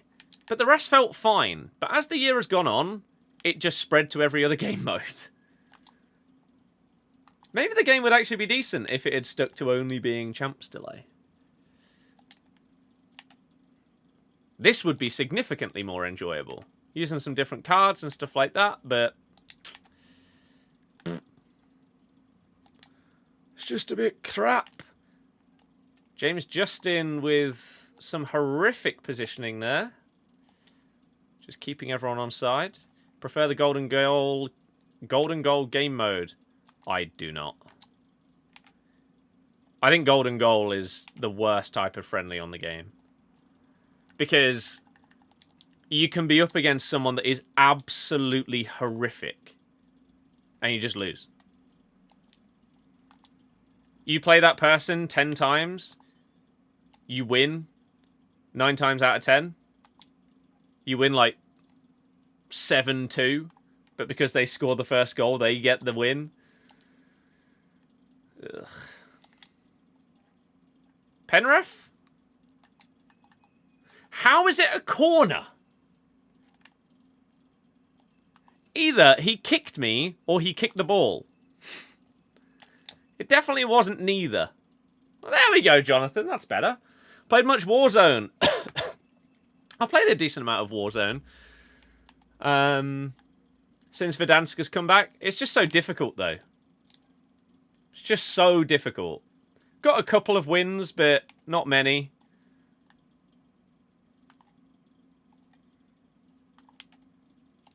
What are you doing? Oh my good God, man. I think one of the most frustrating things about the delay is, for an example, what just happened right there. I pressed the right, I triggered a run with LB and then flicking the right stick to make my player make the run. But then the game also interpreted that right stick input as a touch from my player as well. I haven't flicked it twice, so how does it register it as 2 different inputs? That doesn't make any sense. And even delay doesn't account for that. This person's going to leave at 1-1. How sad do you have to be to leave at 1-1 in a limited time game mode? Where you've had more shots as well. I hate this game with so much passion. That maybe we will do some Elden Ring or something like that.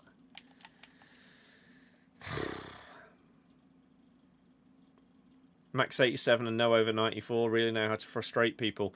Yeah, like you've potentially got people like these crazy new cards by giving them massive SBCs or giving them crazy rewards and packs, and now they can't use them in the cup. Come on. At least they weren't limited matches. Yeah, limited matches is just silly.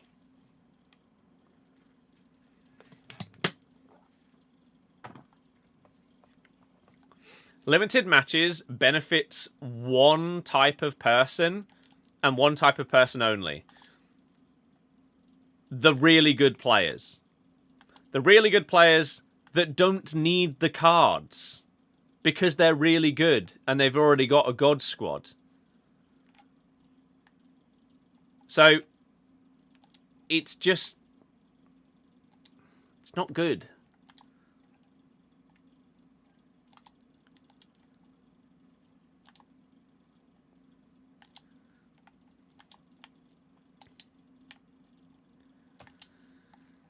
What a terrible goal.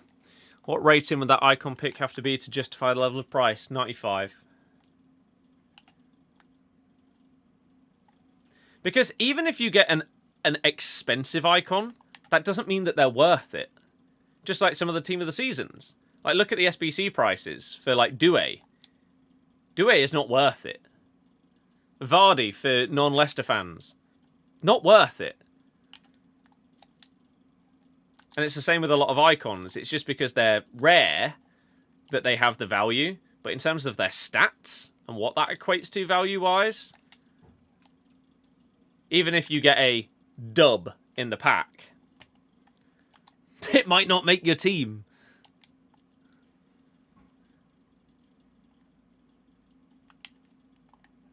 Oh, ref. Yet you still don't get the win because they've only done it for second half onwards. I really thought when they introduced the ability to get a win when someone leaves against you, and yeah, initially it was as long as it's in the second half, if the game is a draw, or if they've conceded a penalty, or if they've got a red card, you get the win. I thought as we went throughout the remainder of FC25, we would see those parameters get expanded to the point where maybe it's not just the second half. Maybe it's anything past the 30th minute. And then you continue and continue until we get to the point where it's basically at any point. If someone leaves against you, you get the win.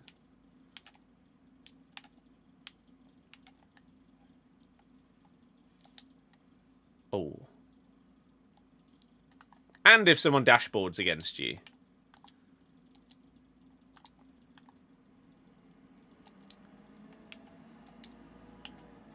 And I personally think they could probably do it if they could make it as simple as if your opponent disconnects, you get the win. The one worry with that would be cheaters, hackers. But just make it so it's only on console at first. Right? There you go. Sorted. Now all of a sudden you've improved the game experience for a load more people. Packed to Lisa yesterday from level 40.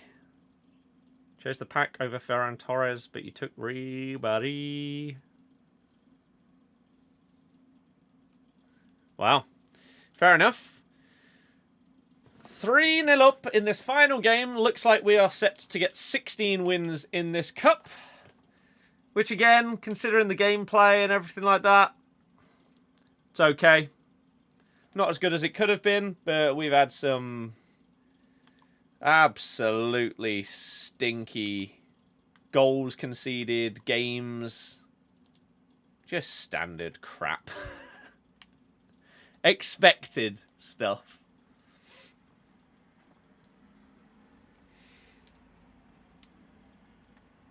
Single.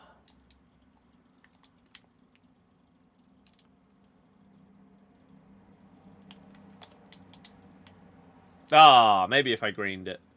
Taking Torres and Ribery. Props play Ribery Cam. I just think with how cheap so many of the team of the season, like the great team of the seasons are, I don't know if I can justify the players.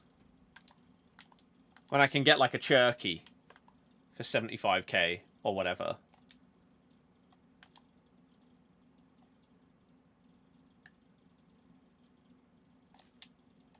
Oh, he took so long to shoot. No. Crap. How's it going? It's going very good, thank you. How about yourself? Welcome back to the stream. Yeah, hopefully you've had a nice start to the week. We've been doing the Bundesliga Cup on stream today. It's been horrible. But that's every experience playing this game, pretty much. Boom, boom, boom, boom. Mateta's in the room. The cup is horrible because the game is horrible. Simple as that. Every single game mode on FC is sweaty because the game is all about winning and being competitive. It's not about just playing and having fun. You can't go into any game mode and not expect to come up against sweats. For example, that last game, that's the second attempt at the last game. The previous one, someone equalised. They left at 1-1 in a game mode with limited time, limited matches. So yeah, it doesn't matter. It's just dumb.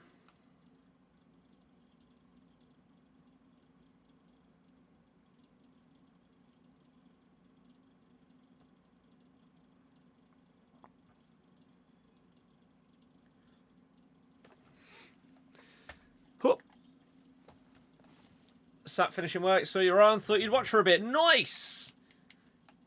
So, yeah, this is where we get to. We miss out on an 86x7 and Xavi Simon, which is a shame because he looks amazing. But we do get some nice packs. It's not bad. I'll show you the main team. We also get these guys. Sure. Timothy. I don't know what that is. We got a 1 of 2.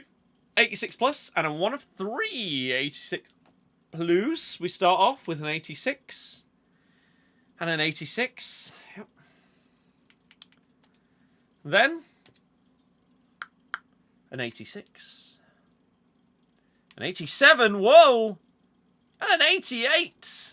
The scenes, incredible, incredible. Evo is a 93 max top, so you can give a +1 in stats tier. Okay. That's pretty good.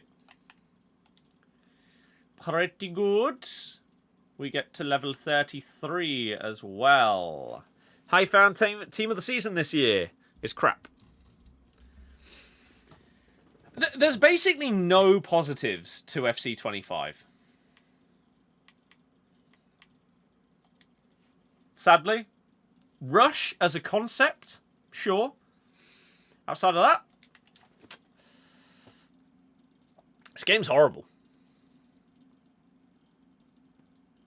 It is horrible. Even Evos they've struggled on. Yep. Here's the main team. As it stands, I've been chopping and changing. Cherky, Due, and Stein. No contracts as a dub. I mean, I guess so, yeah. Gameplay was okay, and you stressed only okay for like a fortnight, and now it's dead completely. Do you mean like recently, or at the start of the game? Because I haven't had good gameplay since like October. Ever since Champs started, whenever that first Champs weekend was, ever since then it's been grim.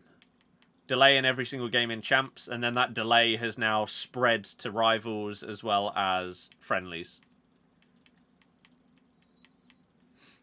If it was only Champs, like when they brought out the big gameplay patch, was it like December? Where the games went from being like 1-0 defensive to 6-5 in every single game. That was fine. But then it felt like shortly after that, that's when delay really started coming into all the friendlies and rivals and stuff like that. At that point, it was only really Champs where the delay was massively prevalent. And so the rest was okay. And that patch was really enjoyable at the start. But again, when you've got a patch that is all about attacking play, that's fine. I like games being like 7-4 instead of 1-0, 2-1. It's more enjoyable. And it feels like you get screwed slightly less often because if you concede one terrible goal that's like really lucky, it doesn't make as much of a difference if the average game you're conceding 4 instead of 1. So that was fine. But then when you combine having that attacking just madness with the delay, it becomes absolutely unbearable. Unbearable. Worst game they've done in your opinion? It's out of balance. For me, it's between this and FIFA 21 for the worst games that they've ever made. Yes, I despise it.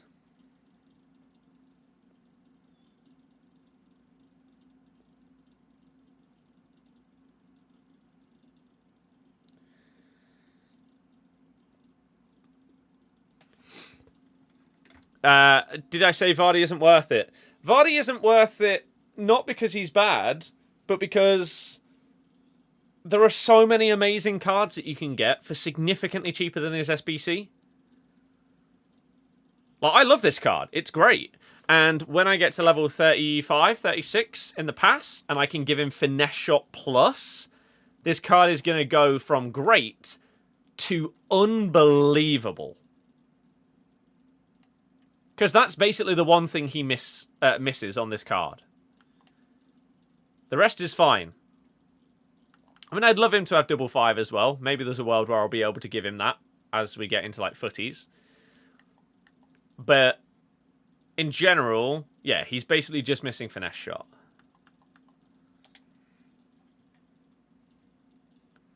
Like the games where the other players just chilling, no skill moves, no methods, just proper football. That's so few and far between. Question from a United fan. What are your predictions for the Europa League final? Honestly, can anybody call it? It's two terrible teams coming up against each other in a final. Anything could happen. I think that is one of the most unpredictable finals that there has been in recent years. Because they're both just awful.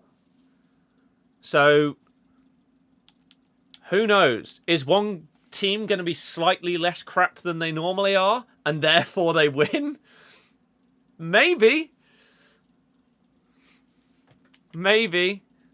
Spursy Bottle doesn't exist, so that won't be a thing.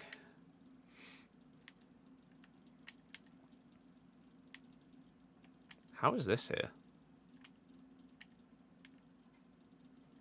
Well, never thought a game would match 21 for you. Remember, did a stream simply celebrating deleting 21. I think the last stream that I did of FIFA 21, 22, and 23 was just bliss at the end of it by pressing that uninstall button. As I've said many times, if there was a world where right now I could make as many people watch me play Avowed, Doom. Oh, is this out? I thought it was out in a couple of days. It's out on Thursday. Oh no, it's that one that's out on Thursday. This is the older one. Yeah. Elden Ring, Oblivion, Fortnite, COD, Halo. Oh, it would be the dream. Or if everyone would just watch the football channel the same amount that they watch this. I would do it immediately. I'm just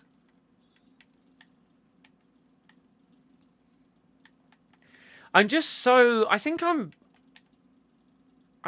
disappointed with how they've had so many chances to get it right and repeatedly fail.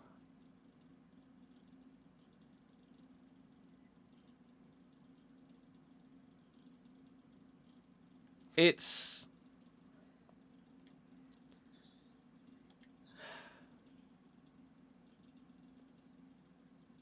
I think the most frustrating part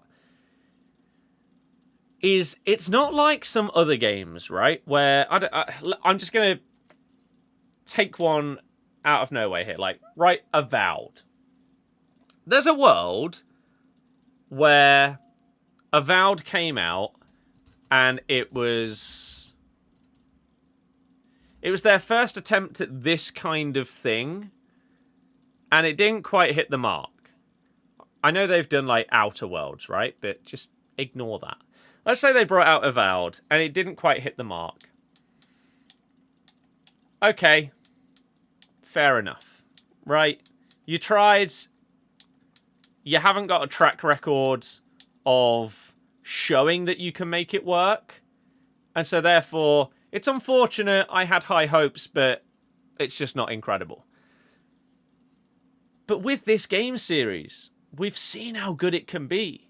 We've seen how good the gameplay can be. We've seen how good the connections can be. We've seen how good and fun the game mode can be and feel rewarding. We've seen how good the balance between playing and menu grinding can be. We've seen how good the power curve can be. But basically all of those things are at their worst ever point right now.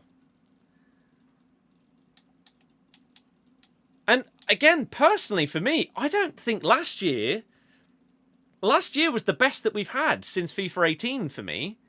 Or no, since FIFA 20, sorry. And yet this game, if there was a world where tomorrow I either did something else for my work, or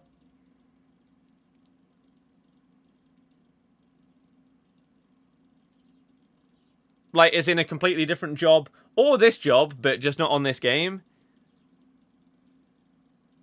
I would uninstall this game, I would not be buying the next game, and I have no idea when I would get another one. Unless I had interest in playing, like, career mode. There's a world where I do career mode videos. Like, some of the fun ones, like rebuilding Man United or something like that. Right? There's a world where I explore those kind of things. Getting back into Fortnite? No, it was just an example. I've not played Fortnite in months. The last time I played Fortnite, I played it for about 5 minutes because I saw there was going to be a flash event in the game of Mariah Carey defrosting. So I hopped on because I was free at the time. Before that, couldn't tell you the last time I played it. However, might be hopping back onto Lego Fortnite with the Goof soon. We did talk about that the other day. You'd much prefer a balanced game with defending being rewarding, not feeling like it's just a goal every other attack. I agree. It just needs to not really be based on AI at all, though. Manual defending being good is great for the game. But that's just not how it works most of the time. 2K get FIFA rights and the game is at least playable. Jump in ship. I think a lot of people will. Yeah. Yeah, in the past few years, I've had excuses. You had new engine, new console generation, developer split. Had no excuse this year. This is the worst since you started playing again in 19 and you hated 21. This beats it. Again, I think I agree.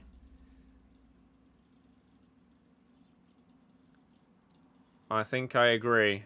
Switching players is your biggest problem. I mean, there's times where you blatantly flick the right stick in this direction and it just doesn't switch to someone in that direction. How and why? Is that a thing?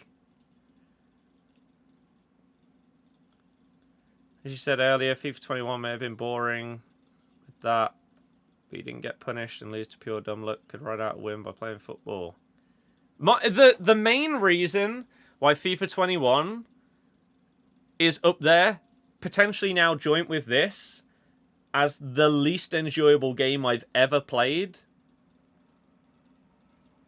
was because of the delay. The delay in 21, like, whilst button delay has existed in 21, 22, 23, and now 25, it was at its worst in 21. In terms of, like, you had more delay in that game than in others. Or I did, at least. So you would I would genuinely have like half a second delay in like every single game. Whereas in 22 or 23, maybe it was like a quarter of a second, a tenth of a second, something like that. Noticeable and really frustrating, but nowhere near as bad. This is on par with it at times in terms of the level. Get the player once every time definitely makes it a you problem. Yeah, but isn't that also whilst playing LAN events where the connection isn't a problem? Did the menus on 21 not save it a bit? No. I don't care about the menus. The reason why is, I mean, let's have a look at the menus, right? What have we got? We've got objectives where you can earn cards, right? So let's take Anyomi, right? We can earn her from objectives. What else have we got? We've got evolutions, where we can make our cards a bit better. I can get this 93 for Tawu. And we've got SBCs, which is the main other part of the menu, where you can get all of these cards. I guess you've also got the store, where you can also get cards. None of it matters if I hate playing with these cards. I don't care whether I can get a 99 rated player in every single position by grinding 85 times 10s if I'm going to despise playing with them. The menus are irrelevant when the gameplay is as bad as it is. The menus don't save it. Because even if you like grinding packs to try and get the best players, if you are not going to enjoy or want to play with those players, there's no point in the menu grind existing in the first place. Because the whole point of obtaining the card is to use it. But if using it is the worst part about it, it doesn't matter what the content is. If there was a way to play FIFA 17 Ultimate Team, still you'd choose that every day. I think most people would. FIFA 17 is the best FIFA we've had.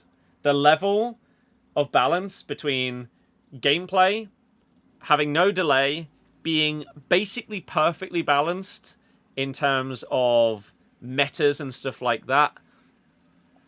Attacking AI was amazing. It was so much fun and rewarding. You also had champs introduced and the rewards felt rewarding. You also had SBCs introduced that felt really good. FIFA 17 is the best FIFA they've ever released. If I was able to go back and play like my favorite FIFA though, and it feel exactly how it did, FIFA 12. FIFA 11 and 12 back to back are probably the most fun I've had in back to back years. AC Milan is all I need to say. If you know, you know. Chappy, hello! Even champs on stream. Maybe just old and reactions aren't what they once were. No. No, you can't. You can't give them credit and say that it's you. It's not. You could play 40 games of champs during a weekend, get a bad record, and still be happier than playing 15 games now and getting a good record. Yep. Isn't it mental how now... Yeah, you would play 40 games of champs in the space of 48 hours. And you would have a better time than playing 15 games over the course of... like 4.5 days, you've got to play 15 games.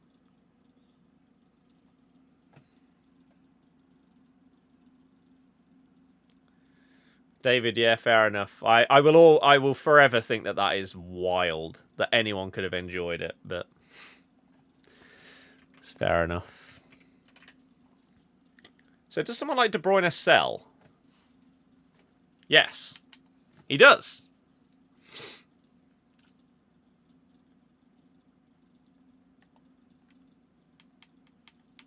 Hooray! The icon pick, whilst it's wildly overpriced, has at least made it that some of these cards can sell now. So that's good. Had one, lost all 20, that was to you. GG.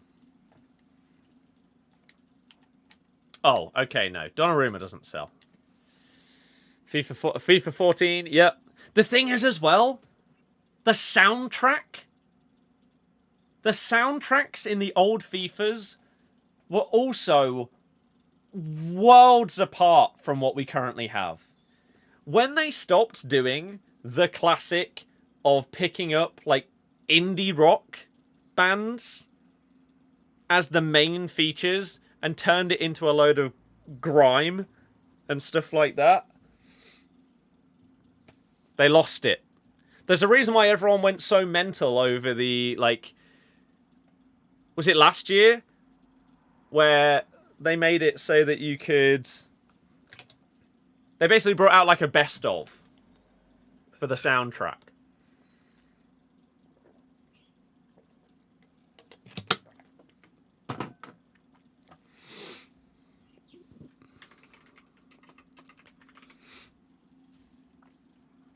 So good. Yeah, 89s don't appear to be selling.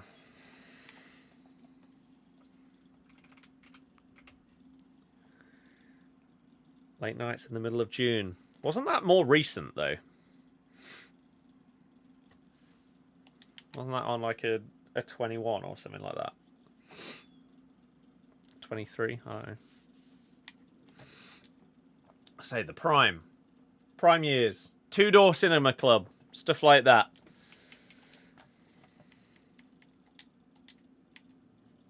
Goated.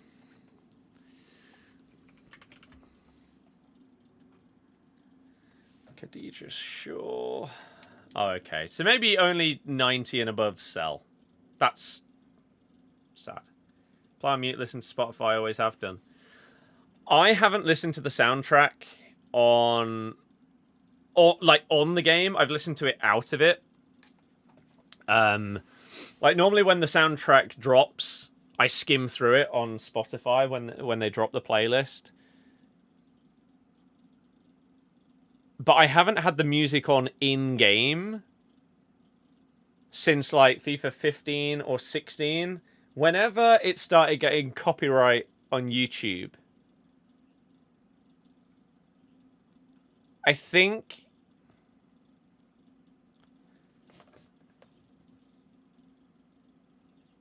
it might have been 14 that was the last one before that started happening. Neymar sells because he fits an Evo. No. Neymar sells because he's not been in the game for months.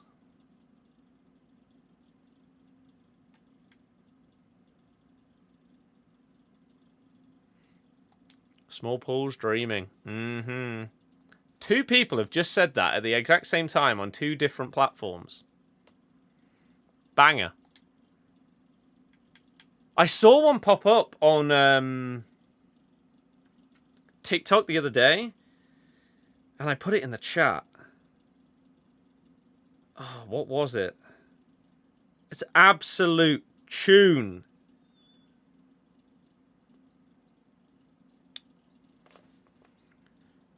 Where is it? Because I know it came after a picture. Young Blood, not the rapper. We Come Running. Oh.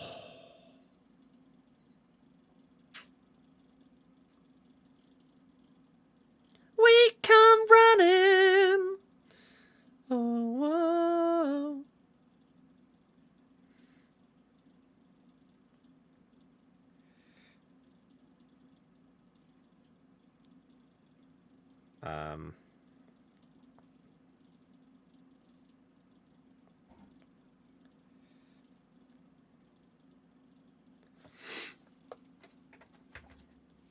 But yeah, I didn't know that was the thing. David.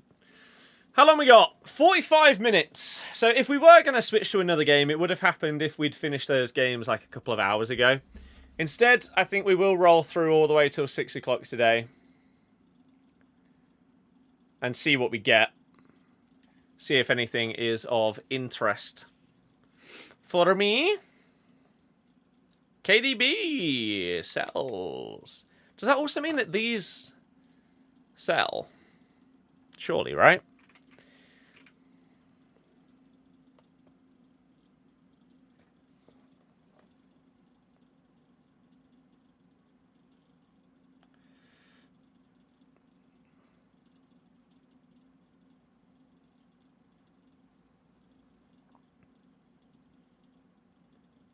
To do with...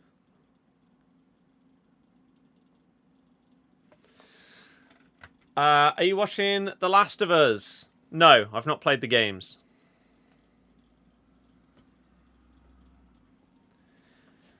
I will do, but I'm not going to watch it until I've played the games. They're both on my list.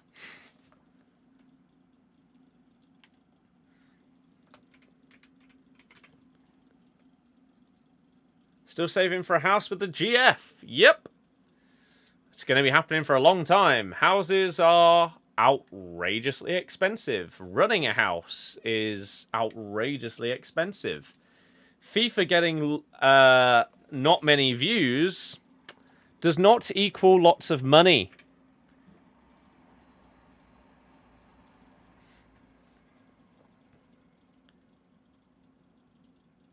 No, I'm playing the game and then watching the show. The way that it was intended. That's how we're doing it. But yeah, so... if FIFA was still getting the views that it was years ago, maybe I'd already be gone. But... sucks. So... who knows? Hopefully with like football channel content and stuff like that over the summer, maybe we can transition. Because people just don't like this game. Which is very fair.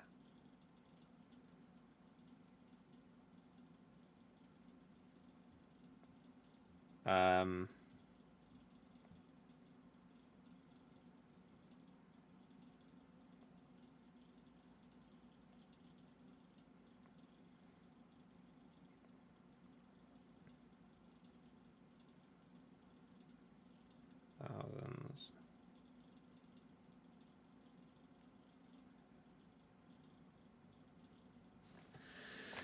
Oh, are the games close to be played on your list or too far?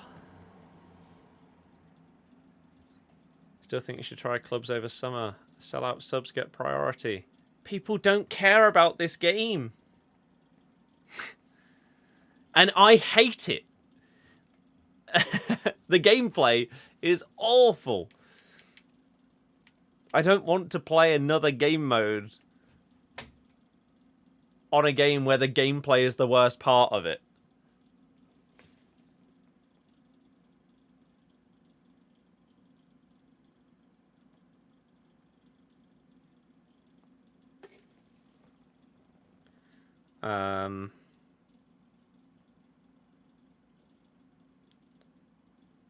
I could say.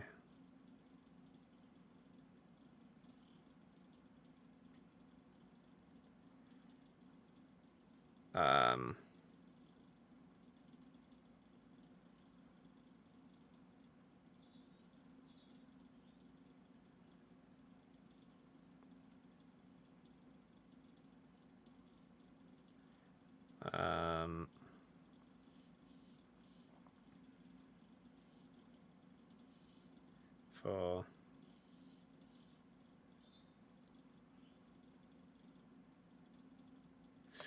okay, but yeah, in terms of the list, the list is not ordered in terms of priority of what I want to play. The list is ordered by how long they take. Last of Us, apparently the first one is 25 hours. Last of Us 2, 50. So it's not that bad. But I am starting... I've started Astrobot as my next game.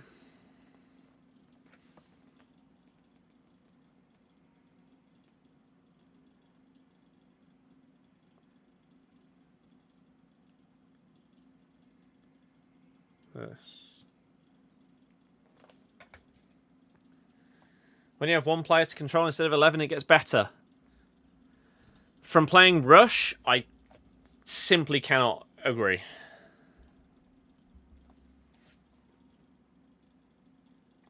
Simply cannot agree.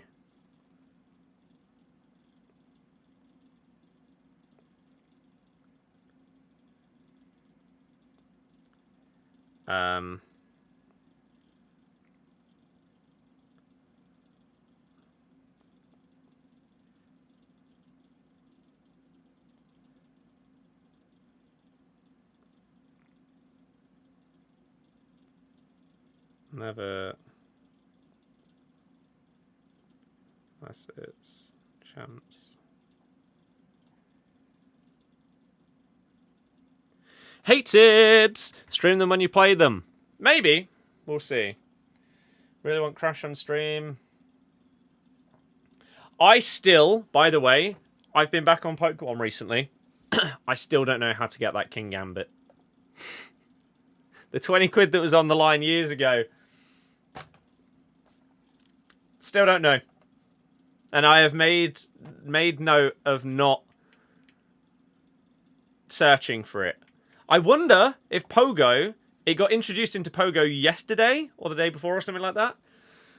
I wonder if that's given me a hint though. Because on that, with a Bishop, you have to defeat 15 raids of certain types. So I wonder if it's similar. I don't know. But yeah, Crash 4. I mean, Crash 2 and 3 are, of course, on the list. And I'm getting there. They're just really hard. Like, to get some of the stuff. I'm trying to search. I'm trying to do stuff without searching. Or, like, YouTubing or whatever. Getting up any guides or tutorials or whatever. But it's just so hard. Just so hard. Oh dear, the YouTube views fell off. Where did everyone go? It's like FIFA on beginner compared to 4. I mean, I've watched the Kadikarus video on Crash 4 and the road to 100%ing it. And it does look ridiculous. No, I've still not played Crash 4. There are so many games that are in my backlog of games that I have owned for years that I just still haven't even played. Because when I play them, I'm going to want to play through the whole thing and 100% it. So, I had a look, and in terms of like the earliest stuff that I have owned that I still haven't played, Crash 4 is about 5 years old. Okay? I bought that on release day. I've still not played it. The Last of Us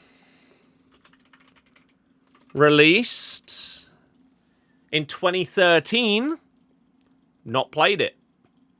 I own it, but I haven't played it.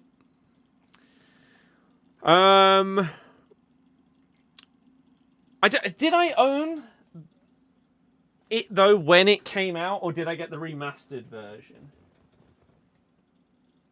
I do have the remastered version, to be fair. Last of Us remastered release date. Oh, 2014. Okay. Well, it's still 11 years old. What else have we got? Breath of the Wild was 2017. I've played about an hour of it. That's about it. Let's look through the rest of the list. Is there anything else old? I mean, there's some stuff that is old, but I just haven't played it, but it's on the list. Like, I don't know. Kung Fu Panda. I never 100%ed it. I could 100% it. I've had that for like 15 years or something.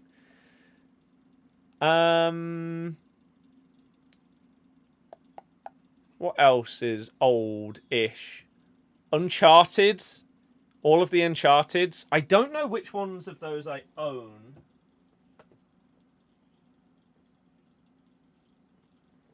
I don't know if I own any of them.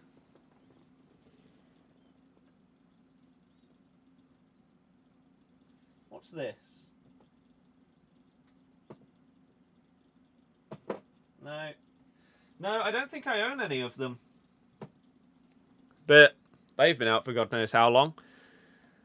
What else is old on there? Skate 3. I didn't own that at the time that it came out, though. Steep, I've had for years. I don't even know if that's still possible to 100% it. Like, I don't know if that has online achievements or anything. That came out in 2016.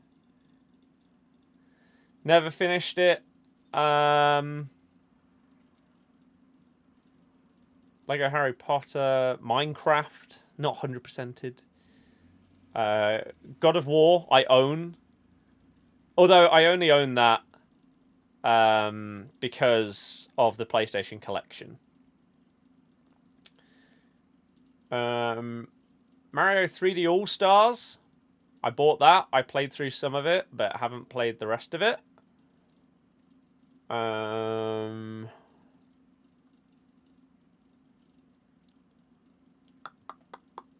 Riders Republic, I also got ages ago. Never finished that. I mean, Black Ops 1 through 4, I never 100%ed. And I could go back and do them. Pokemon Snap on Switch, I didn't 100%. I could do that. Same with Odyssey. I think I did a huge chunk of it, but didn't 100% it. Smash Brothers on Switch, I never 100%ed. Arceus, I didn't either. There's Crash 4. Crash 4 is apparently 85 hours to 100%, which in comparison to the other games is insane. Original Oblivion, GTA 5, Fallout 3 on this account, Halo Wars 2, that's been out for ages. Far Cry 6 I have somewhere. I own Cyberpunk as well. Starfield, Valhalla, Assassin's Creed, Back 4 Blood. Breath of the Wild is one of the oldest ones on here. City Skylines, the original. Roller Coaster Tycoon Classic, I have now bought on the Switch. That's going to be a lot of fun. Stray, I need to add to the list because I never finished it. I did buy it, and I started it, but I never finished it. Or actually, I think it was on like PS Plus, or the whatever the top tier of that was for a while, but I don't think it is anymore. So Stray and Astrobot need to get added to the list. But they're not currently on there. Up that donation to 100, not possible without guides. Oh, I would definitely use guides. 100%. Like, I don't mind using tutorials or guides to 100% a game. I think if it's possible to do it without using them, then I'll try and do that. Like Forza Horizon 5, I did the vast majority of that without having to search things up. Hogwarts Legacy, we did. And I think I had to search up one thing, which I don't know if I ever would have found, because it was the one that was like, you go in a room and it's up above you at the top of the room, behind, like above the doorway. That was ridiculous. And then other stuff, again, I don't mind it. I think if it's something that isn't super enjoyable to do, I'll just get a guide for it. So in a lot of games, like obviously FIFA doesn't have this kind of thing, but if you're playing a single player game and it has collectibles, sometimes they're in spots where if you are just quite an explorative player of games, which I think I am, Like, if I'm playing something like an Elder Scrolls game, I'll try and take every side path that I possibly can before I go straight ahead on the main path. If you can find basically like all collectible stuff by doing that, that's fine. When it gets to the point where, unless you somehow have the most eagle-eye vision, or you check every little nook and cranny in order to find something, that isn't fun. That isn't enjoyable. You've got to go out of your way to pretty much bore yourself in order to find these individual tiny little things. That's when I'll just get a guide for stuff. So it depends on the game. For example, on Planet Zoo, on one of the scenarios, I looked up a few tips for how to do it on the hardest difficulty, because I had a few goes at trying a few different methods, and I couldn't get it to click. So I looked up some initial tips and went about it that way, and then mixed it in with what I was trying earlier that I got some success with, but not full, and managed to do it. But I'm not just going to go and watch a YouTube video for, this is exactly what you need to do this level, this level, this level, this level, from start to finish. Then you're not even really playing the game at that point, are you? Oh God, YouTube. Did everyone else go live or something? What happened? Christ. Or I guess maybe we stopped playing the Bundesliga Cup and that's what people were interested in. I don't know. Stray's good but hard. Oh, I need to get some stuff out of my storage, actually. I need to put them into something. I don't think I'm going to do the icon, because it just looks outrageous. Hogwarts screwed you, done it, but it glitched. Yeah, that was stupid. 83 times 14. Do I want to do that? They're not good. I haven't done the Prem team of the season. Let's do this. Let's do this. And get screwed. Would I recommend Planet Zoo as a chill evening game? Absolutely. Planet Coaster the same. If I had... let me check. How much is, like, Planet Coaster 2? Planet Coaster 2 code Xbox. Looks like you can get it for about 25 quid. Deluxe edition is only 30. But, again, I just don't know if I can justify it. I know that if I bought this game, I'd be playing it tonight. But with how tight money is right now, with the Florida trip and stuff like that, even though it's only 30 quid, I just don't think... I can do it. But if I did have it, as I say, I'd be on it tonight. Those games are so good because you've got multiple ways you can go about it. You can do the scenarios and like the challenges, which is where the achievements and stuff come from. Or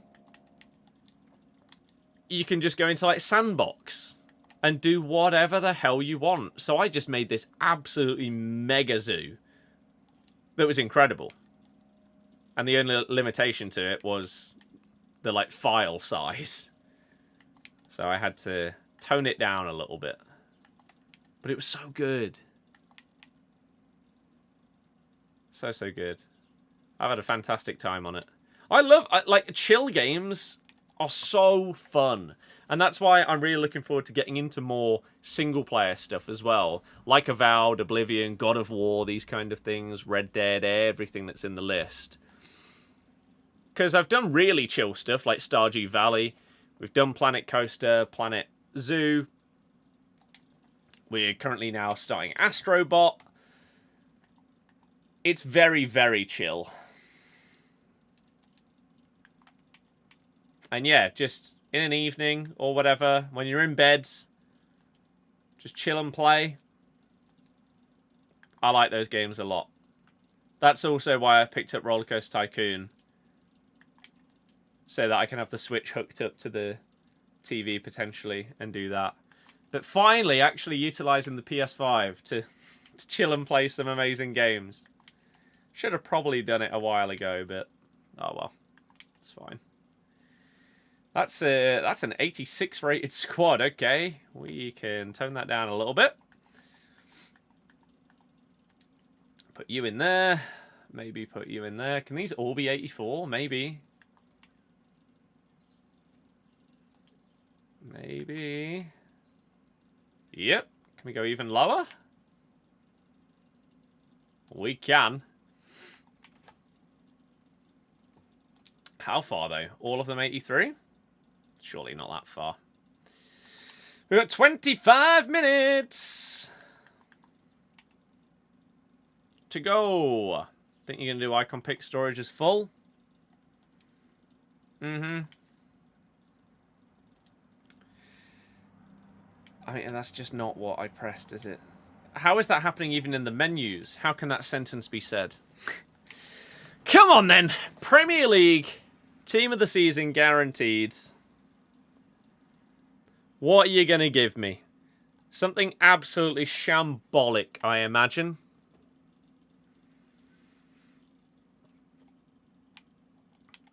One tots or tots highlights. Oh, so it can have a highlights. I'm going to guess Mitoma. Let me know your guesses. I'm going to quickly nip toilet and then we will open up this pack. And hopefully it's a banger, but probably not.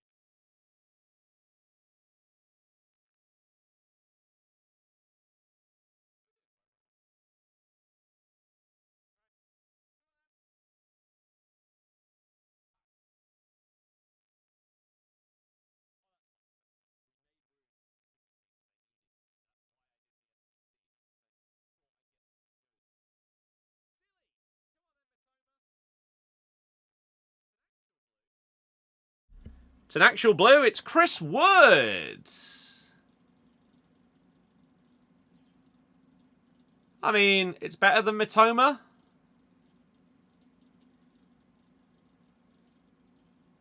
Better than Mitoma. Barely.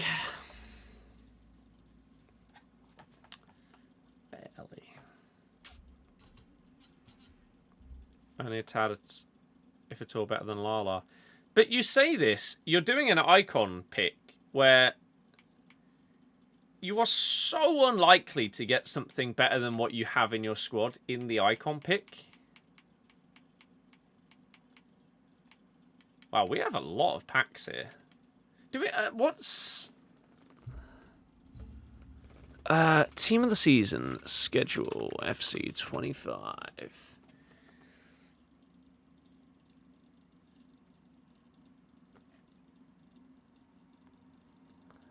La Liga's the 23rd. So that means it's Serie A? Serie A, as well as the NWSL and European Select. Which, I think they've changed that. I think previously they called it Rest of Europe.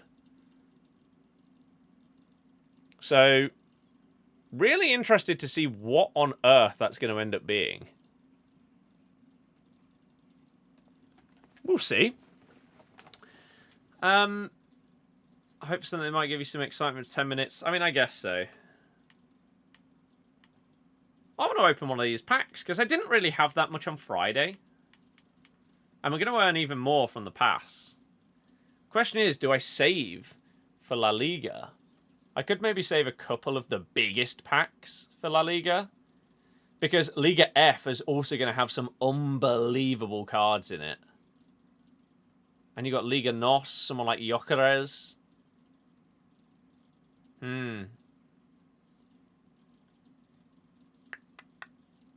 Okay. Let's do these two traded ones. 83-10, 84-5. Because we're probably not going to get anything in them, but just in case.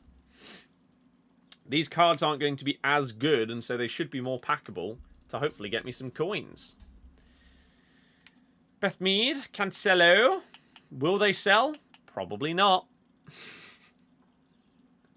Probably not.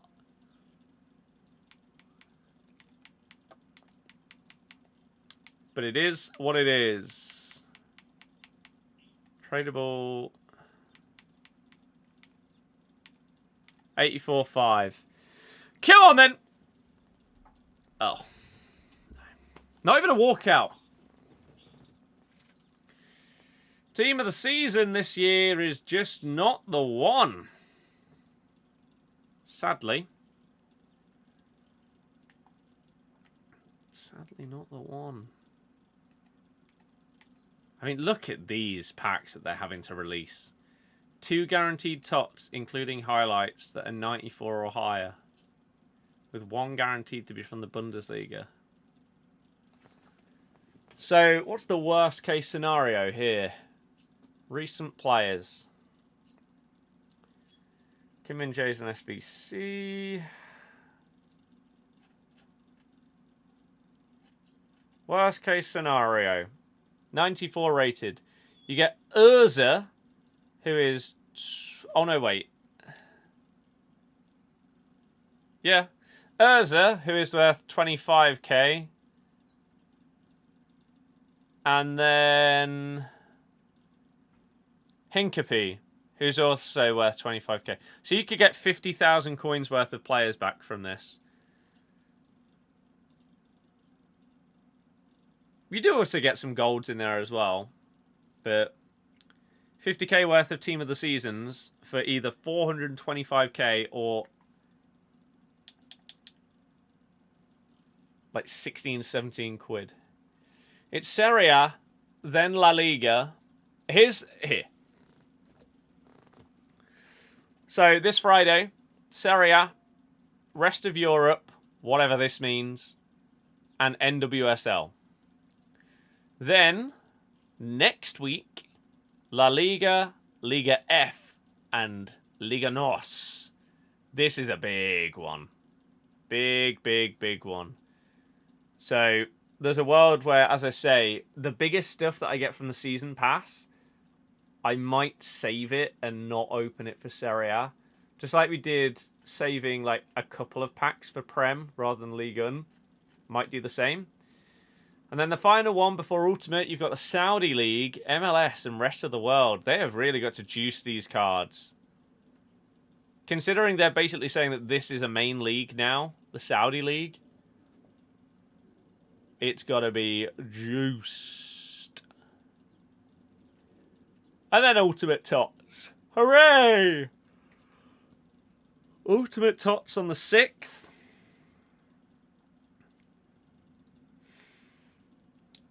Runs until the 13th. I'm at download on the 13th. So whatever promo comes out post Team of the Season, if they do release something on the 13th, I will not be able to stream on that day. And then the week after that, the Friday, I'm fine. But then for 2... So, Team of the Season finishes on the 13th. I can't stream on that day. I'm basically not going to be able to stream for 3 out of 4 Fridays. 4 out of 5 Fridays after Team of the Season. Because download will be an all-day thing. Then I'm free. Then it's holiday. The following Friday is still holiday. The following Friday after that is Ed Sheeran. Oh, dearie me. This is a mess. I've only just realised how busy my Fridays are.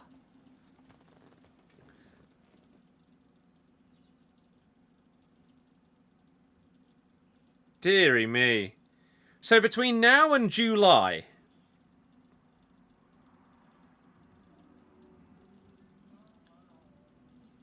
or no, from the end of Team of the Season, which is the middle of June, till July, we've got download, then a free one. I can stream on the 20th of June, then holiday, then Ed Sheeran, then I'm free, then Oasis.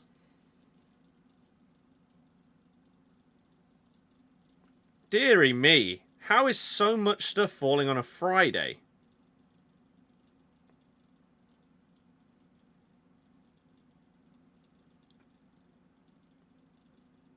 Three separate gigs on Fridays instead of like Saturday or Sunday.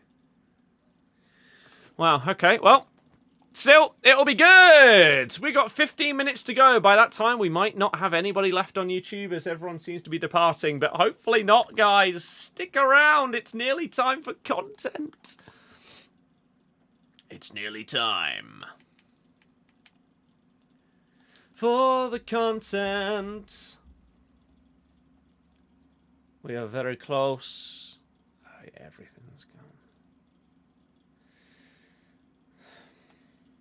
I mean, it's been a 6-hour stream. Pretty good. Take your Oasis ticket so you can stream. Nah, I think I'm good. I mean, I can't remember what I had it written out as. Did I put it in my calendar? I feel like I would have just seen it if I had. I had it noted when I thought Team of the Season would start. And then I thought I had it noted when I thought footies would start. I don't have that written down.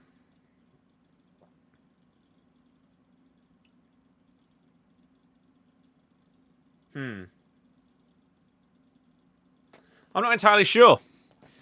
There is a world, most likely non-10. I mean, it's Monday, so should be upgrades. Footies start dates. FC25. Started on the 19th of July. Okay. Hey, if it lines up this year, I'll be here for the Friday. Saturday, Sunday. I would be able to stream the first day of Footies. When did it come out in FIFA 23? 21st of July. So again, that might line up. FIFA 22, 15th of July. So there is a world where we've perfectly got everything working around Team of the Season and Footies. And whatever the hell they're going to release between Footies and Team of the Season, I have no clue. Absolutely no clue. But I'm going to be busy for a lot of the Fridays. So if it's great, then we can produce some content on it in between. If not, well, I'm busy with stuff, so it's not the end of the world.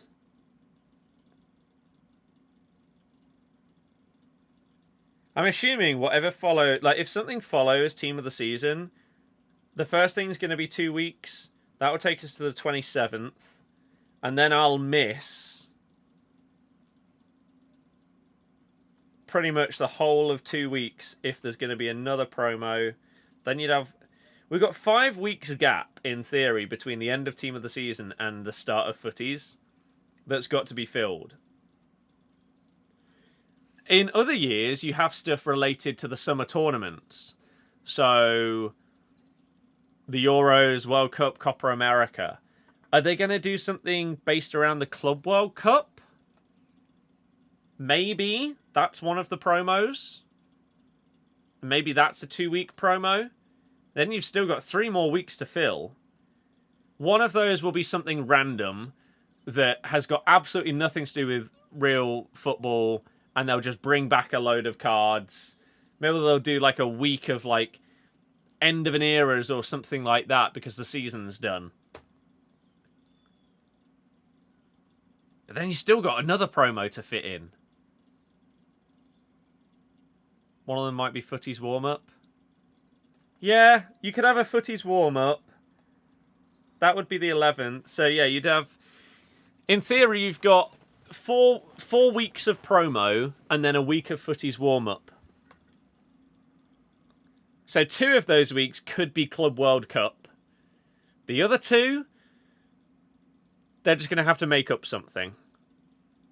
Again, they could do a week of like end of an era cards or something like that, and then also give random players that have had phenomenal careers that they're coming towards the end of cards. So I don't know.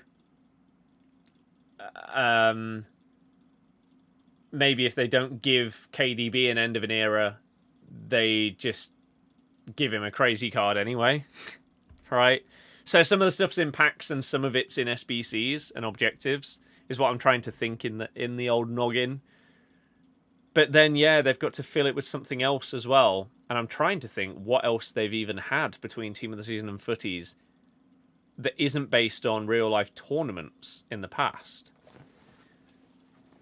What if we look at FIFA 23, all promo dates in order? What did we have? So, how long we got? 8 minutes. There's time. FIFA 23.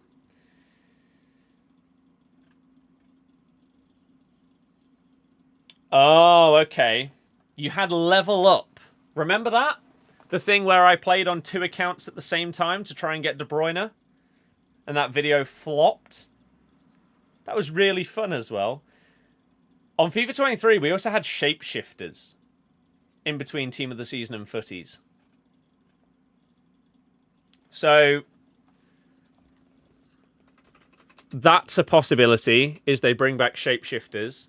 For FC24, we had Path to Glory, Greats of the Game, and Make Your Mark.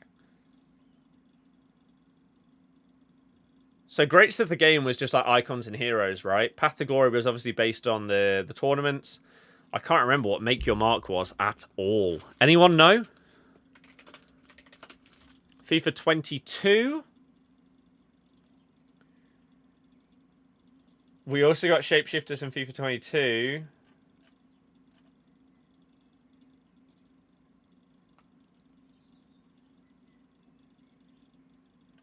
So if they don't bring back Shapeshifters, then not entirely sure what they're going to do.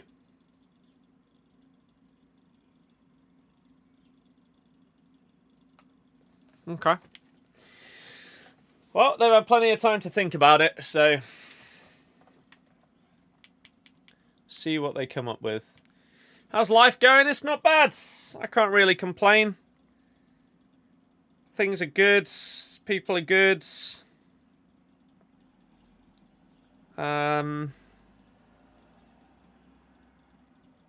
Yeah. Can't complain. Hopefully you're doing well. Hopefully everyone's doing well. Right, I've been sent that. That's good. Okay. Nice. Oh, 6 minutes. Football's nearly finished, but besides that, you're well. Yeah, it is. For some of us, that's a blessing. Others, upsetting. I mean, we have got the Club World Cup coming up. Will everyone care about it? Going into it, I can't say that I do. However, come the end of the tournament, maybe it will have been a nice, pleasant surprise. And it would have turned out to be something that ended up being pretty damn good. I hope so, to tide us over in the summer. I also need some live stuff going on that I can create content on for the football accounts. I'm going to have some stuff like pre-done for when I'm on holiday. The start of the documentary era or video essay. I'm delaying the Vardy one. I want to finish the Vardy one by saying that he got his 200 goals for Leicester. But he's not done it yet. So I'm basically good to go with the Vardy video. But I really want it to end on that positive note. We've got 2 games left for him to do it. Is there a world where it comes out like the day after the end of the season? Maybe. And maybe over the summer, people will, without football to watch on TV, they'll be wanting to watch like video essays about footballers and stuff. If that's the case, hell yeah! That'll be good. That will be good.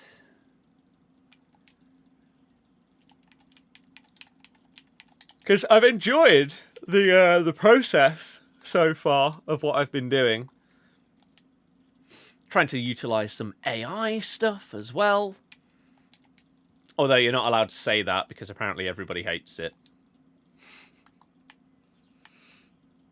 Not allowed to utilize things that make your life easier. No. How dare you? 3 minutes! Oh my goodness. Come on then, EA. Drop us the greatest content Team of the Season has ever seen. You know you want to. We're going to do 183 times 14 just because I'm bored waiting and want to see if these are still just as bad as they have been for me throughout Team of the Season. 83 times 14. I imagine this pack is most likely going to contain 187 rated gold, and the next highest player is going to be an 84 card. We'll go with Lavelle and then Ruben Neves. Prove me wrong in a good way.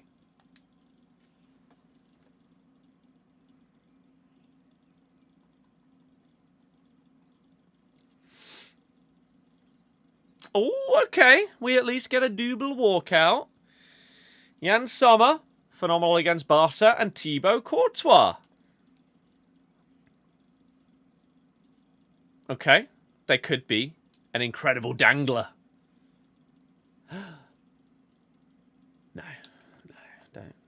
Don't be silly. Can't get great pack luck. It's not what happens to us mere mortals. 2 minutes then. Come on, EA. I've tried to tide people over with a pack. I don't really want to do any more of those, so hurry up with time and let's do it. Let me just message my dad to see if he wants to do pitch and putt.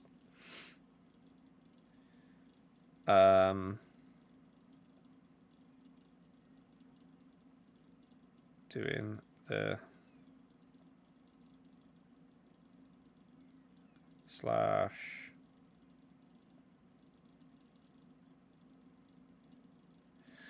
Okay. 1 minute. You know what? I'll treat you with one more pack. A small prime Electrum Players pack. Oh my god, it's Flecken. 9 points in FPL this weekend just gone. Huge.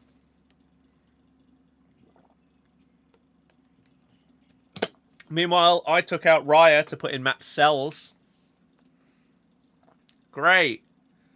Great. What a good use of time that was. Good use of my free transfer. Gomez. I wonder if there's a world where any Prem team takes a punt on him this summer. Like, nearly 25. He's had his England breakthrough under Lee Carsley. Anyone we're looking for a more diminutive playmaker? Take a punt. Why not? He's surely not that expensive. Here we go! 6 o'clock, everybody! 6 o'clock. Is it incredible content or not? Here we go! Objectives! Live. Nothing new there. Good starts. Evolutions. Oh no. That's fine. Evolutions. Anything new? Sneak attack. Unleash an unexpected attacking threat from your versatile centre mid. Now equipped with enhanced shooting, passing and dribbling skills. With the addition of numerous passing playstyles. Prepare... ... Okay. So nice shooting boost, balance, dribbling. Passing as well. But you don't get any boost in pace, defending, or physical. You do also gain incisive pass plus. Who have we got that could go into it then? Ricky P. Dewsbury Hall. What about like Undidi or Samare? Because his defending and physical are great. His pace, it's good enough. Maybe like a Kante. Let's have a look at Booba and how he comes out of this. So this is 50,000 coins. Shooting goes up by 5. Goes up by 1-star skills up to 4. Dribbling goes up to 88 max. Is that in-game dribbling stats? Yes, okay. Tiki-Taka and Travella. 4 pace. Oh, so pace max at 90, okay. Agility. Physical goes up to max at 88. 2-star weak foot. Nice. Ping pass, whip pass. Shooting. Passing gets a lovely boost. Reactions, composure, ball control. Incisive pass plus.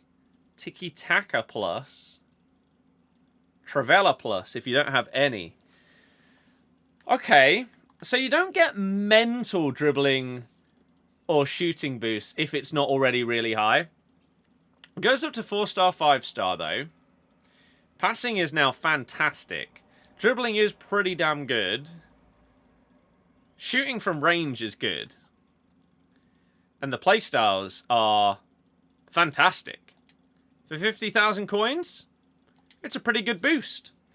What if we went for someone like Buffon though? Pretty nice. Pretty nice for Buffon. Is it worth 50k? Arguably. Playstars and boosts are pretty good. Do we get any free Evos? No, because they don't like giving us lots of free Evos now. So that's not a thing. Let's do the daily login before I forget. And then see what SBCs we've got today. Was it worth staying on this game till 6 o'clock? Or should I just have gone and started playing some Elden Ring or something? That's the question. I mean, the Evo's good. The Evo is good. But no objectives. SBCs. That was yesterday. So what, no new player?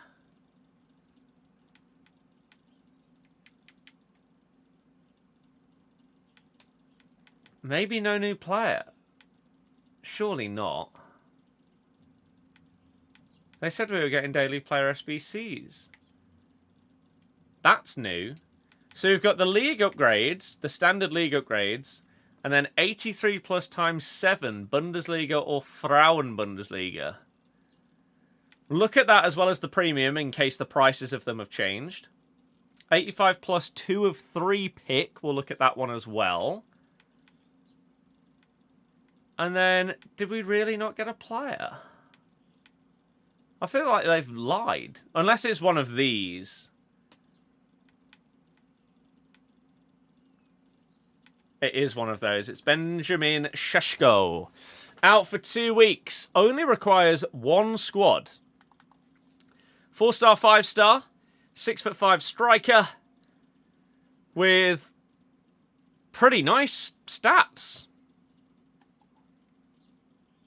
Decent playstyles as well. Technical dribble on a 6'5" striker is something I'm really interested to see. Really good rolls as well. For 1 squad? An 85 rated squad with a Bundesliga player. Why not? Why not complete that? Okay, right, let's look at the upgrades as well. So 85 plus 2 of 3, repeatable 3 times each day. What does it need? An 84 squad with 185 or higher. Okay, I'll do one of these. See what we can get out of this. So one of your 85s that you're getting from it, you're putting straight back in.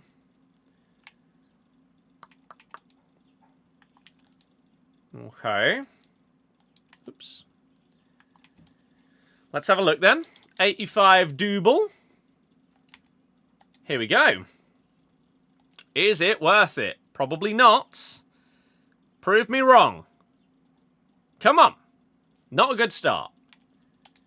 Even worse. Terrible. Absolutely garbage. No, not worth it. No surprise. Standard. The premium upgrades. What do they require this week? 11 rare golds. So no change there. However, you've now got your 83 plus times 7 Bundesliga and Frauen Bundesliga upgrade. Only repeatable once. That's a bit crap, considering how bad the upgrade grind has been for people in the menus. This team of the season, it's been really, really bad. Like, previous years, you'd have people grinding away every single day for those premium upgrade packs. People just aren't doing them because the pack weight and drop weight of these team of the seasons is so low. So to make this only repeatable once, not really a fan of it. You need to put in a team of the season or a team of the week as well. Ooh. I mean, I'll do it for the content. I'm assuming we can put in like highlights here. And it counts. Yes. Okay, it's fine. And then we fill the rest of this in.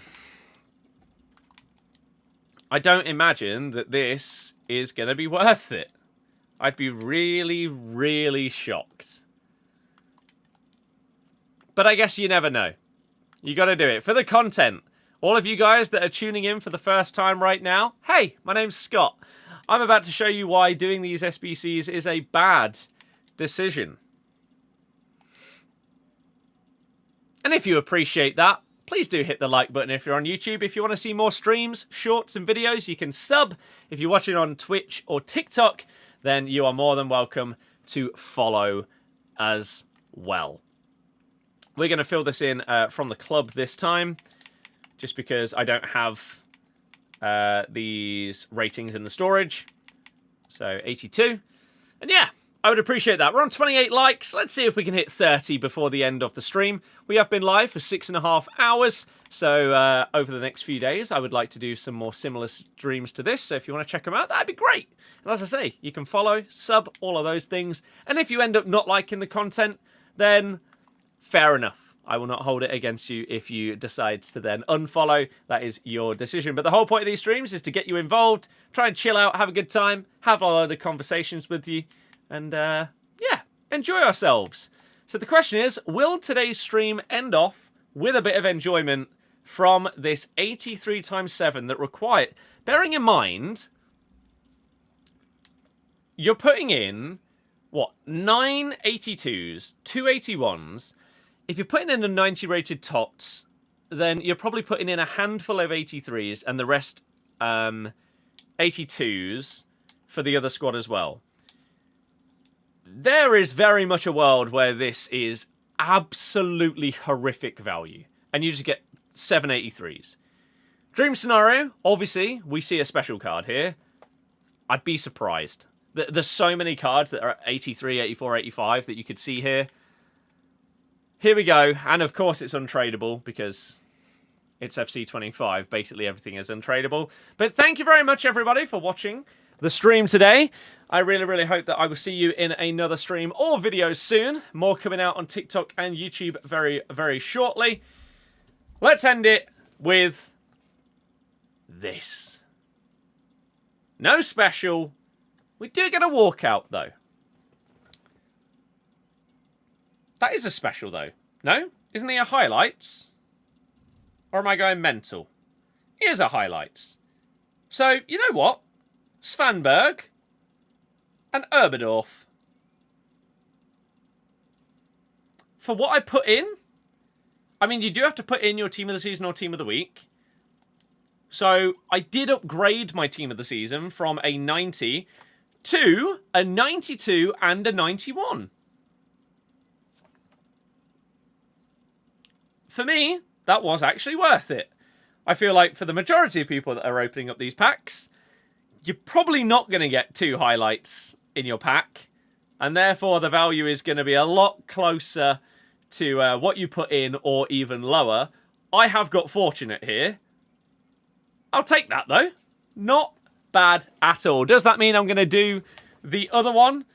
No, not at all. And let's just double check before we do end off. Does it now say that it is only repeatable once?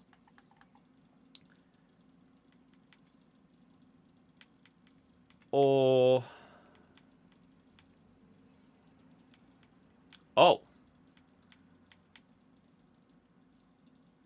It's not repeatable. Even though it did say repeatable once. So maybe there's a world where it's repeatable once a day? For the next 3 days?